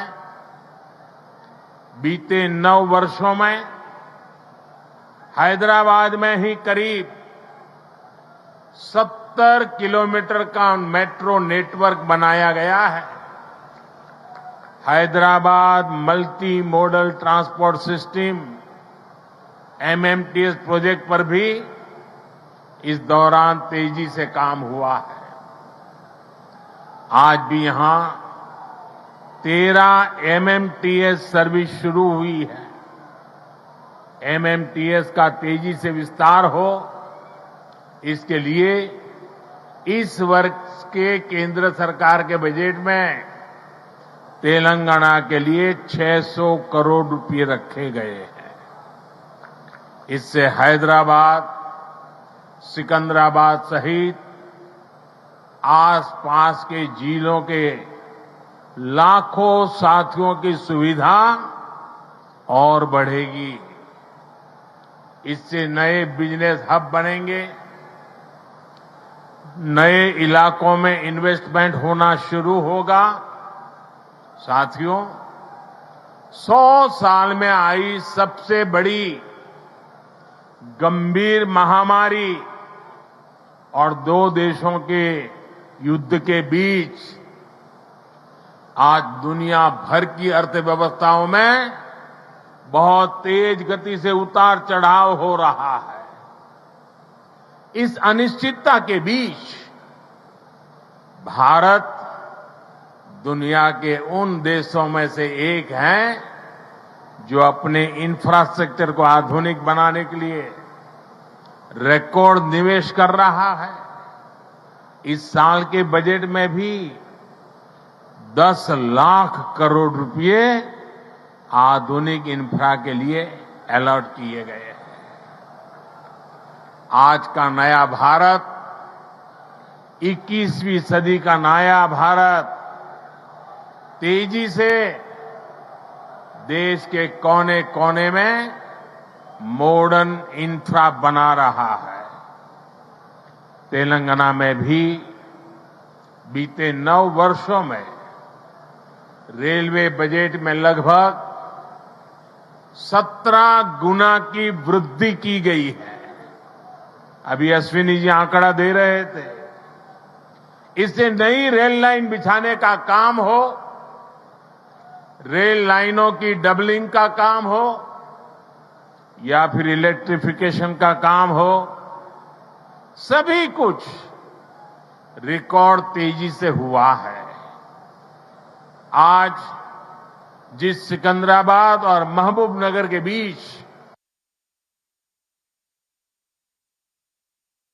रेल लाइन, वो इसी का उदाहरण है। इससे हैदराबाद और बेंगलुरु की कनेक्टिविटी भी बेहतर होगी। देश भर के बड़े रेलवे स्टेशनों को आधुनिक बनाने का जो अभियान शुरू हुआ है, उसका लाभ भी तेलंगाना को मिल रहा है। सिकंदराबाद रेलवे स्टेशन का विकास भी इसी अभियान का हिस्सा है। साथियों, रेलवे के साथ ही केंद्र सरकार द्वारा तेलंगाना में हाईवे का नेटवर्क भी तेज गति से विकसित किया जा रहा है। आज 4 हाईवे प्रोजेक्ट का शिलान्यास यहां हुआ है। 2300 करोड़ की लागत से अक्कलकोट कर्नूल सेक्शन को हो, 1300 करोड़ की लागत से महबूबनगर चिंचोली सेक्शन का काम हो, करीब 900 करोड़ रुपए की लागत से कलवाकुर्ती कोल्हापुर हाईवे का काम हो, 2700 करोड़ की लागत से खम्मम देवरापल्ली सेक्शन का काम हो। केंद्र सरकार तेलंगाना में आधुनिक नेशनल हाईवे निर्माण के लिए पूरी शक्ति से जुटी है। केंद्र सरकार के निरंतर प्रयास की वजह से आज तेलंगाना में नेशनल हाईवे की लंबाई 2 गुनी हो चुकी है। साल 2014 में जब तेलंगाना का निर्माण हुआ था, तब यहां 2500 किलोमीटर के आसपास नेशनल हाईवे थे। आज तेलंगाना में नेशनल हाईवे की लंबाई बढ़कर के 5000 किलोमीटर पहुंच गई है। इन वर्षों में केंद्र सरकार ने तेलंगाना में नेशनल हाईवे बनाने के लिए करीब करीब 35,000 करोड़ रुपए खर्च किए हैं।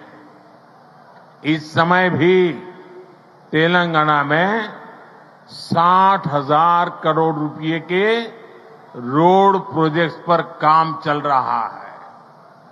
इसमें game changer Hyderabad ring road का प्रोजेक्ट भी शामिल है।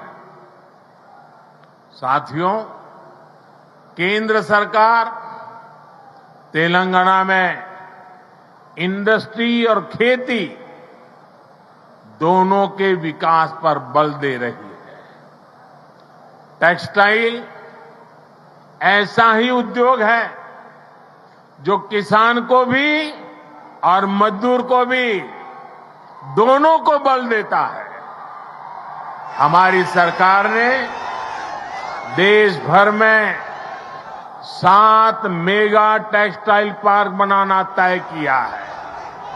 इनमें से एक मेगा टेक्सटाइल पार्क तेलंगाना में भी बनेगा। इससे युवाओं के लिए नए रोजगार का निर्माण होगा। रोजगार के साथ साथ तेलंगाना में शिक्षा और स्वास्थ्य पर भी केंद्र सरकार बहुत निवेश कर रही है। तेलंगाना को अपना एम्स देने का सौभाग्य हमारी सरकार को मिला है। एम्स बीबी नगर से जुड़ी अलग अलग सुविधाओं के लिए भी आज काम शुरू हुए हैं। आज के ये प्रोजेक्ट तेलंगाना में ease of travel, ease of living और ईज ऑफ डूइंग बिजनेस तीनों को बढ़ाएंगे। हालांकि साथियों, केंद्र सरकार की इन कोशिशों के बीच मुझे एक बात के लिए बहुत पीड़ा है, बहुत दुख होता है, दर्द होता है। केंद्र के ज्यादातर प्रोजेक्ट्स में राज्य सरकार से सहयोग न मिलने के कारण हर प्रोजेक्ट में देरी हो रही है, विलंब हो रहा है। इससे नुकसान तेलंगाना के लोगों का, आप लोगों का हो रहा है। मेरा राज्य सरकार से आग्रह है कि वो विकास से जुड़े कार्यों में कोई बाधा न आने दे, विकास के कार्यों में तेजी लाए। भाइयों और बहनों, आज के नए भारत में देशवासियों की आशाएं, आकांक्षाएं, उनके सपने पूरे करना हमारी सरकार की प्राथमिकता है। हम दिन रात मेहनत करके इसी कोशिश में जुटे हैं, लेकिन कुछ मुट्ठी भर लोग विकास के इन कार्यों से बहुत बौखलाए हुए हैं। ऐसे लोग जो परिवारवाद, भाई भतीजावाद और भ्रष्टाचार को पोषित करते रहे, उन्हें ईमानदारी से काम करने वालों से परेशानी हो रही है। ऐसे लोगों को देश के हित से, समाज के भले से कोई लेना देना नहीं है। ये लोग सिर्फ और सिर्फ अपने कुनबे को फलता फूलता देखना पसंद करते हैं। हर प्रोजेक्ट में, हर इन्वेस्टमेंट में ये लोग अपने परिवार का स्वार्थ देखते हैं। तेलंगाना को ऐसे लोगों से बहुत सतर्क रहना जरूरी है। भाइयों और बहनों, भ्रष्टाचार और परिवारवाद एक दूसरे से अलग नहीं है। जहां परिवारवाद और भाई भतीजावाद होता है, वहीं से हर प्रकार का करप्शन फलना फूलना शुरू हो जाता है। परिवारवाद, वंशवाद का मूल मंत्र ही सब चीजों को कंट्रोल करना होता है। परिवारवादी हर व्यवस्था पर अपना कंट्रोल रखना चाहते हैं। उन्हें ये बिल्कुल पसंद नहीं आता कि कोई उनके कंट्रोल को चैलेंज करे। आपको मैं एक उदाहरण देता हूं। आज केंद्र सरकार ने डायरेक्ट बेनिफिट ट्रांसफर डीबीटी व्यवस्था विकसित की है। आज किसानों को, विद्यार्थियों को, छोटे व्यापारियों को, छोटे कारोबारियों को आर्थिक मदद का पैसा सीधे उनके बैंक खाते में भेजा जाता है। हमने देश भर में डिजिटल पेमेंट की व्यवस्था बढ़ाई है। आखिर ये पहले क्यों नहीं हो पाता था? ये इसलिए नहीं हुआ क्योंकि परिवारवादी ताकतें व्यवस्था पर, सिस्टम पर अपना कंट्रोल छोड़ना नहीं चाहते थे। किस लाभार्थी को क्या लाभ मिले, कितना मिले, इसका नियंत्रण ये परिवारवादी अपने पास रखना चाहते हैं। इससे इनके तीन मतलब सत्य थे। एक, इनके ही परिवार की जय जयकार होती रहे। दूसरा, करप्शन का पैसा इनके परिवार के पास ही आता रहे। और तीसरा, जो पैसे गरीब के लिए भेजे जाते हैं वो पैसे इनके भ्रष्ट इकोसिस्टम के अंदर बांटने के काम आ जाए। आज मोदी ने भ्रष्टाचार की इसलिए जड़ पर प्रहार कर दिया है। मुझे तेलंगाना के भाई बहन बताइए, आप जवाब देंगे? आप जवाब देंगे? भ्रष्टाचार के खिलाफ लड़ना चाहिए कि नहीं लड़ना चाहिए? भ्रष्टाचारियों के खिलाफ लड़ना चाहिए कि नहीं चाहिए? देश को भ्रष्टाचार से मुक्त करना चाहिए कि नहीं करना चाहिए? कितना ही बड़ा भ्रष्टाचारी हो, कानूनी कदम उठाने चाहिए कि नहीं उठाने चाहिए?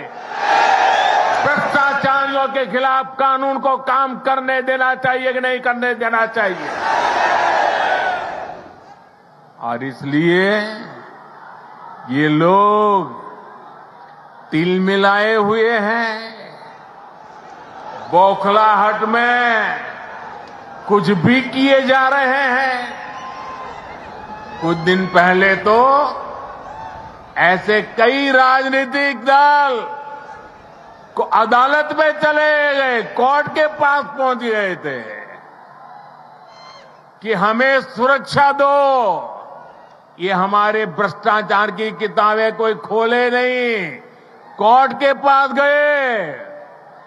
कोर्ट ने वहां भी उनको झटका दे दिया और क्या वापस भेज दिया। भाई और बहनों, जब सबका साथ, सबका विकास की भावना से काम होता है तो सच्चे अर्थों में लोकतंत्र मजबूत होता है। तब वंचितों, शोषितों, पीड़ितों को वरीयता मिलती है। और यही तो बाबा साहब आम्बेडकर का सपना था। यही तो संविधान की सच्ची भावना है। जब 2014 में केंद्र सरकार परिवार तंत्र की बेड़ियों से मुक्त हुई तो क्या परिणाम आया, ये पूरा देश देख रहा है।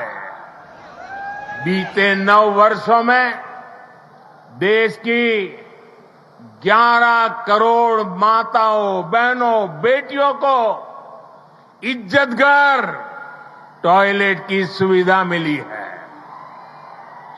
इसमें तेलंगाना के भी 30 लाख से अधिक परिवारों की माताएं, बहनों को भी ये व्यवस्था मिली है। बीते 9 वर्षों में देश में 9 करोड़ से अधिक बहनों, बेटियों को उज्ज्वला का मुफ्त गैस कनेक्शन मिला है। तेलंगाना के 11 लाख से अधिक गरीब परिवारों को भी इसका लाभ मिला है। साथियों, परिवार तंत्र तेलंगाना सहित देश के करोड़ों गरीब साथियों से उनका राशन भी लूट लेता था। हमारी सरकार में आज 80 करोड़ गरीबों को मुफ्त राशन उपलब्ध कराया जा रहा है। इससे तेलंगाना के भी लाखों गरीबों की भी बहुत मदद हुई है। हमारी सरकार की नीतियों की वजह से तेलंगाना के लाखों गरीब साथियों को 5 लाख रुपए तक के मुफ्त इलाज की सुविधा मिली है। तेलंगाना के 1 करोड़ परिवारों का पहली बार जनधन बैंक खाता खुला है। तेलंगाना के 2.5 लाख छोटे उद्यमियों को बिना गारंटी का मुद्रा ऋण मिला है। यहां 5 लाख स्ट्रीट वेंडर्स को पहली बार बैंक लोन मिला है। तेलंगाना के 40 लाख से अधिक छोटे किसानों को पीएम किसान सम्मान निधि के तहत लगभग 9,000 करोड़ रुपए भी मिले। ये वो वंचित वर्ग है जिसको पहली बार वरीयता मिली है, प्राथमिकता मिली है। साथियों, जब देश तुष्टीकरण से निकलकर सबके संतुष्टीकरण की तरफ बढ़ता है, तब सच्चा सामाजिक न्याय जन्म लेता है।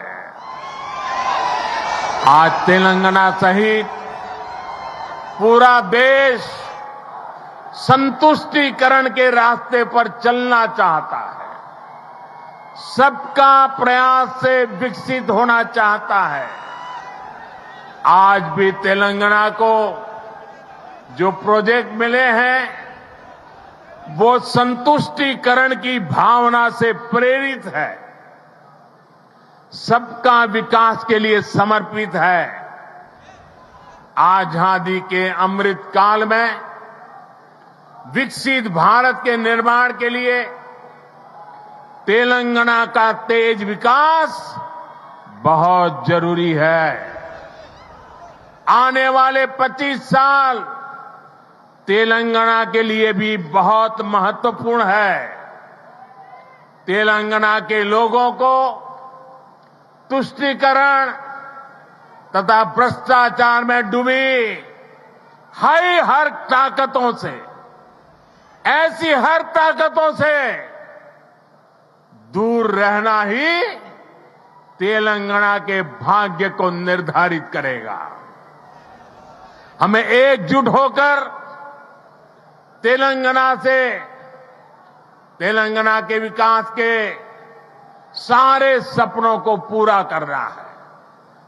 इन सारे प्रोजेक्ट्स के लिए एक बार फिर तेलंगाना के मेरे प्यारे भाइयों बहनों को मैं बहुत बहुत बधाई देता हूं। ये मेरे लिए अत्यंत संतोष की बात है, इतनी बड़ी तादाद में तेलंगाना के उज्जवल भविष्य के लिए तेलंगाना के विकास के लिए आप हमें आशीर्वाद देने के लिए आए हैं। मैं आपका हृदय से आभार व्यक्त करता हूं।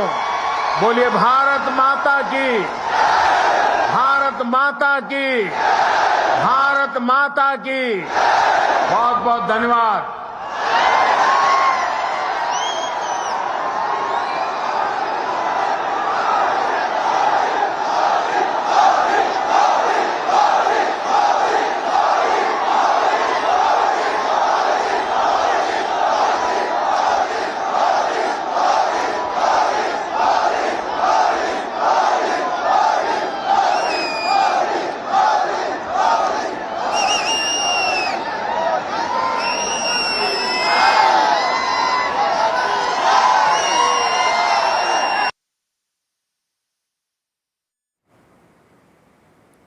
All right, so there you heard Prime Minister's address in Telangana, in Hyderabad. He says, and I quote, "Today's new India, the new India of the 21st century, is rapidly building modern infrastructure in every corner of the country. The central government is also rapidly developing the highway networks in Telangana, also taking on dynasty politics and parivarwad in the country." So Prime Minister taking a whale dig at the opposition and also talking about the infrastructure projects which are being taken up by the central government in the state of Telangana.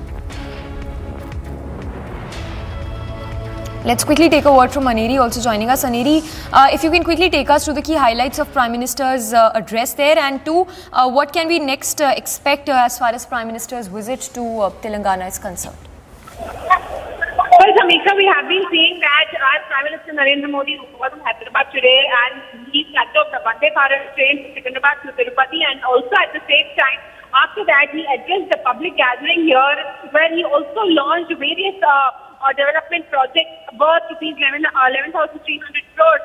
And also, while speaking, while addressing the gathering, Prime Minister Narendra Modi hit it out at the dynasty politics, at the corrupt rule here in the state of Telangana, and also at the same time he further went on to state that we have to fight against corruption and he will continue to fight against corruption by giving various. He also slammed the opposition party over the cases which are being booked against the opposition leaders or various other leaders in connection with any other scams where opposition leaders had moved. And afterwards, we also saw how the Supreme Court orders had come up. Well, Prime Minister Narendra Modi also hinted at the opposition parties and especially hitting out on a comment here. Well, he says that we are against the dynasty politics, the family rule, and also the corrupt. And also, we believe in removing corruption from the head, and that is the reason why a strong message being given out by Prime Minister Narendra Modi. Samiksha, this is.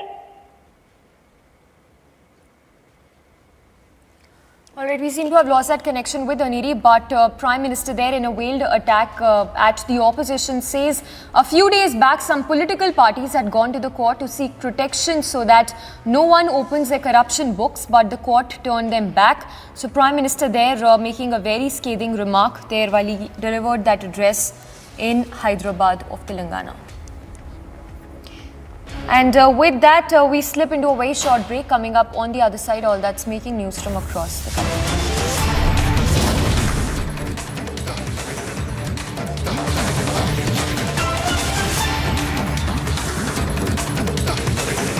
13,000 placements last year. At Amity, we are committed to nurturing passionate, hardworking and proactive professionals. Mr. Ohana, you as a Speaker of Knesset, how do you see upholding the democracy? And I'm talking at a time when there have been protests, and in fact the issues between the two countries are sort of on the same level. We want Israel to be a better democracy, which means more decisions should be taken by the public through their representatives. And unfortunately, we have an unbalanced situation and we are trying to balance it. As you mentioned, it is a matter of dispute and we have protests as we have in democracies.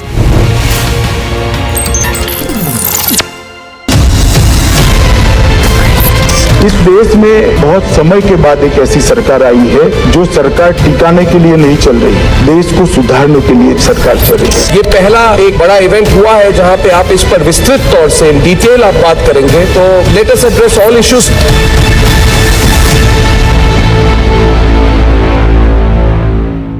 आपने 3 gold जीते, आपने world record create करा, जब podium पे number 1 spot में खड़ी हूँ और नेशनल एंथम ही नहीं है। नेशनल एंथम नहीं है हमारे पास। मैनेजर्स कोचेस जो थे उनको कॉन्फिडेंस ही नहीं था कि भी हमारा कोई गोल्ड आ सकता है, हमारा नेशनल एंथम भी बच सकता है। मैंने वहाँ वर्ल्ड रिकॉर्ड भी क्रिएट किया और 3 गोल्ड मेडल भी जीते। नेशनल एंथम नहीं थी हमारी, वो रिकॉर्डेड जाता है ना, वो आई नहीं। फिर हमने खुद वहाँ मेरा टीम ने स्टेज पे क्रिस्टन पे मैं और नीचे से मेरा जो टीम थी पूरी, उन्होंने नेशनल एंथम गाया।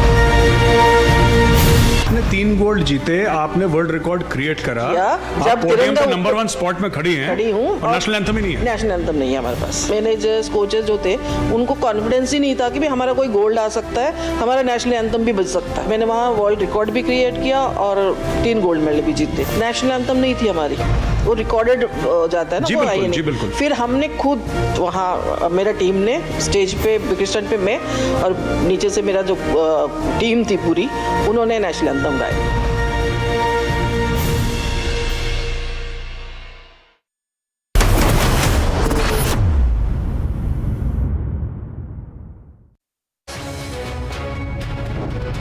Who are conducting massive protests in Chennai against the Prime Minister Narendra Modi coming to Chennai today ahead of various events that are going to happen in Chennai. You can see the posters saying "Go Back Modi" everywhere, and you can see how the people, the Congress cadres, have gathered here raising black flags, and "Go Back Modi" is written everywhere. Right now, you're looking at a man who's painted himself with "Go Back Modi," and this is one of the prime locations in Chennai, and they have started from the morning to protest against the arrival of Prime Minister Narendra Modi ji, and they are conducting this protest condemning the disqualification of Rahul Gandhi from the parliament, and that is exactly why they are doing this. But today's events are going to be very important.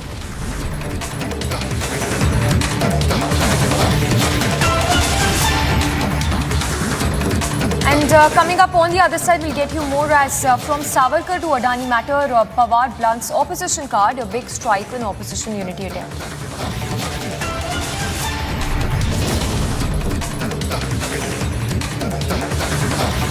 And BJP leader Kailash Vijayvargiya makes sexist comments, says girls wearing short dresses are shukna khas.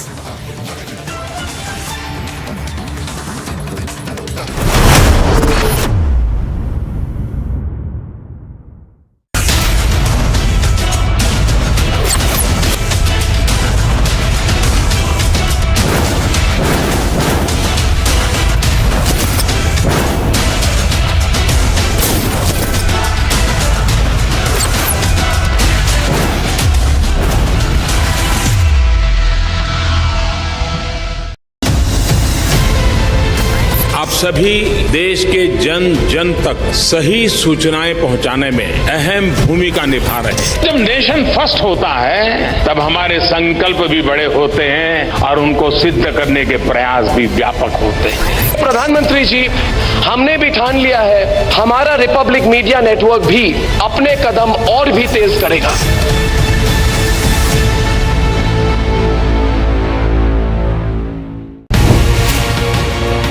When we see that the masterminds, the plotters of this attack are still unpunished, they are still roaming free, what can India and Israel do together to ensure that the plotters, the mastermind of this attack are punished? Everyone that took part of the terror attacks pays the price, a very heavy price. So we are still waiting for those who committed, those who sent, those who operated those terror attacks to be brought to justice.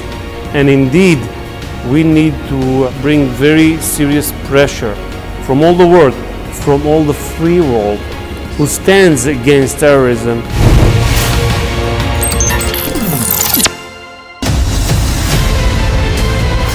Mediation will work when there is uncertainty of winning by any one party. इसलिए जो judgement आया यही सबसे उत्तम है.